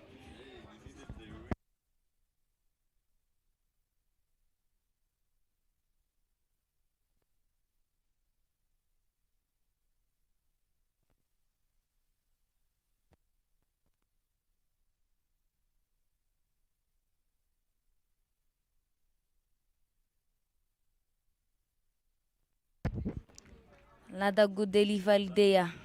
Stopped easily and quickly on with 4 runs in his over. That's Bimenyimana Zapi. He was just using the new ball, giving some bounce, but now not expecting much on that ball.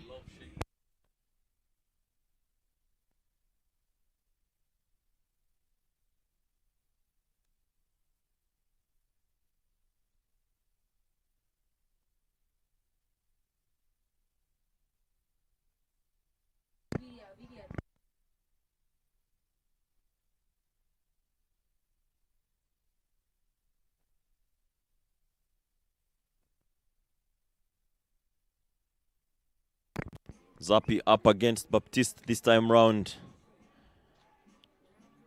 The captain is kept. The long on swing and a miss.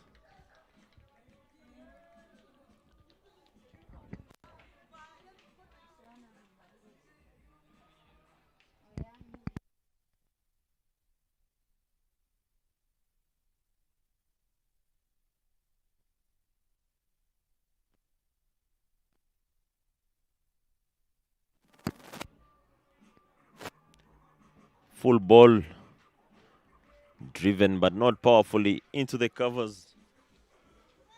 They take no run. Challengers bowling the overs quite quickly.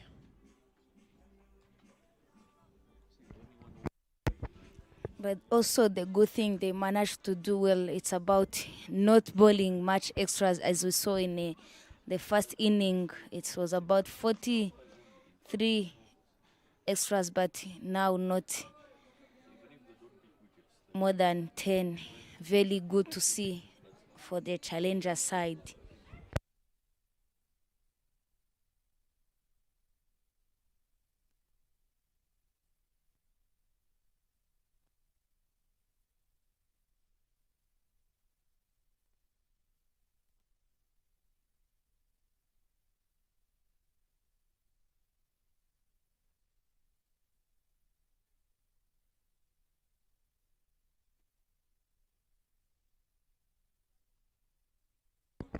Every time I come to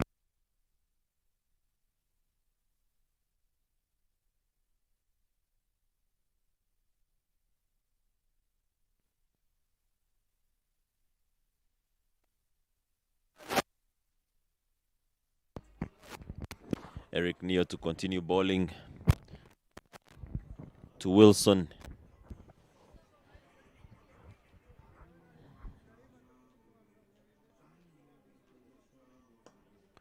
Driven powerfully straight to the fielder. Songa Bashir.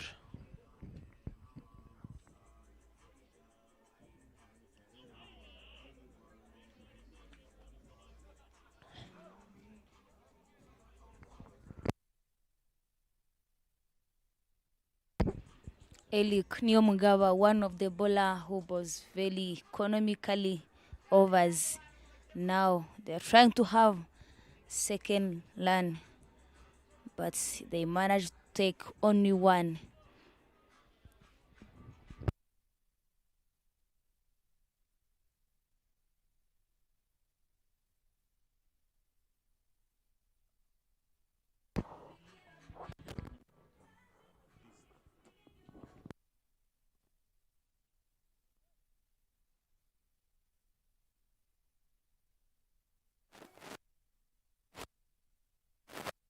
Swing and miss there.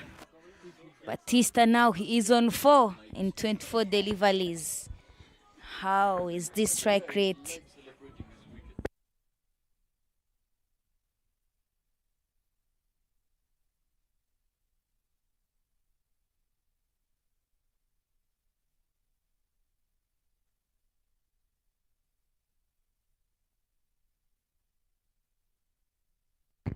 There you see the Zonic Tigers dugout. More batters ready to go in.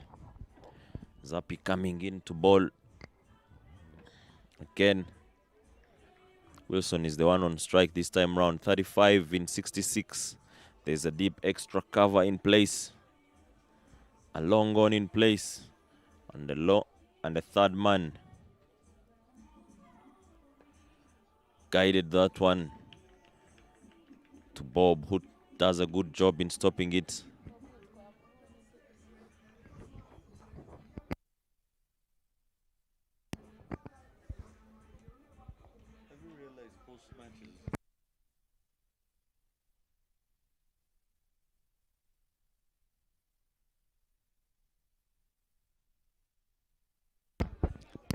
Short ball, not executed very well by the batter. Wilson gives a chance, but a tough one for the young Benjamin. Zappi bowling very, very good pace.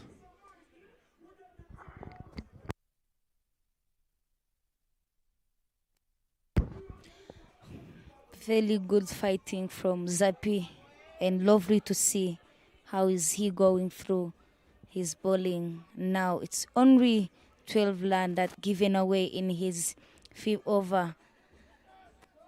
Catch call, want to catch it. That is also another quick single taken by Neitanga Wilson and Batista, needing to have 149 lands. Very long journey to go in 8-7 balls. Had stuff on the way they are batting.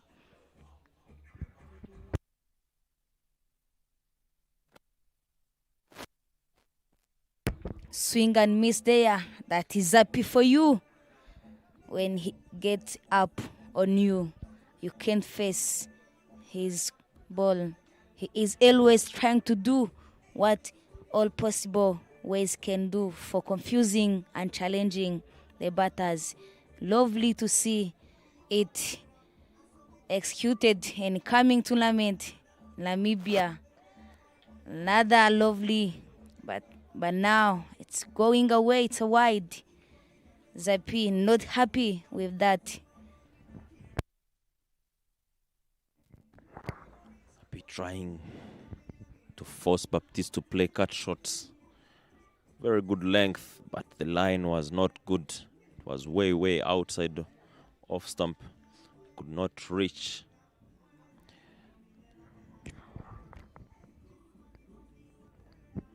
Let's see how he comes back. Full ball. Baptiste misses it completely.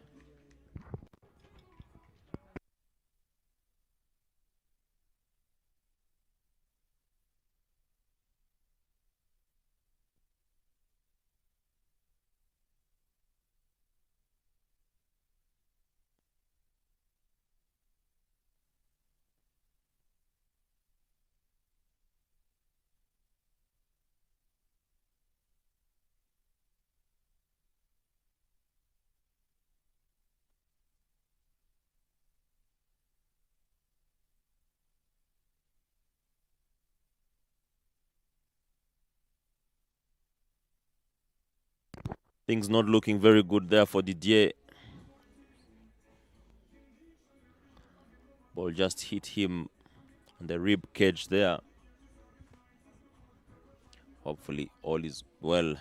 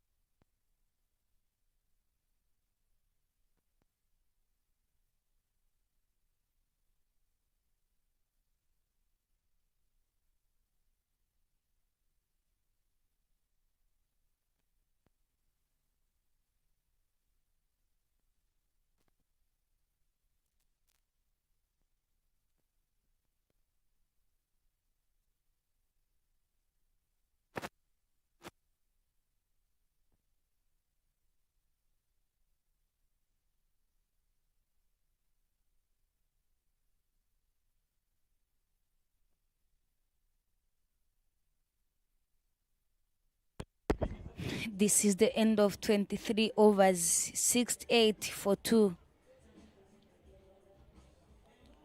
Kizmana Batista 4 of 28 deliveries, and Wilson set 6 of 69 deliveries. Now they need 155 lands, 148, I beg your pardon, and only 14 overs remain. 18 balls, 84 balls to get those score. By how they are batting, it's a hard task to them, but if they change the gear, it can be also easily to them, because they have a lot of wicket, and what they have to go through or to go with, it's only lands, not to keep the wicket, because they can also win the game by chasing this score, not having the wicket in hands. Elik Neomugaba comes on the attack. A very big appeal. Finger laced up. That is the end of Wilson Niitanga. Bad news on Zonic side. Losing this, Wilson having 36 lands in 69 balls, 1-4, and only one maximum with strike rate of 52. If you could see that on the replay,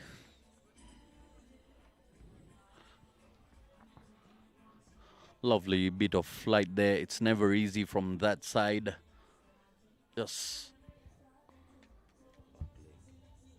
hitting the back leg there. And a wicket goes by. Third wicket down for Team Zonic Tigers. 68 on the board, 23 overs. And this is where pressure will come in. But the captain has come in to get the stress dealt with. Will he be able to reduce the amount of pressure on this Zonic side? Martin Akayezu is the new man in.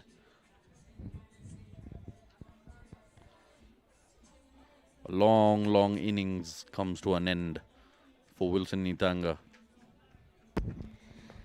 The man who comes in, none other than Akais Martin, 4 matches, 3 innings, highest lands. It's only 17 lands, average of 7 per game. Now he needs to charge on and get his team home by getting this last win of the last game of the tournament. That can help them to have a good note, also not getting there in second division. Eric Nyumugabo coming from a different side now to Martin Akayezu.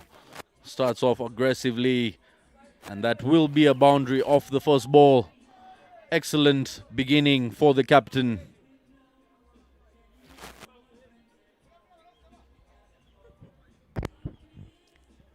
There was a little use of feet there and a very big connection. Not so much power behind, just connection. Helps him to get the first boundary of his first ball. That's what they need to this moment, to play a careless cricket but skillful one to get this win. Now again, powerful one. Who is under the ball? None other than Boba Shilsonga, our fellow commentator. Now he's showing up how strong he is to field the different balls with different pace. I believe the tactical approach applied here by challengers is to keep Hakizimana Jean-Baptiste on strike. They will pick up 2 runs comfortably. Good running between the wickets there. The ball was played in the deep. To long off. Past the covers there. Takes it on to the leg side. It will be just a single. An excellent throw from the deep.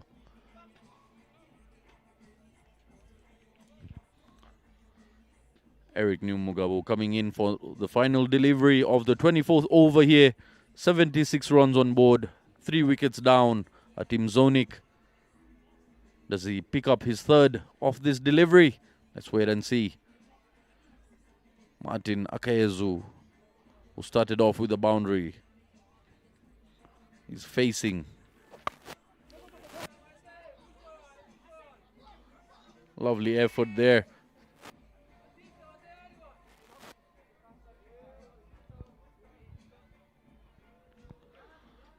Little bit of miscommunication between the batters there, but they complete a double.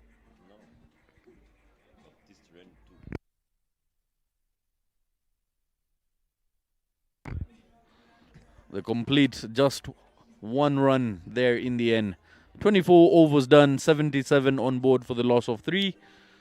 Hakizimana Jean-Baptiste on 7 after having faced 30 deliveries. Martin Akayezu on 6 of 3. Lots of power hitting will be required by the captain himself here. Are we in for some fireworks during daytime? Let's wait and see. Martin Akayezu tried the same approach his previous game and had to depart for a 0 as he topped edge 1 straight to the bowler himself. Zapi Bimenyimana back into the attack, in for his 6th over from the airport end. Now this will be the competition worth watching. Zapi against Martin, both national team players. The heat is on. Starts off with a slower one and just guides it down to third man. That is very good placement from captain himself and very well delivery of Zapi Bimenyimana. He is using his mind for just giving away. Another good delivery there, swing and miss, but he's not knowing where the ball pitches, just to go through the motion. But that's how good bowlers go for the batters, act like Batiste, who is on 7 in such 1 deliveries. Well beaten there by pace. Was in no position to play that ball. In fact, lucky enough didn't get some body, some meat behind that. Clubs one. Down the ground for a maximum. What a shot that is by Hakizimana Jean-Baptiste. After long time, he's connected one. It was in the slot and gave it full treatment. Stand and deliver. Absolutely clubbed. Must be feeling extremely well after that connection. Rosine, what do you have to say about that hit? He was very patient all along, and that's what he was waiting for. And fortunately, he get it. Very nice to see. Just made a sweet sound once it left the bat. Music to the audience ears. Just the crack of the willow. The sounds every cricketer likes to hear apart from the bowlers.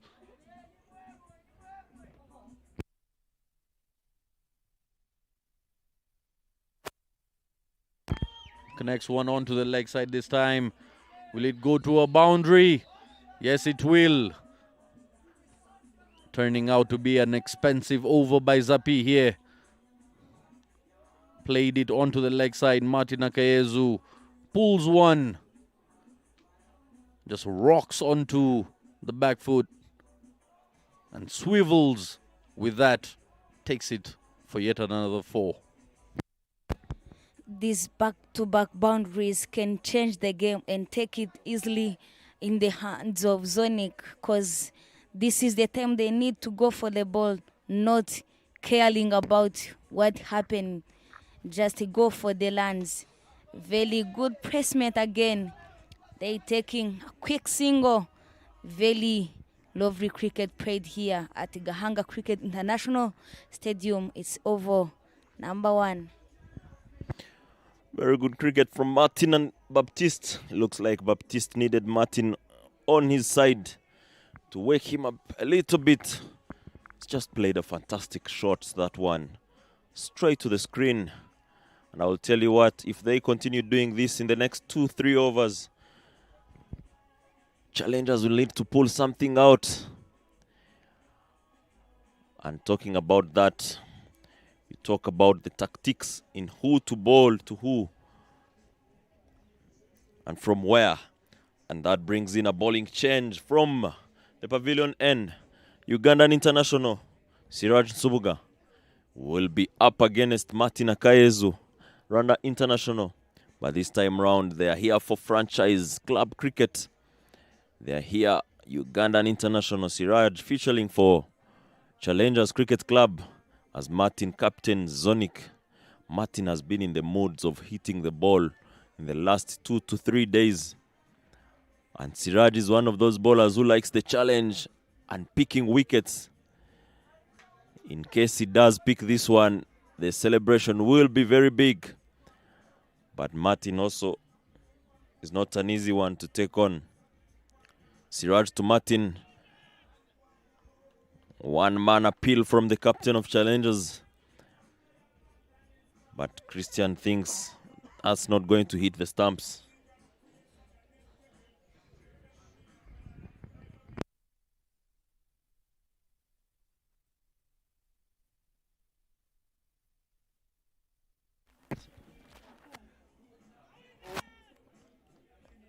Martin trying to peddle that.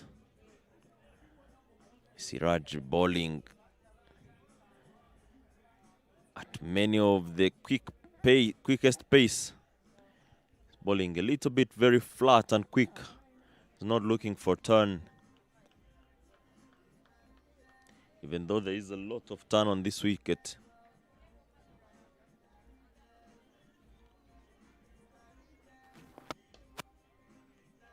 Martin just needs to stay in his crease and continue connecting the same way he was doing yesterday.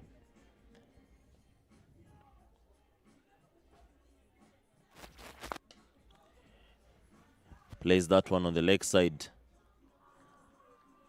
Very good field placement. It's only a single. And Baptiste is on strike.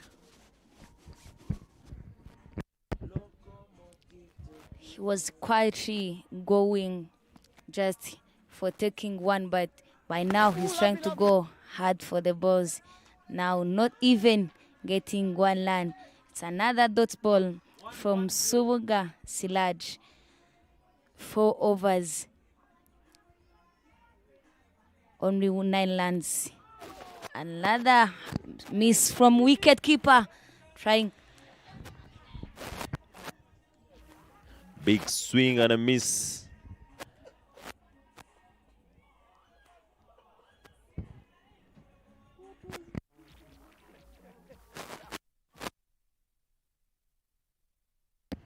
Siraj comes in and bowls a very good over, which went for 2 runs only.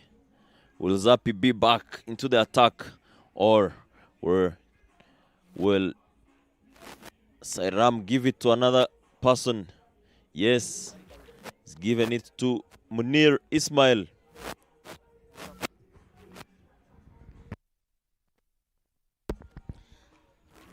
It is a partnership of 24 in 17 deliveries. Hachizmana 11 in 7. Akayes Martin 13 of 10 deliveries. Very looking beautiful partnership. Nice to see. Now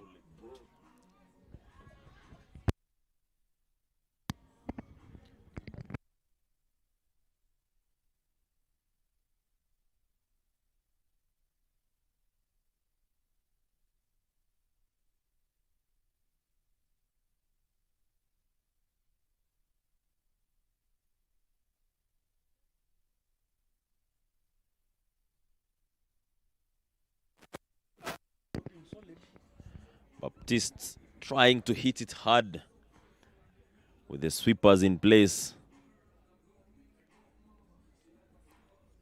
Martin to face Munir for the first time. And Munir decides to bowl from round the wicket.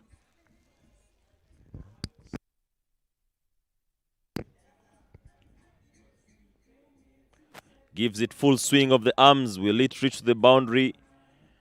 Don does the easiest job of keeping it to 1. Nice and easy pick and throw back to the bowler.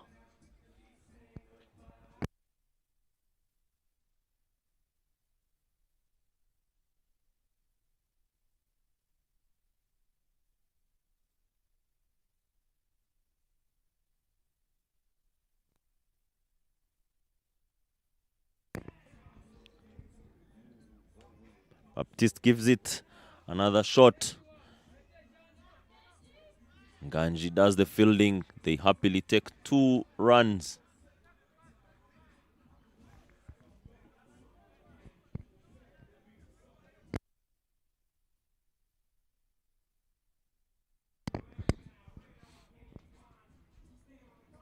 Clever stuff from Munir, forcing the batters to play on the long boundary. Top edge, catch in the air. The easiest Bob can take. And that is it. Second catch during the tournament. That is his contribution to the club. Hakizimana Jean-Baptiste gets off 18 runs being scored off 37 deliveries. And who else to take the catch but the Rasta man himself, Bob Bashir Songa, with the Shikhar Dhawan celebration there. Have a look at that. Easy as you like it. Celebrations straight away. Cool as a cucumber underneath that. And the 4th wicket goes down for Team Zonic Tigers, 96 on board. A good little partnership was building up there between Martin Akayezu, the captain, and Hakizimana Jean-Baptiste. Now they've got Nyonshuti Eric. Nyonshuti Eli joining the captain out there in the middle. 4 matches, 3 innings, 73 runs to his name. Highest being 43. That lets you know he's capable of batting. Can he support his captain out there in the middle and keep the momentum going? that Batiste left them with. Nyonshuti Eli, Rwanda's under-19 player, class of 2022. He's a decent player with a bat. Can he help his captain by just rotating the strike? He is capable of that. And how close can they reach in this chase? What's really interesting, Landry, is how long will it take for Nyonshuti to adapt to the conditions on offer here? The pitch is turning a wide given there by Munir Ismail. It's turning a lot. So the spinners need to pitch the ball in the right areas if they're to get the most out of their bargain. Definitely, they need to bowl at the right areas. I was just talking about how Munir is forcing them to hit the long boundary. Bowling off spin, the ball turning into the batter. And considering that we are using the farthest pitch on the square, they will be looking to hit the long boundary. And it gives it more chance. Drop and run. Munir with a wild throw. But a very good backup from Evod. And that keeps it to just a single. One thing I like about Martin is how he is counting. He knew that that is the last ball of the over, and he wanted to face the next over. Drop, run. That was a single anywhere in the world. Very, very well executed there. Soft hands. It's quite rare you find me talking about someone like Martin Akayezu using soft hands. It's someone who goes hard at the ball on most occasions. But this time around, captain being sneaky with that one single. I think it's always positive to see change in someone. Positive changes especially. If you look at the way he batted from last year's East Africa Trophy, he was one who waits for the ball to be connected. Went and played so many tournaments, but he looks a different player. Exactly what we are talking about. A different player, running hard, working hard for the runs. That's what grows you as a batter. And again, this sort of situation comes in for Team Zonic because of the very, very slow start they got by the openers. Now the captain has to work extra hard to get into a comfortable position to successfully chase down that total. 100 comes up for Team Zonic in the 28th over after losing 4 wickets here. Nyonshuti has faced 2 deliveries, and despite using only spinners, the wise thing that Team Challengers have done today is the pace at which they're completing their overs, not giving too much time and space for the batsmen to come up with an idea to tackle their bowling. Once again, an attempt identical to that one from the first over that he bowled. Very good hands from the youngster Eli, 17-year-old, driving that back to Siraji on the left side. And they rotate the strike. Martin back on strike. Short ball, they drop, they run. Very good running. Very good running between the two. Had the two batters started doing this a little bit earlier, Rosine, do you think they could have stood a better chance of chasing this score? That would have been very easy to them, but now it's a hard task to get there because the time is going, and what they need to have it's just to search the way to get maximum all boundaries and try to get off strike quickly and get quickest land. But if they continue to take these ones and doubles, it can be also good for them. Loud appeal there. Umpire not interested whatsoever, just shaking his head, saying nothing happened. Just calm down and you continue to pray. 28 overs gone. At this point of the game, Challengers Cricket Club were on 140 runs, while Zonic is on 102. Munir Ismail, Ugandan cricketer, to continue bowling from the airport end.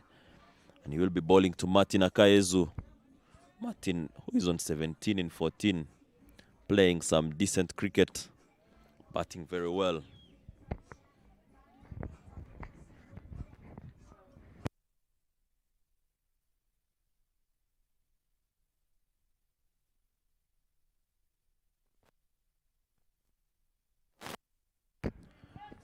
He opens up and plays that one behind the bowler. And it will be 4 more runs for Zonic Cricket Club and Martin Akayezu. Looks very calm.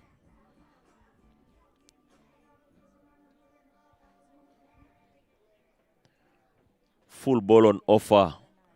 Flat as an arrow past the bowler, and it takes no time to reach the boundary. Munir to continue. Coming round the wicket. Martin decides to go again. He plays it in the air. No man's land. They just take a single only.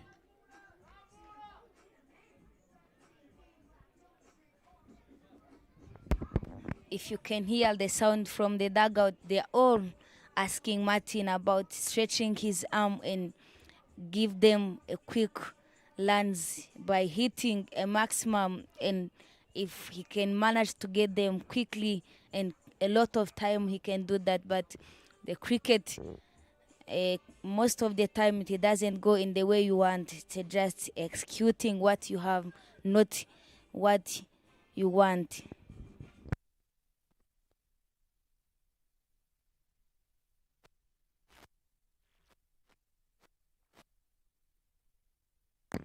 Lovely stuff from the youngster Eli, knowing his job there is to rotate the strike.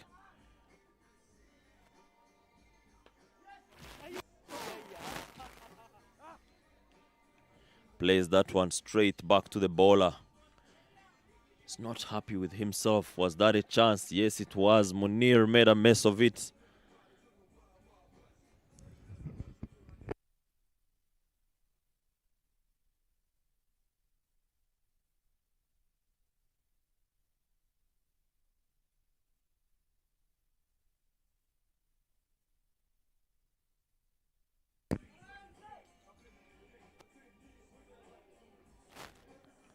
Pace off from Munir, and it beats the batter completely.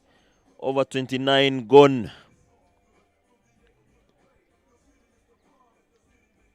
And Zonic Tigers are on 108. You can see there the young Israel ready to walk in the park and score some runs for his team.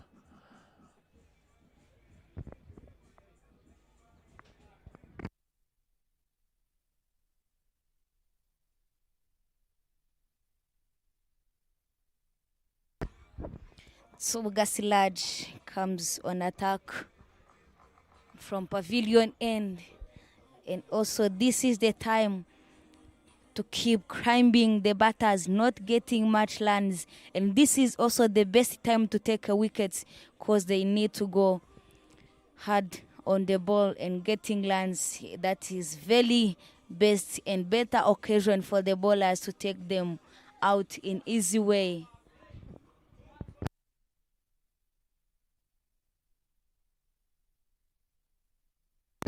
Siraji back into the attack.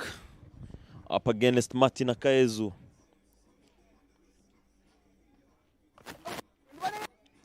No connection.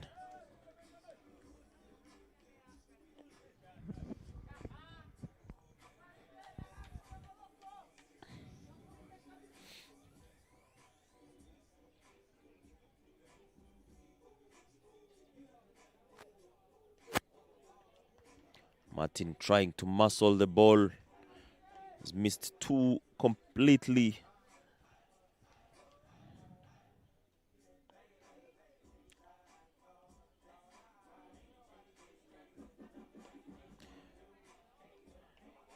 Wanted to steal a single there, but Bob was too quick to stop that one and throw it back to the bowler. Challengers going through their overs very quickly.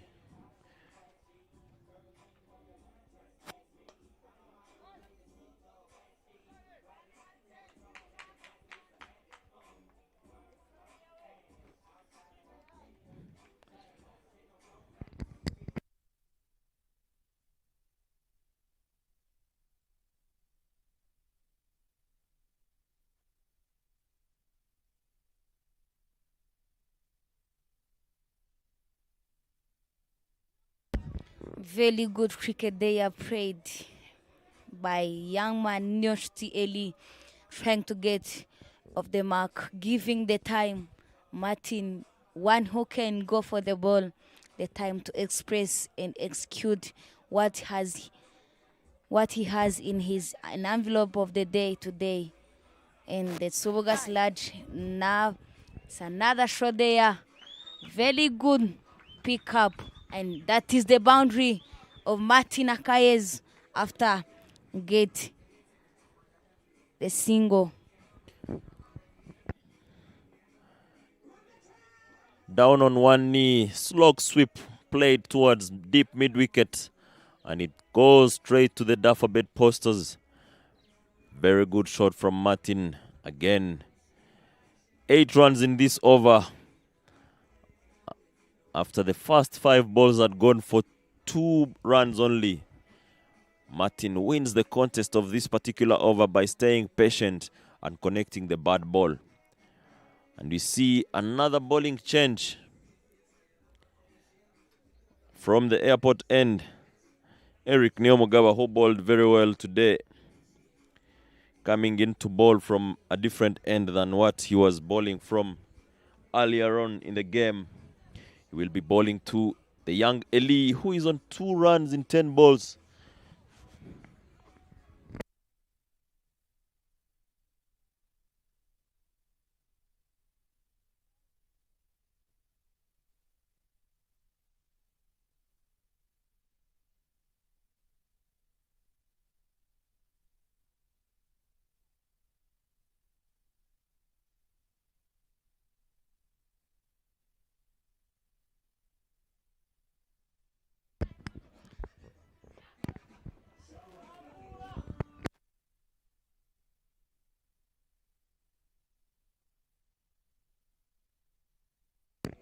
Eric Neo bowls the first one, dot ball. Make that 2. Eli looking for a single to bring Martin on strike.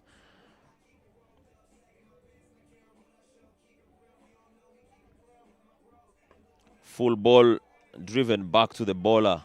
Make that 3 dot balls. Usually say dot balls, 3 dot balls bring the wicket. What will happen? Lovely shot from the youngster. Got on one knee. There's a chase going on. Benjamin running very hard. Will that be a boundary? No, it won't be. Wild throw from the youngster. They take 3 runs off that. Make that 2 runs because umpire Hirwa Eric thinks there was 1 short run.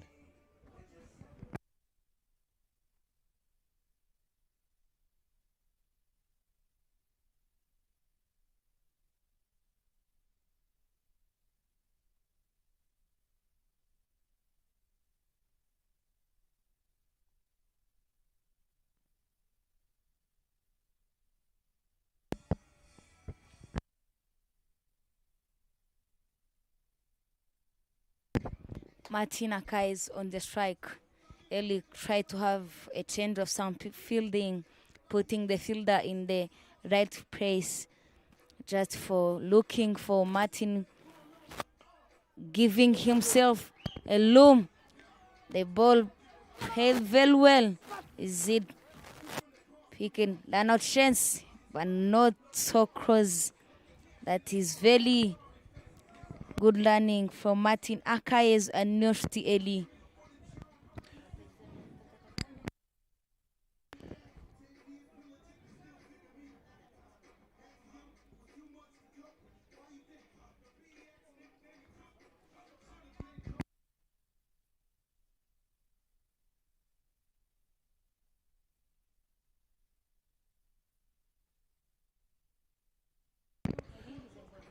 31 overs gone with only 6 overs remaining. Zonic Tigers need 96 in 36 balls. Siraj Nsubuga coming back to ball to Martin Akayezu, who is on 30 in 22. He's been batting very well.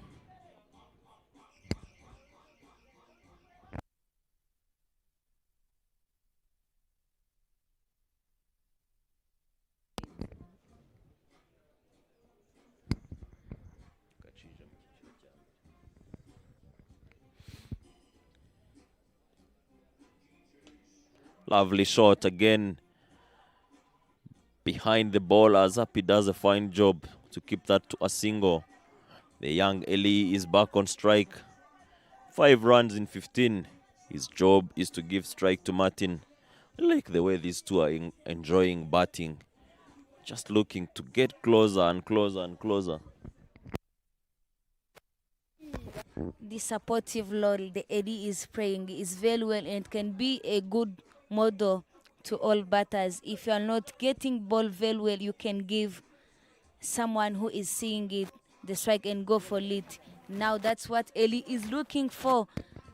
Each ball, if he can get a single, let Martin go for the ball. That is very nice to see, and lovely cricket played here. Very good cricket from the youngster Eli. Very impressive. Again, Martin punches that one towards long off. Long on, I beg your pardon. And they get a single. That is 3 runs in the first 4 balls. How will Siraji end this over? The previous over went for 8 with a 6 on the last ball.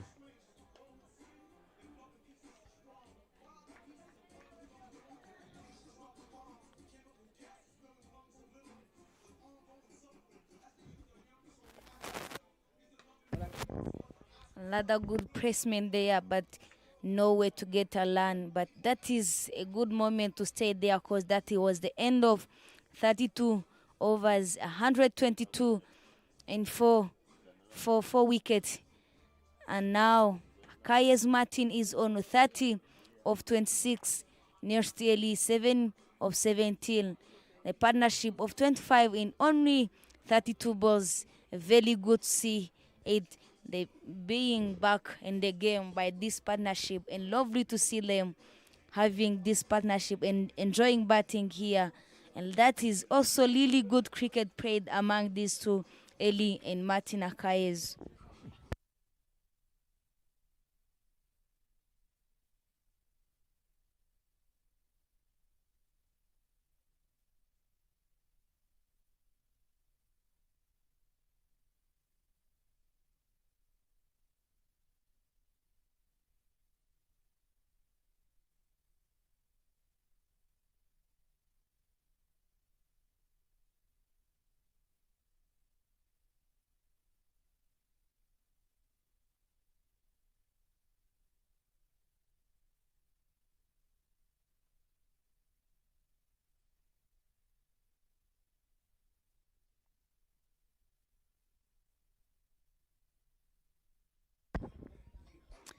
Munil comes back on the attack.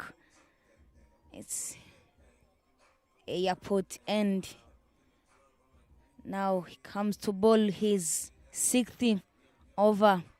Only 20 runs given in his 5 overs, and he managed to pick up 2 wickets. Lovely structure from him. And now he's just playing with the ball, knowing this game, it can be there also win they can get in their low.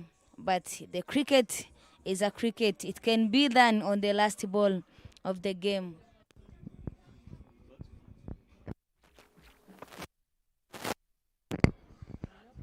Will that be a chance? It is a maximum. More runs to what Martin has gotten. 36 in 27 balls now. Very good shot from Martin. Slog sweep again. They go too short for him against spin. Don giving it a dive, but he stood no chance to catch that.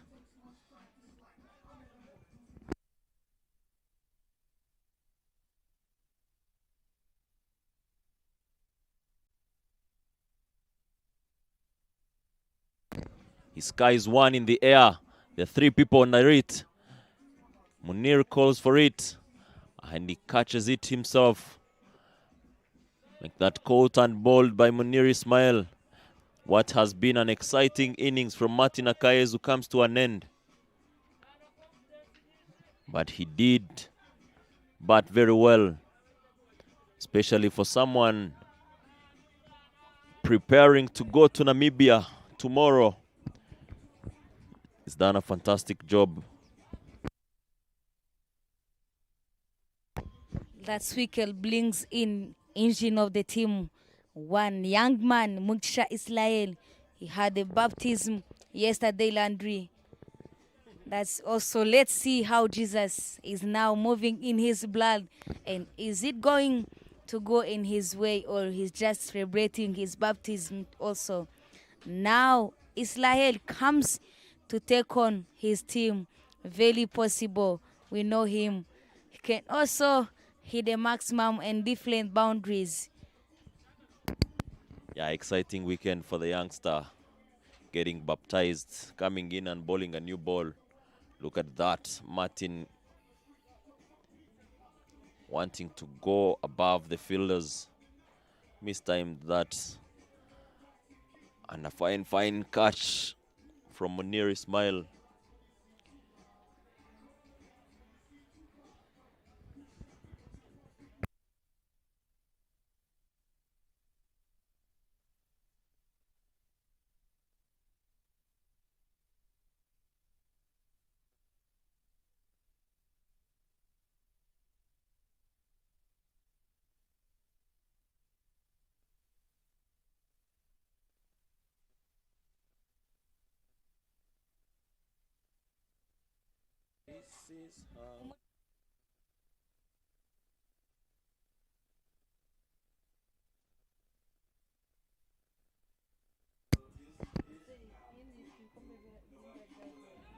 Israel starts them, telling them you've brought in the fielders, yet you're supposed to put them on the boundary.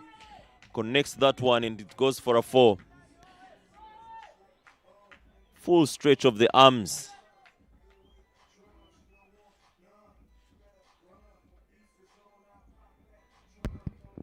What a connection there by young one, Israel Mujisha. That's how Jesus do when you are in his way. And also, we can say it like that, but you have also to work for it. And you go and praise the Lord by having this festival and having a big maximum by Israel, getting it in Ismail's over. Swing and miss there. Very good comeback from Munil Ismail. Lovely to see. What a competition here among bowlers and batters. Lovely cricket and nice one to see. Oh, lovely pickup from Israel. Goes on one knee, connects that on the leg side. And the whole dugout of Zonic Tigers have something to cheer on. Lovely shot. Lovely looking shot. What an impressive one. Very well pressed and well picked up. Impressive cricket and impressive game to see here. That is very possible for him to get his lands easily. And now swing and miss again.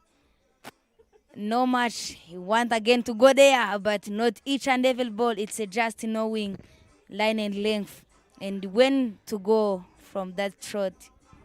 The show boy, as Innocent Daula calls him, you cannot take anything away from him. The man loves entertaining people, whether with the bat, with the ball, or when fielding. He's just walked in. He's already in 8 runs in 2 balls. At this particular stage of the game, Challengers was on 179. The Zonic Tigers are at 128 with only 4 overs remaining in the game. Siraj Nsubuga comes back into the attack. He is the leading wicket taker in this particular tournament.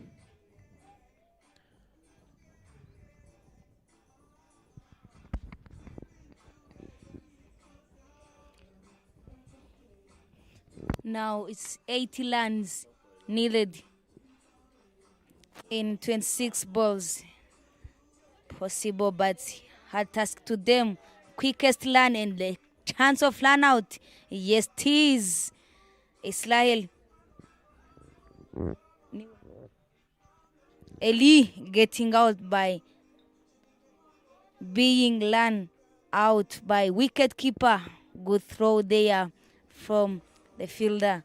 Now he was on 17 balls, strike rate of 41. Eli, hard luck, and you go and watch your fellow players playing.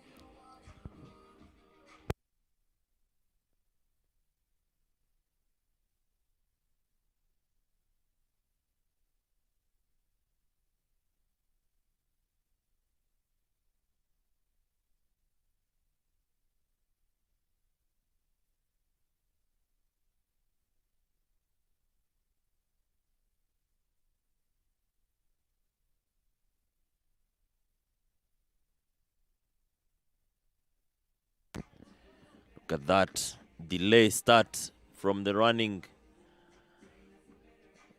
The run was there, but the batter took a little bit of some time before start running. And that is it. That's the end of Eli Nyonshuti in this particular fixture. And in walks the same class of under-19, Rwanda under-19 2022. I beg your pardon. This is the under-17 boy, Onesme Kwizera, coming in to bat with only 4 overs remaining. He's batting with the show boy in Israel Mugisha, who is on 8 runs in 4 balls. And there is a change in the commentary as I leave Zaid Khan to continue with you and Rosin.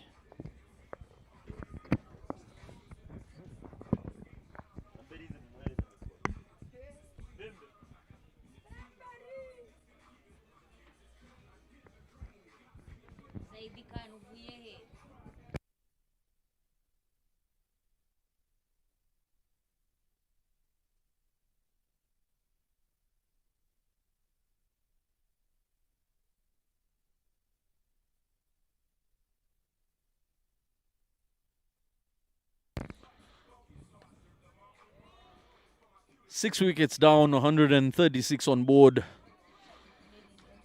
33.2 overs. We're into the 34th over here.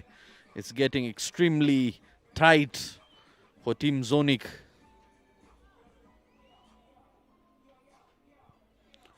Required run rate is an astonishing 22 per over. Needless to say, it's more like pulling off a miracle to win this game from here on. 79 in 20 balls. Do you think it is possible? Do let us know, as all our online viewers are checking out these games live. Visuals coming through Rwanda Cricket Association and Dafabet Premier League, our proud sponsors.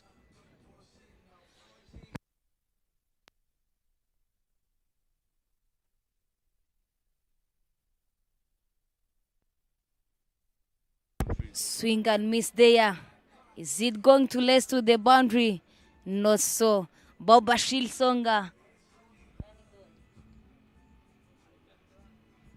I beg your pardon. It's a Don Die who is picking the ball and throw it back to the keeper. Managed to take 2 runs. Very good to see this cricket played here. Honest, he is the one who will playing very well in Biluka under 17 tournament. But now he is on the club level. Let's see how is he going to go through his batting style, and is he going to be successful or not?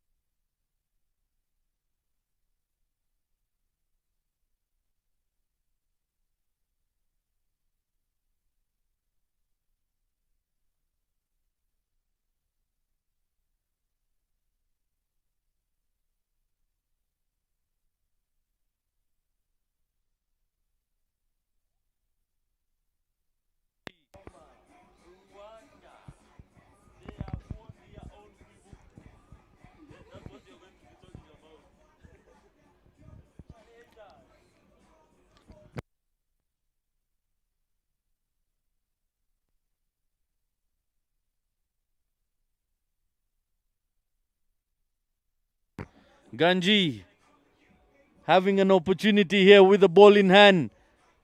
Previously, he had a bat in hand. Excellent to see the youngster being provided the opportunity to perform. Let's wait and see what can he provide. Starts off with a good delivery. Nowhere to go for Mugisha Israel.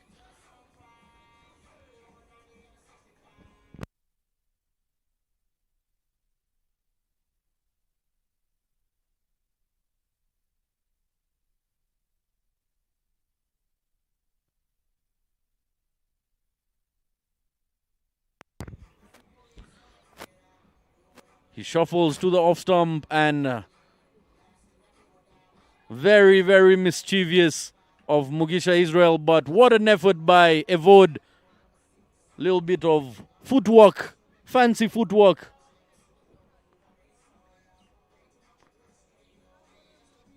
Reminding me of Ronaldo. Not Cristiano Ronaldo, but the old Ronaldo after his retirement. Still got the footwork though. Saved valuable runs for his side. Tries to smash it and has smashed that for a boundary. Ganji has been punished off the third delivery here. Beautiful looking shot that threw everything at it. Mugisha Israel is in a hurry. 76 in 16 balls. They can only get it close, but not over the line from the looks of it. And this is also a good bowler to pick and to hit because he doesn't use to bowl a lot. That is why Israel might take responsibilities and go for him because nothing to lose here. 8 runs needed in 3 overs, 0.3. No way. Very well pressed, but miss of the ball. If he connected that ball, it should have been went to the boundary, not taking a second, but now he misses it. Trying to walk across the line of the delivery there and misses it completely. Trying to be sneaky, trying to scoop that ball in the vacant region behind him. But Ganji is sticking to his line. Yes, one boundary. Oh, beats him completely this time around. Excellent bowl. Well appreciated by his teammates. That one odd boundary is expected from a part-timer, but he's bowled very well in general.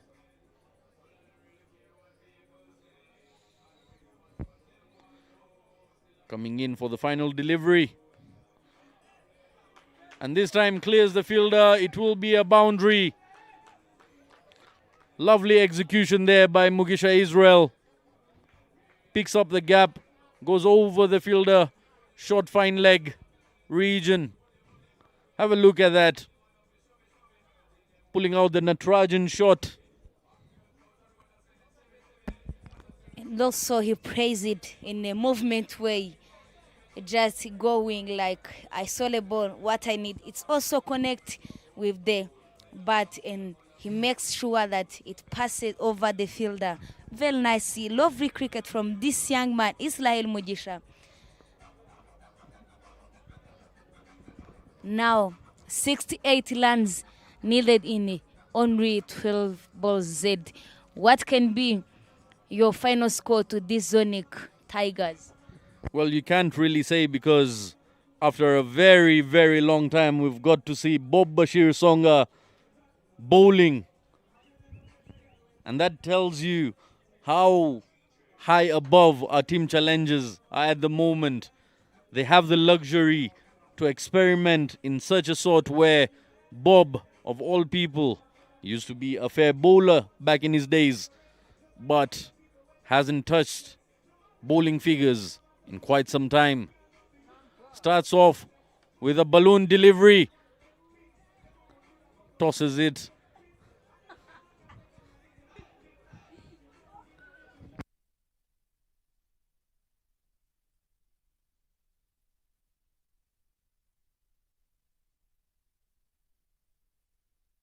Change of sides by Bob. And I wouldn't be surprised if he picks up a wicket, because bowlers like Bob tend to pick up wickets. Just teasing the batsman at the moment. Extremely flighting the ball. Plays it onto the leg side. Has been punished. It will be a boundary. What a good shot there from young man Onesme. This is a good occasion for him to take this, and this is an opportunity to him. Just use of feet and giving himself a loom and wait for the ball. Very good connection behind that the ball that lays it away, giving him a first boundary on his name. Very good cricket to that young man. Wait and connect.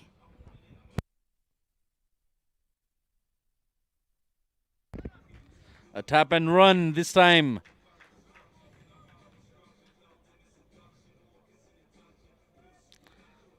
They pick up a single. 7 runs have come off this over so far. Bob Bashir just tossing it up. Let's wait and see. Can he cause any damage? And a no ball has been given by Krisia. He missed the pitch completely this time. Our fellow commentator letting us know why he deserves a spot in the commentary box and not out there in the middle.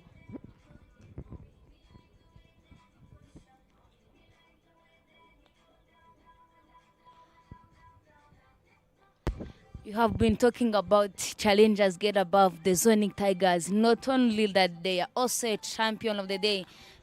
Up in the air. Is this a catch? It has been dropped, but it was a free hit. It wouldn't matter.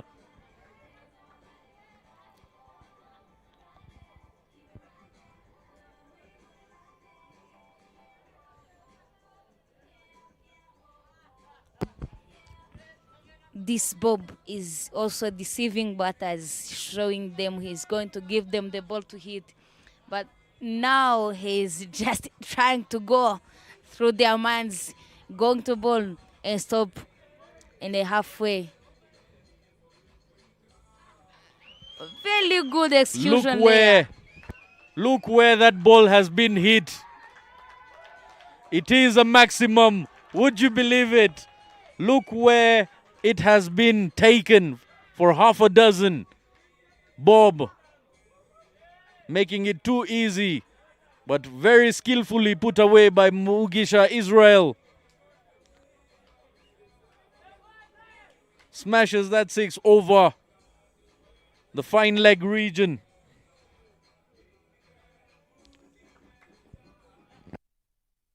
With that, we come to the end of a very exciting Bob Bashir Songa's over.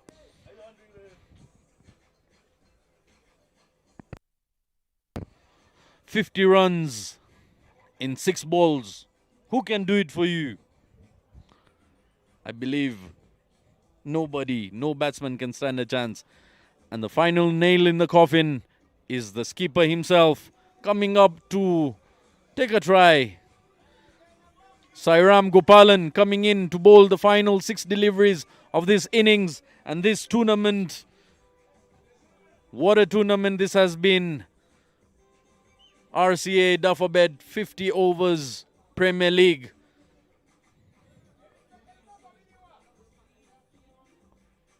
Coming through our proud sponsors, Duffabet.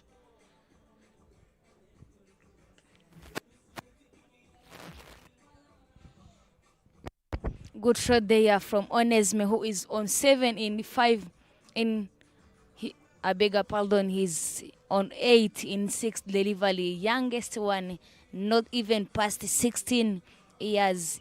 He is only 16 years old and try to make sure he is playing for his legion and for his club. Now another huge hit, but nowhere to go. It's only single taken. Very nice to see how fighters are zonic.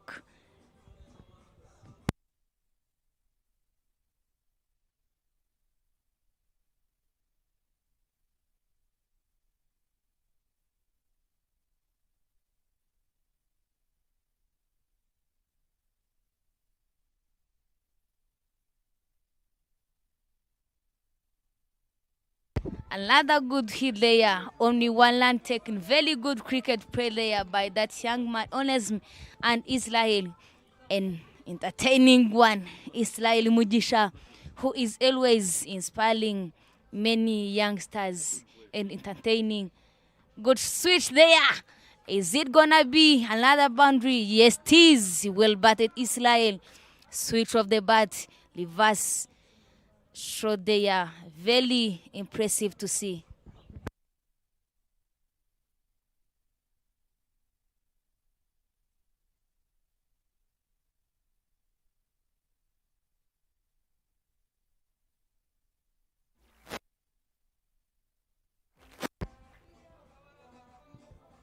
Another ball tossed up in the air, but only one also taken.